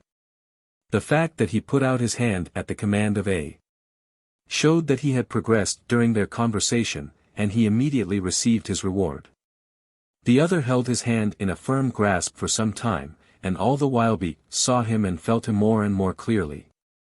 Then A left them together. Soon B would be able to hear, as well as see, his guardian, and no doubt he will go on now from strength to strength. This will show you what difficult cases we sometimes have to deal with. Light and gross darkness, humility and hard, obstinate pride all mixed up together, and hard to separate or to treat successfully. But such problems are interesting, and, when mastered, give great joy to the workers. Ruby 1 sends her love and this message to her parents: believe me, my darlings, the doing of a good and kind action, and the thinking and speaking of kind words by those we love on earth are immediately telegraphed here. And we use them to adorn our rooms, as Renee adorns her rooms with your flowers. God bless you, dear lad. Good night. Note.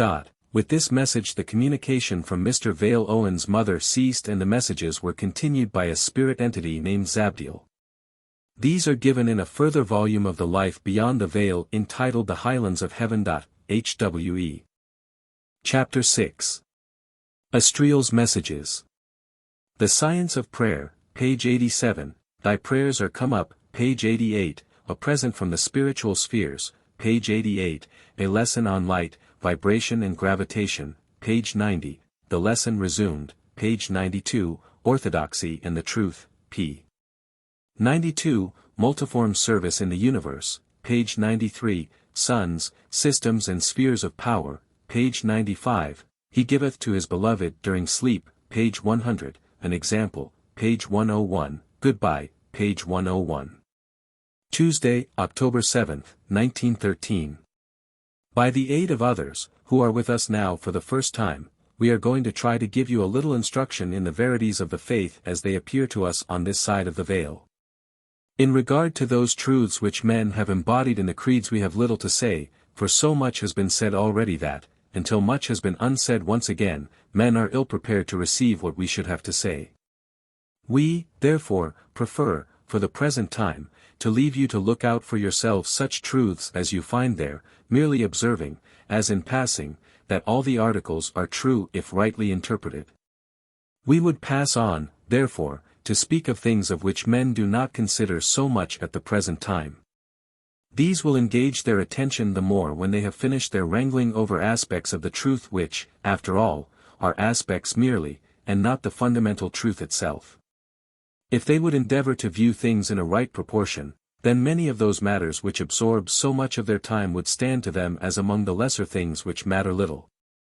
And they would then be the better able to devote their attention to the deeper truths which are established here as well with you on earth. One thing it may be well to notice is the efficacy of prayer and meditation.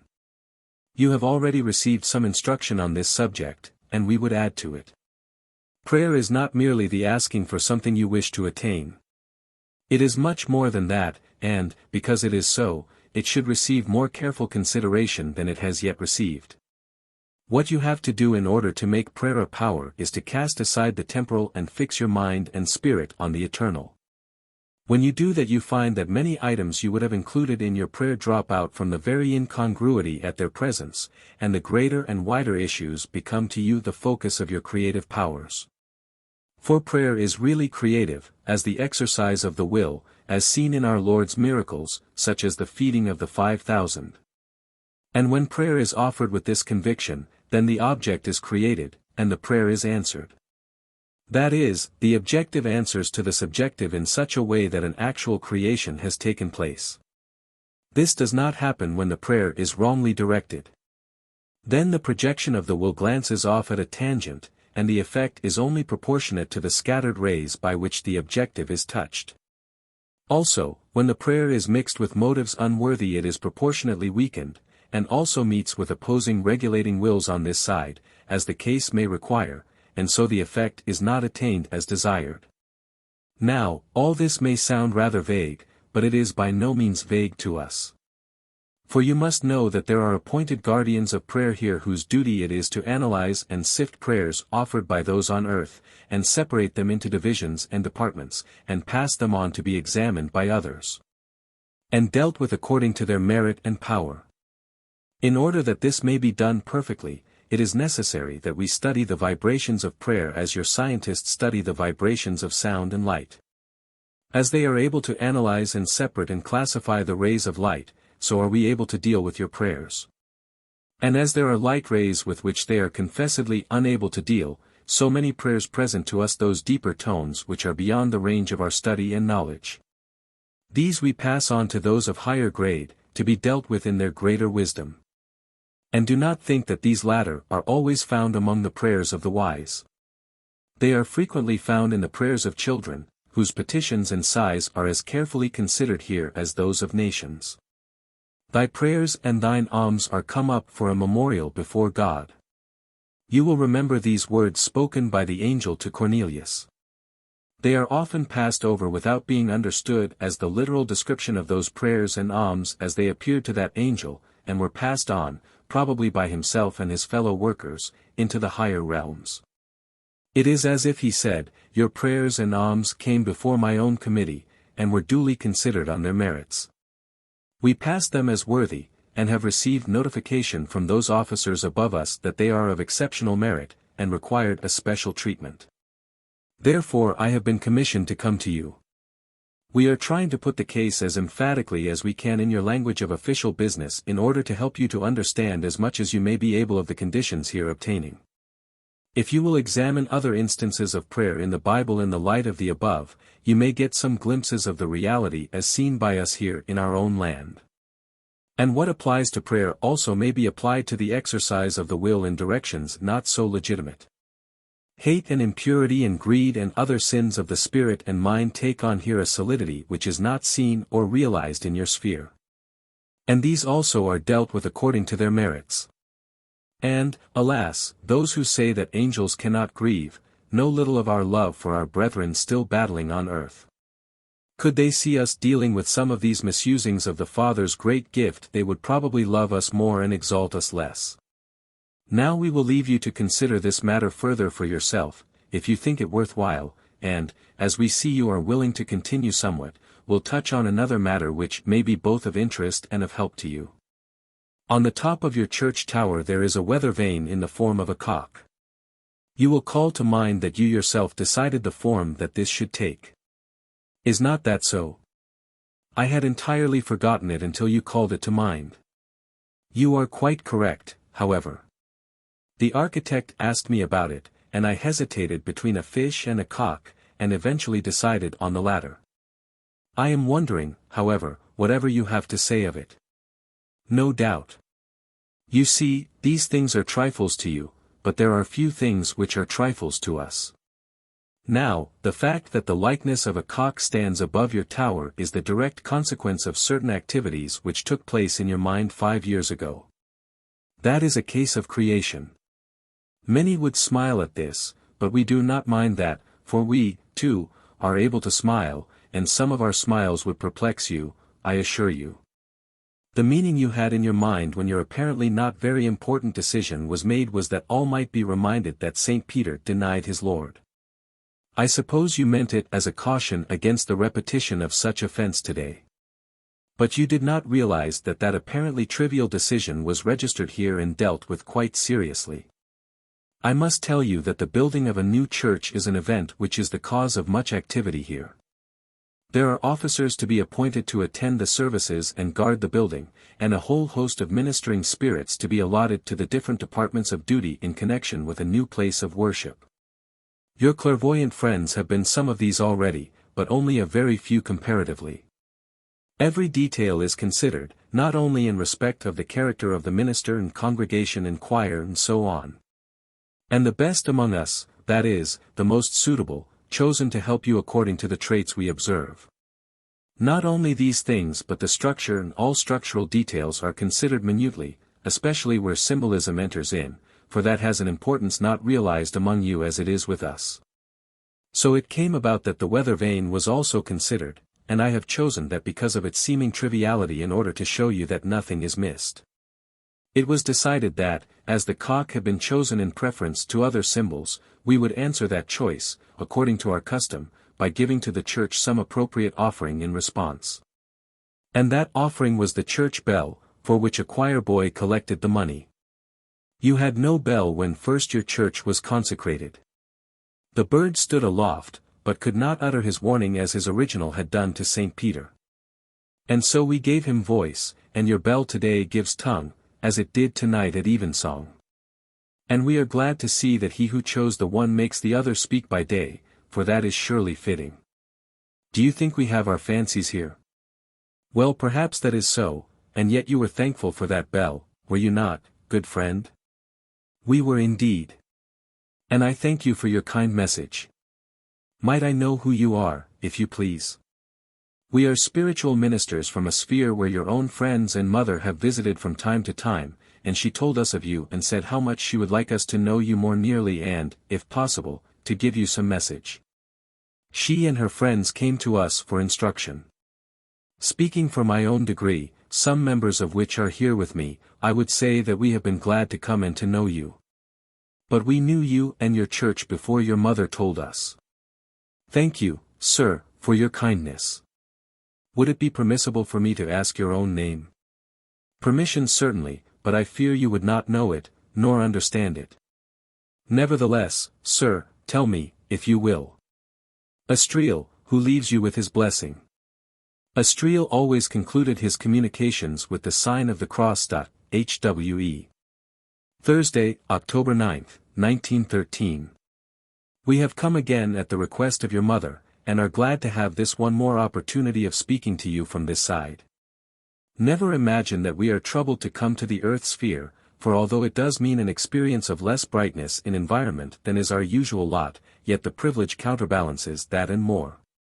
Perhaps if we endeavor to enlighten you on the chemistry of the heavenly bodies it may be both interesting and helpful to you. We do not mean the physical aspect of the science, as understood by modern astronomical scientists, but the deeper study of their constitution.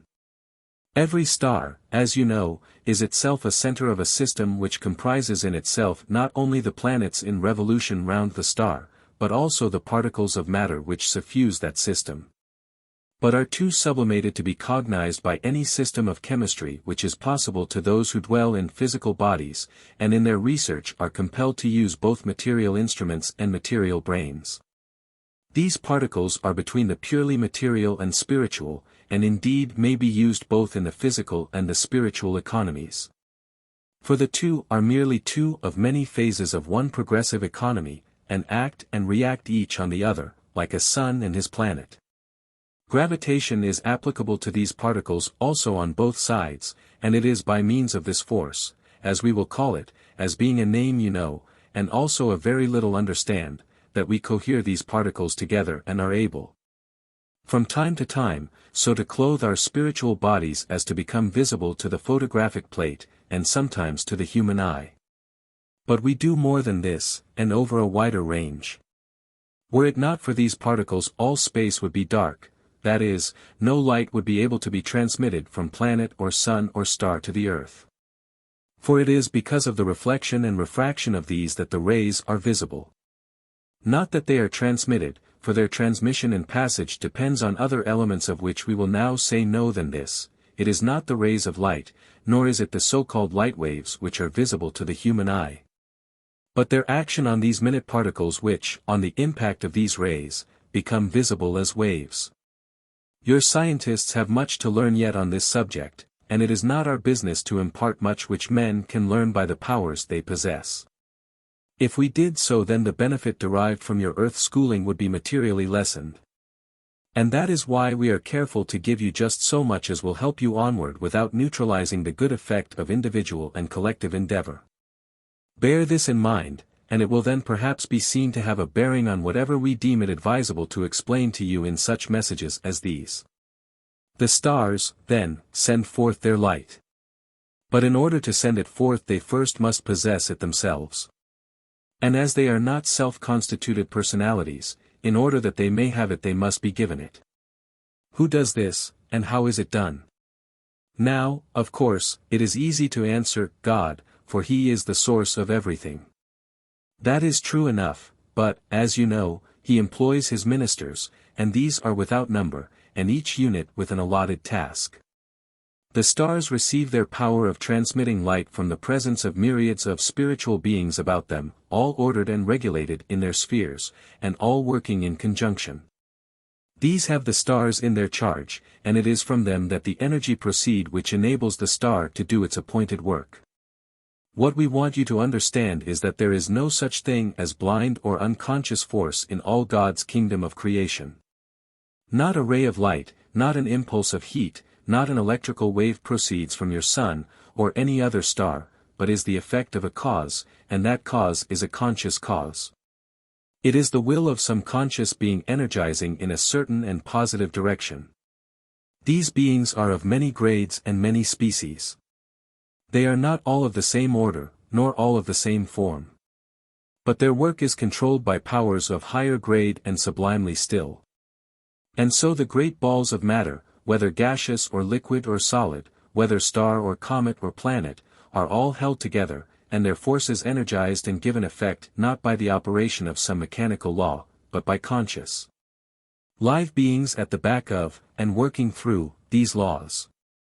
We use the word conscious in preference of intelligent, because the latter term would not accurately describe all the ministers of the Creator. As you understand the word, indeed, it would describe only a very limited number. And it would surprise you to know that those to whom you would apply the term are those which stand between the lower and the higher. For while the lower workers are not really beings of intelligence, the higher are more sublime than that term would imply. Between the two there are spheres of beings who would bear describing as intelligent beings. Mark well that I am not speaking now in the terms we should use here, and which you will use when you come over here and have studied the conditions somewhat. I am using earth language, and endeavoring to put the matter from your point of view. Now you will, from what we have already written, be able to see how intimate is the relationship between spirit and matter, and when the other evening we spoke of your own church building and the allotting of guardians and workers. Among other things, for the care of the material edifice, we were only telling you of the same principle at work on a minute scale. Nevertheless it is the same principle exactly. The scheme which provides for the upkeep of all those millions of suns and of their planets took note also of the rearrangement of certain congeries of atoms, some in the form of stone, others wood or brick, which resulted in that new entity which you call a church. These are held together, each atom in its place, by the outflowing power of will. They are not placed there and left solitary. Were this done the building would soon crumble away and fall to pieces. And now, in the light of what we have written, think of what people call, the difference of feeling, on entering a church, or a theater, or a dwelling house, or any building. Each has its own suitable emanations, and these are in consequence of this same principle at work which we have tried to describe. It is spirit speaking to spirit, the spirits of the discarnate workers speaking, through the medium of the material particles and their arrangement and purpose, to the spirits of those who enter that place. You grow tired, and we find it hard to impress you, so, with our blessing, we will leave you now, and, if you will, we shall come again. God be with you and your dear ones and your people, in all things and all days, Astriel. At Thursday, October 16, 1913. Should we perchance say aught that may seem strange and unreal of this our life in the spiritual spheres, you will keep in mind that here are powers and conditions which on earth are hidden from the outer knowledge of men. These powers are not altogether absent from your environment, but they are mostly deeper than the physical brain can bear to penetrate. They may be sensed or felt to a degree by the more spiritually developed, no more than this. For those who spiritually rise above the general level do touch the borders of those spheres which at present are supernormal to the average man. And no amount of mental capacity or knowledge can achieve this exaltation of spirit, for these things are spiritually discerned, and only thus. We who are present with you this evening have come at the invitation of your mother once again to speak to you of our work and life as it is presented to us, and as we are privileged to know it. This so far as we are able. For the rest, we have told you of our limitations in transmission of such knowledge which, for this reason, must of necessity be incomplete. Are you Astriel? Astriel and other friends. First, my brother, we give you greeting of love and peace in our common Saviour and Lord. He is here to us what he is there to you. But we understand now much which was not clear to us when we walked amidst the shadows on the earth. And this we would say with all solemnity, let those who today amongst you are searching into the meaning of his divinity, and the relation of that to his humanity, do so fearlessly and reverently. For such are guided more than they know from these realms. And be it always in the mind of those who are sincere that they can do no irreverence to him who himself is truth in inquiring what the truth is as he revealed it.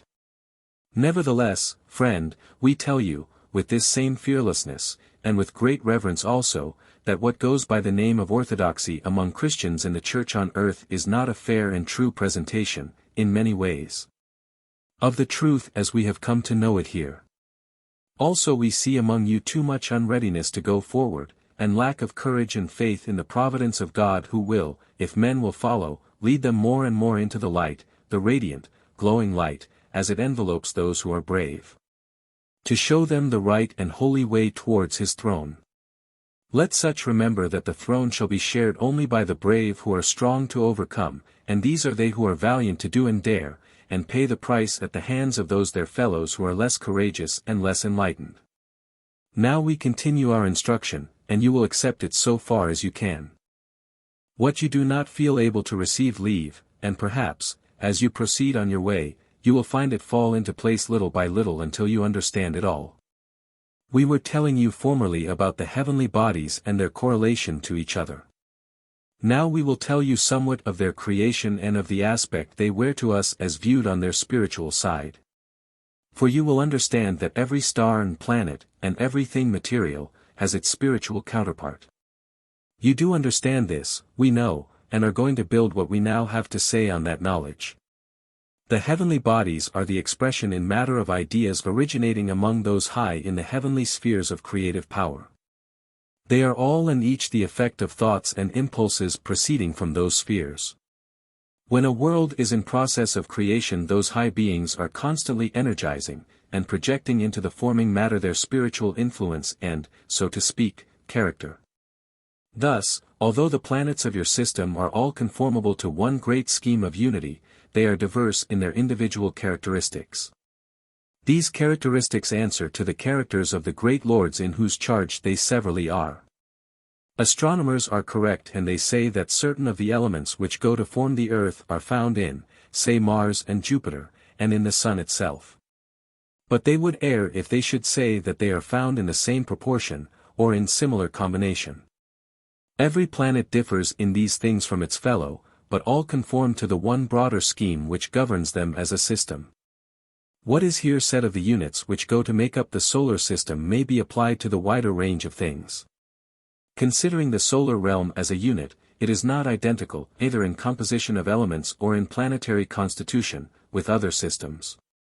Each differs from its fellow also. Now, we have explained the reason of this. It issues in the individual mind of the chief lord of the particular system. Under him are other great lords who work in unison with his one governing idea. But these also have freedom in those things which are under their charge, and so on downward to the minute things of creation, the flowers and trees and animals and the formation of the face of the planet.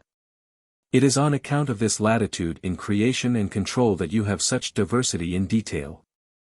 And because of the limit of restriction to the exercise of that free individuality that you have the unity which you find interpenetrating every department and subdepartment of creation.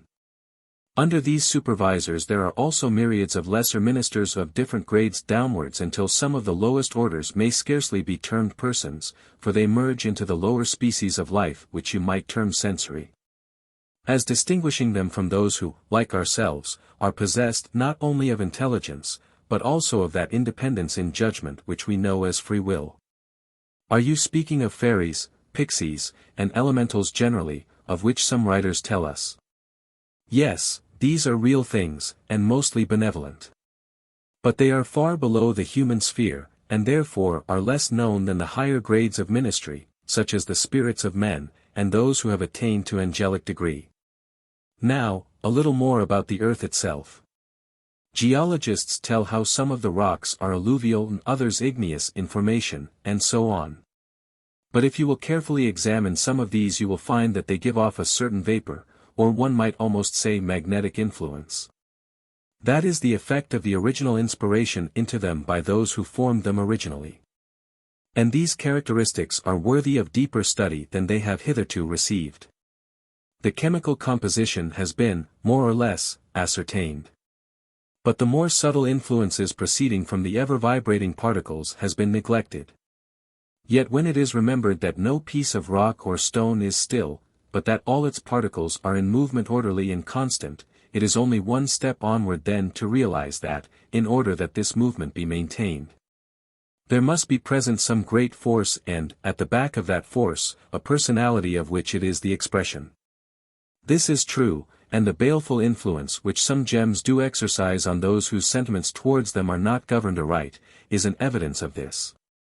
On the other hand, you have heard of lucky stones, which is a phrase which shows some rather vague notion of the underlying truth.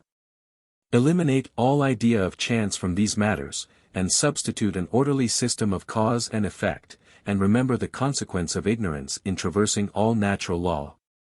And you will see that there may be something in what we have been trying to explain.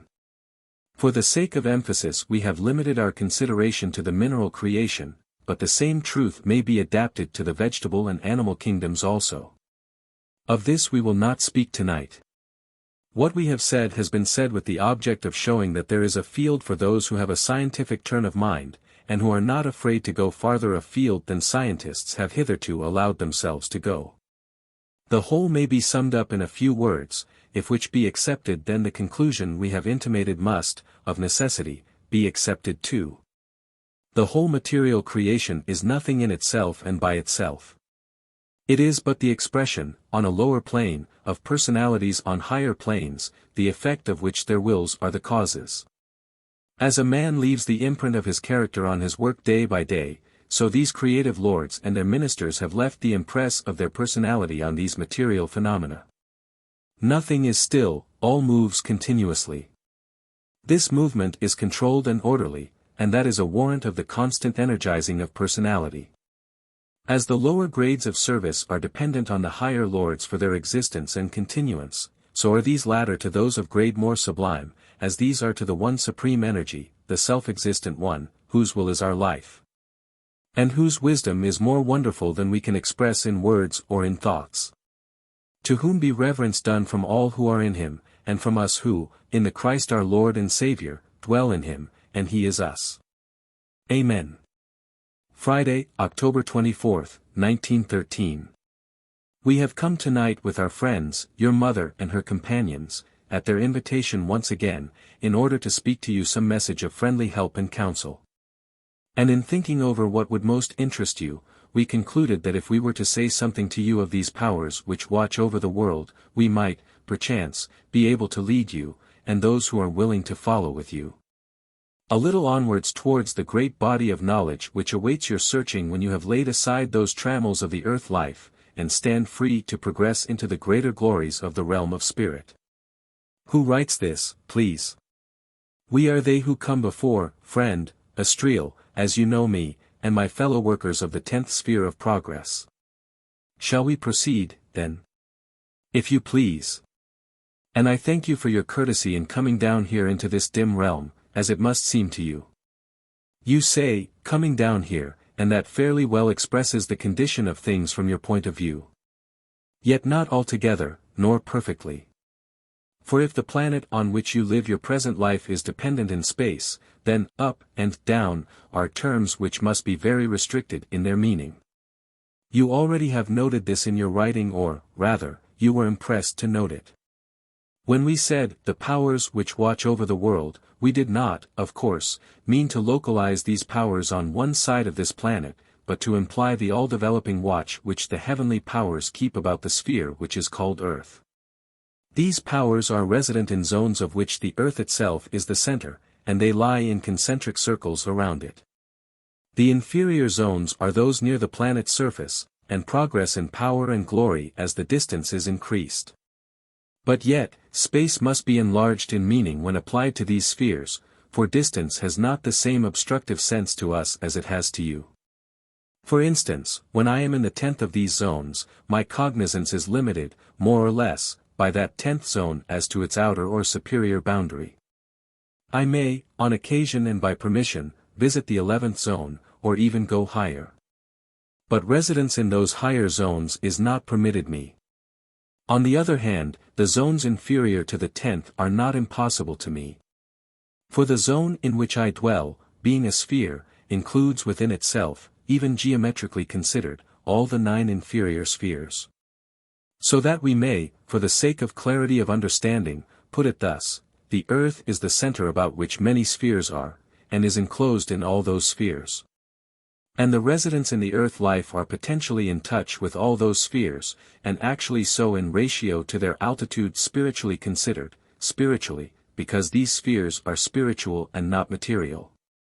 Even the material sphere of Earth is only so phenomenally, for it is a manifestation in matter of all these zones of spiritual power which envelop it, and of others, too, of other degree which interpenetrate it.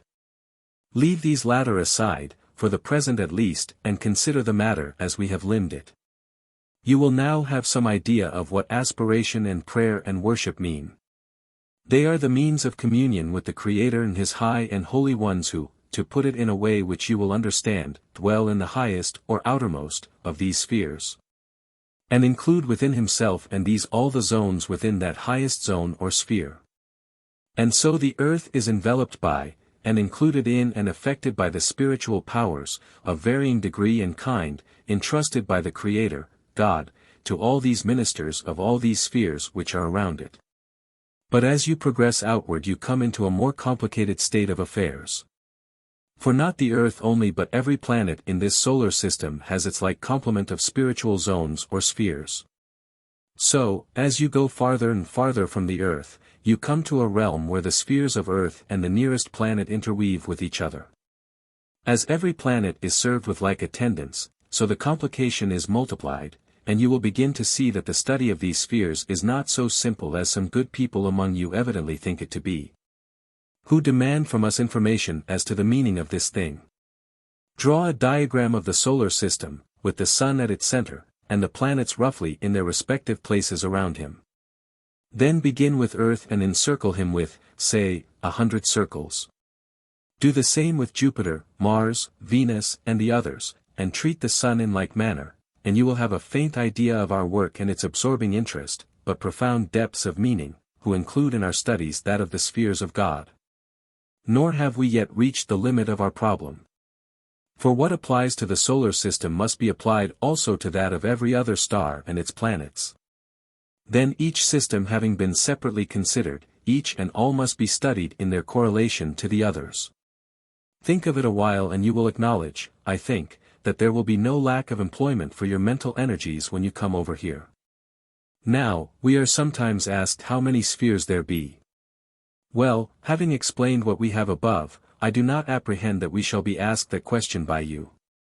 Did you ask it, we, who are only of the 10th of these zones, would perforce have to answer, we do not know, and much doubt whether our answer to you would differ were you to put that question 1,000,000 of suns hence.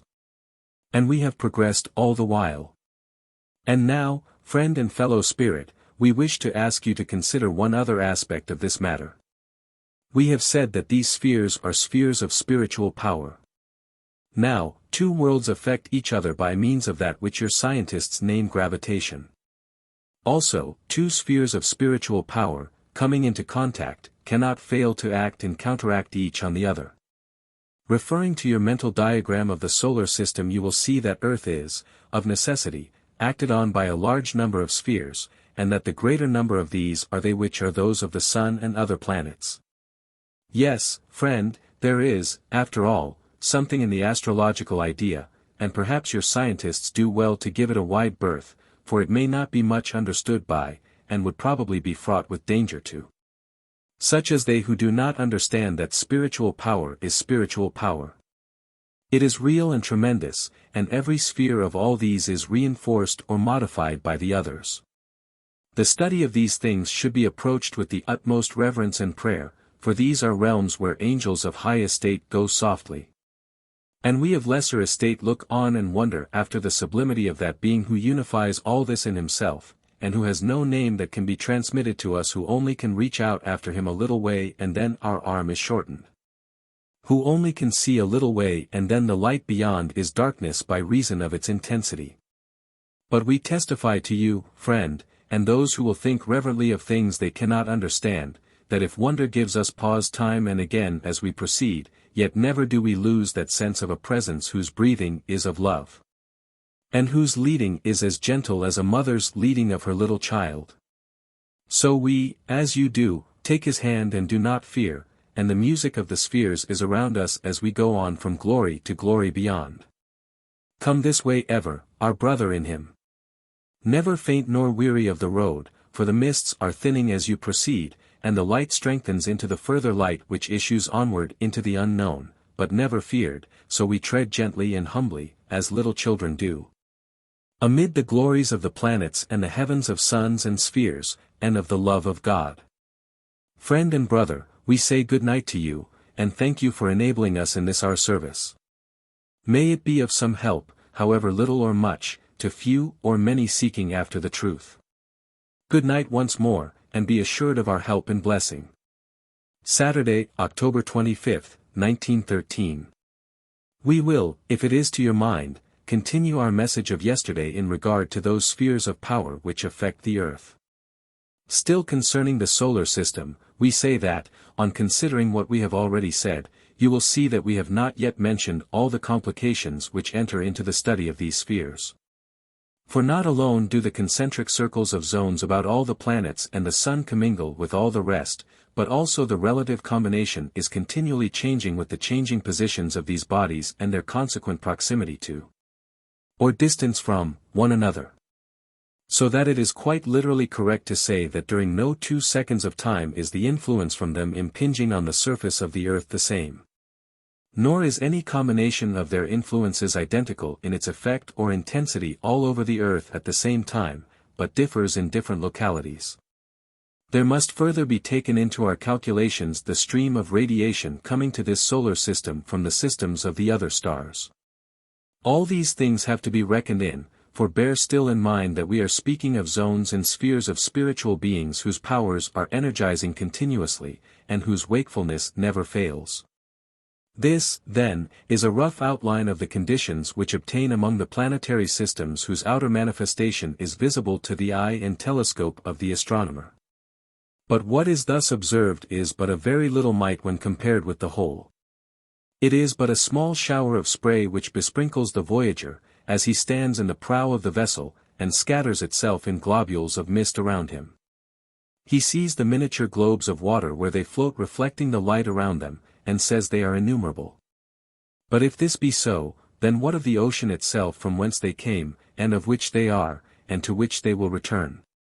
As that small cloud of spray mist is to the ocean, so is the star-bemisted heaven, as seen from the surface of the earth, to the whole. And as the depths of the ocean are to the eye of him who gazes over the vessel's side, so are the depths of space and all that it holds to the human intelligence. Now let us think a little further afield. Space itself is but a term used to describe the indescribable. It is, therefore, without definite meaning. One of your poets began a poem on space and gave it up in despair. Wisely, for he had intended to do adequate justice to the theme, he would have been compelled to continue that poem forever. For what is space, and where are the boundaries of it set? Is it illimitable? If so, it has no center. Where, then, is God his dwelling place? He is said to be at the center of all creation. But what is creation? A creation which has relation to space, or a creation which is invisible? Now it is useless, for all practical purposes, to speculate on things we do not understand. It is well to feel after these things sometimes in order that we may discover our own limitations. This done, let us now speak of such things as we, in a measure, are able to understand. All these zones of which we have spoken are inhabited by beings according to their degree, who progress from one sphere to a higher as they accumulate knowledge within themselves. You will see from what we already have written that, as we advance from the lowest to the higher spheres, there comes a region of spheres which are interplanetary, inasmuch as they embrace within their circumference more planets than one. Still advancing, we come to a state where the spheres are of such a diameter that they are interstellar, that is, they embrace within their circumference not only more planets than one, but more stars, or suns, than one. All these are filled with beings, according to their degree of sublimity, of holiness and of power, whose influence extends to all, both spiritual and material, within the sphere to which they have attained. We have but advanced, you see, from planet to star, and from star to stars in their grouping. Beyond are spheres more awful still and more tremendous. But of these we in this 10th sphere know but little indeed, and nothing certain. But you will be able faintly to realize, by a large effort of your imaginative powers, the meaning we had in mind when we wrote last evening of him whose name is to us unknown and unknowable. So, when you worship the Creator, you have, I suppose, no very definite idea of the order of Creator you intend. It is easy to say you mean the Creator of all. But what do you mean by all? Now, know this, for this much, at least, we have progressed to know, that you do right to worship the Creator and Father of all, whatever you mean, if you mean anything definite by that very inclusive word. Still, your worship passes first into the lower spheres, and through them to the higher, and some worship goes farther and into higher spheres than other worship does, according to its worth and inherent power. And some goes very far indeed. Far above us is the Christ sphere of glorious intensity of light and awful beauty. Your worship then, proceeds to the Father through him, that is, through the one who came to earth and manifested the Christ to men. Now, for all that we have said is true, yet it is truth expressed quite inadequately by reason of the limitations both of us who are speaking to you, and of your own earth state. For you will understand that when we speak of proceeding through these spheres, we are really using phrasing of a local character, as of a journey from one locality through another to a third. And I fear, friend, that I can do little more at this present time than remind you that these states of which we have been thinking are rather better expressed as spheres than as zones. For, I would repeat, the higher include within themselves all the lower, and he who moves in any of them is present in all those inferior to his own. For which reason it is not without some degree of truth that we speak of him who is all, and in all, and throughout all, and of the omnipresence of God. Now, we feel that we have labored this theme over long and should cease further endeavor to put into the little wineglass of earth knowledge and wisdom to understand the vintage of these wide vineyards of the heavens.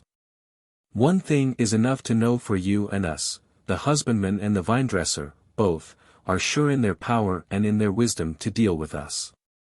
Toward them is our journey set, and ours is to do the thing we find to hand, to do it thoroughly and well, and finish it quite, and then to reach out for the task set next in order. When that is finished well, then another will be awaiting us. We shall never find that we have reached the end, I think. For as one progresses one comes to feel the possibility more and more of a truth beneath those words, for evermore, world without end. But we doubt if you do yet, friend, and we say this with courtesy. And now we bless you, and leave you in the hope we may come again, for it is well, and there is sweetness in it, to bend to whisper into willing ears of some of the minor glories of our heavenly realms. Be sure, friend, and tell others who will hear it, that this life which awaits you is not a mere bodiless dream in a twilight region somewhere beyond the boundary of the real and actual. No, it is strenuous and intense, this life of ours. It is filled with service and endeavors crowned, one after another, with success. Of patient pressing onward, and of indomitable wills attuned each to others in comrade service for the Lord of love, whose life we sense and inspire, but whom we do not see, and whose home is too sublime for us to know. Onward we press, and often take the hand of one a little behind us, and with the other seize the skirt of one a little on before. And so we go, my brother, yes, and so do you, and others working with you. And if we are a little way on before, well, there are many who lag behind.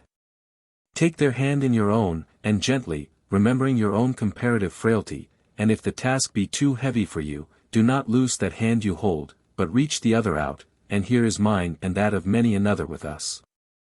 You shall not fail, so you keep your own vision in your life both bright and pure. Nay, rather shall that vision grow more glorious, for is it not written, friend, that such are as pure in heart shall see God? Friday, October 31st, 1913. They who say that we come to earth in order to help are correct. But they who hope that we shall help to such a degree that their own endeavors will be unnecessary are in error. It is not permitted to us so to enable you as to lessen the value of earth's schooling. And although this seems so reasonable as to be almost of the nature of a truism, yet many there are who look to us to do what only they themselves can do. And that in no ordinary measure, but almost, as it were, miraculously. Who is writing, please? We are with your mother, Astriel and friends. Thank you. I thought the wording was not quite like that of my mother and her companions. No, I suppose it is not. Partly, of course, because we are of different character, different sphere, and also different sex, which is not without its peculiar characteristics here as with you. And partly, also, because we are of a different earth period from your mother and her friends. Do you mean you lived on earth some considerable time ago? Yes, friend, in England, when George I was king, and some of us earlier still. About yourself, Astriel, who, I suppose, are the leader of your band, can you kindly tell me anything? Certainly. But you do not realize that it is more confusing to give these earth details than it might seem to you. I will say what I can, however. I lived in Warwick, and was a teacher in a school there, headmaster. I cannot give the exact year when I passed over here with any certainty unless I look it up, and it does not really signify. Now shall we say what was in our minds? We are permitted to help, but with discretion. When people suppose that we ought to help them in scientific investigation, for instance, they surely forget that God has given them minds of their own to use in His service. And to that end they are left to tread their own natural way, and when they have done what they are able, we, now and again, point the way onward and help them to further knowledge. Can you give me an instance in point? I remember that once I was impressing a man who was investigating the laws of psychology in the matter of visions and dreams. He wanted to find out what was the cause of certain dreams being prophetic, the connection between the dream itself and the incident which it foreshadowed. He applied to me, and I told him that he must continue his investigations and use his own mind, and, if it were well, he would be given to understand. That night I met him when he fell asleep and conducted him to one of our observatories where we experiment with the object of portraying, in visible form, the events hovering about the present moment. That is, events which have happened shortly before, and those which will happen shortly in the future. We were not able to go far back or far ahead at that particular establishment. That is done by those in the higher spheres. We set the instruments in order and cast upon a screen a picture of the neighborhood in which he lived, and told him to watch intently. One particular item was the entry into the town of some great personage with a large retinue. When the display was over he thanked us and we conducted him back to his earth body again. He awoke in the morning with a feeling that he had been in the company of certain men who had been experimenting in some branch of science, but could not recall what it had been about. But as he was going about his work that morning the face of the man he had seen in the procession came to his mind vividly, and he then remembered several scraps of his dream experience. On opening a newspaper a few days afterwards he saw an intimation that a visit was projected to the town and district of this same personage. Then he began to reason things out for himself. He did not remember the observatory, nor the screen pictures we had shown him as such. But he did remember the face and the retinue. So he reasoned in this way: when our bodies sleep we ourselves, at least sometimes, go into the sphere of 4 dimensions. That 4th dimension is such as enables those who dwell there to see into the future.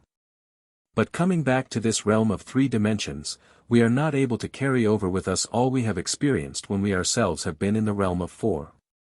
Yet we do manage to hold such items as are natural to this lower realm, such as the face of an earth dweller and a retinue in procession. The connection, then, between such a dream as foreseen and the events themselves is the relation of a state of 4 dimensions to a state of 3. And the former, being of greater capacity than the latter, covers at any moment a wider range of view, as to time and sequence of events, than the latter can do.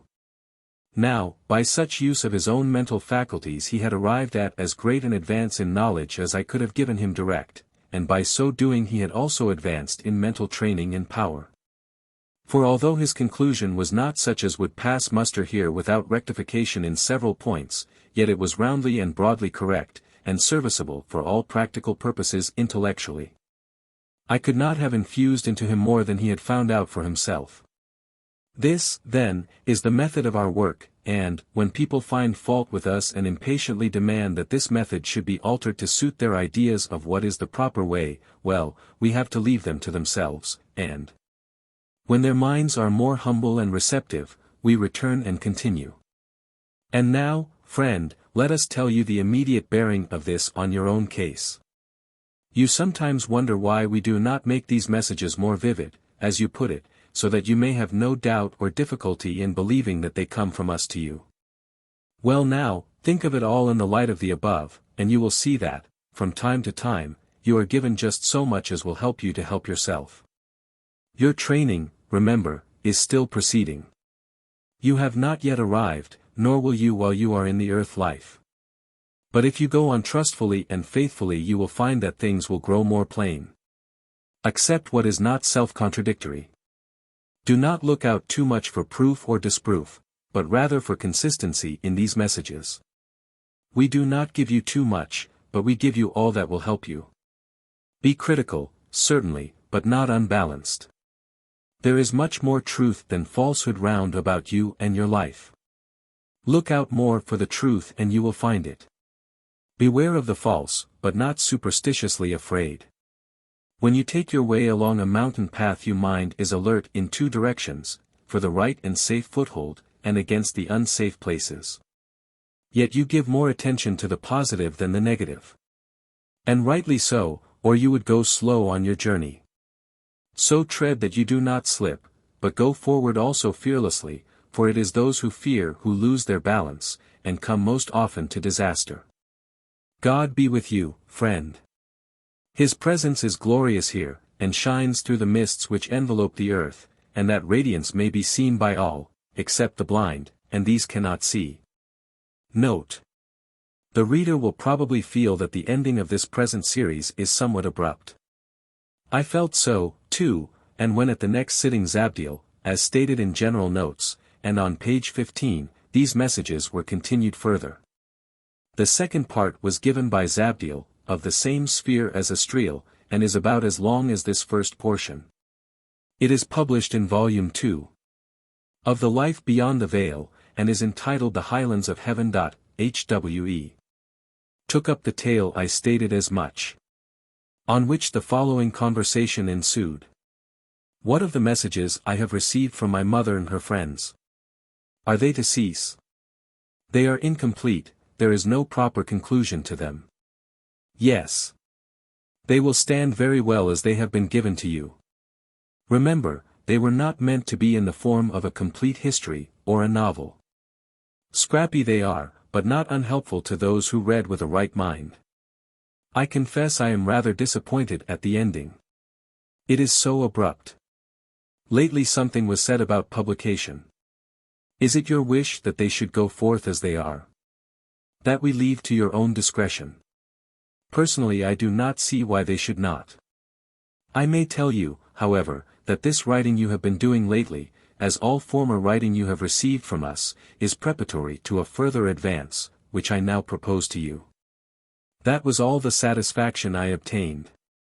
So there seemed to be no alternative but to regard this installment as a preliminary to further messages.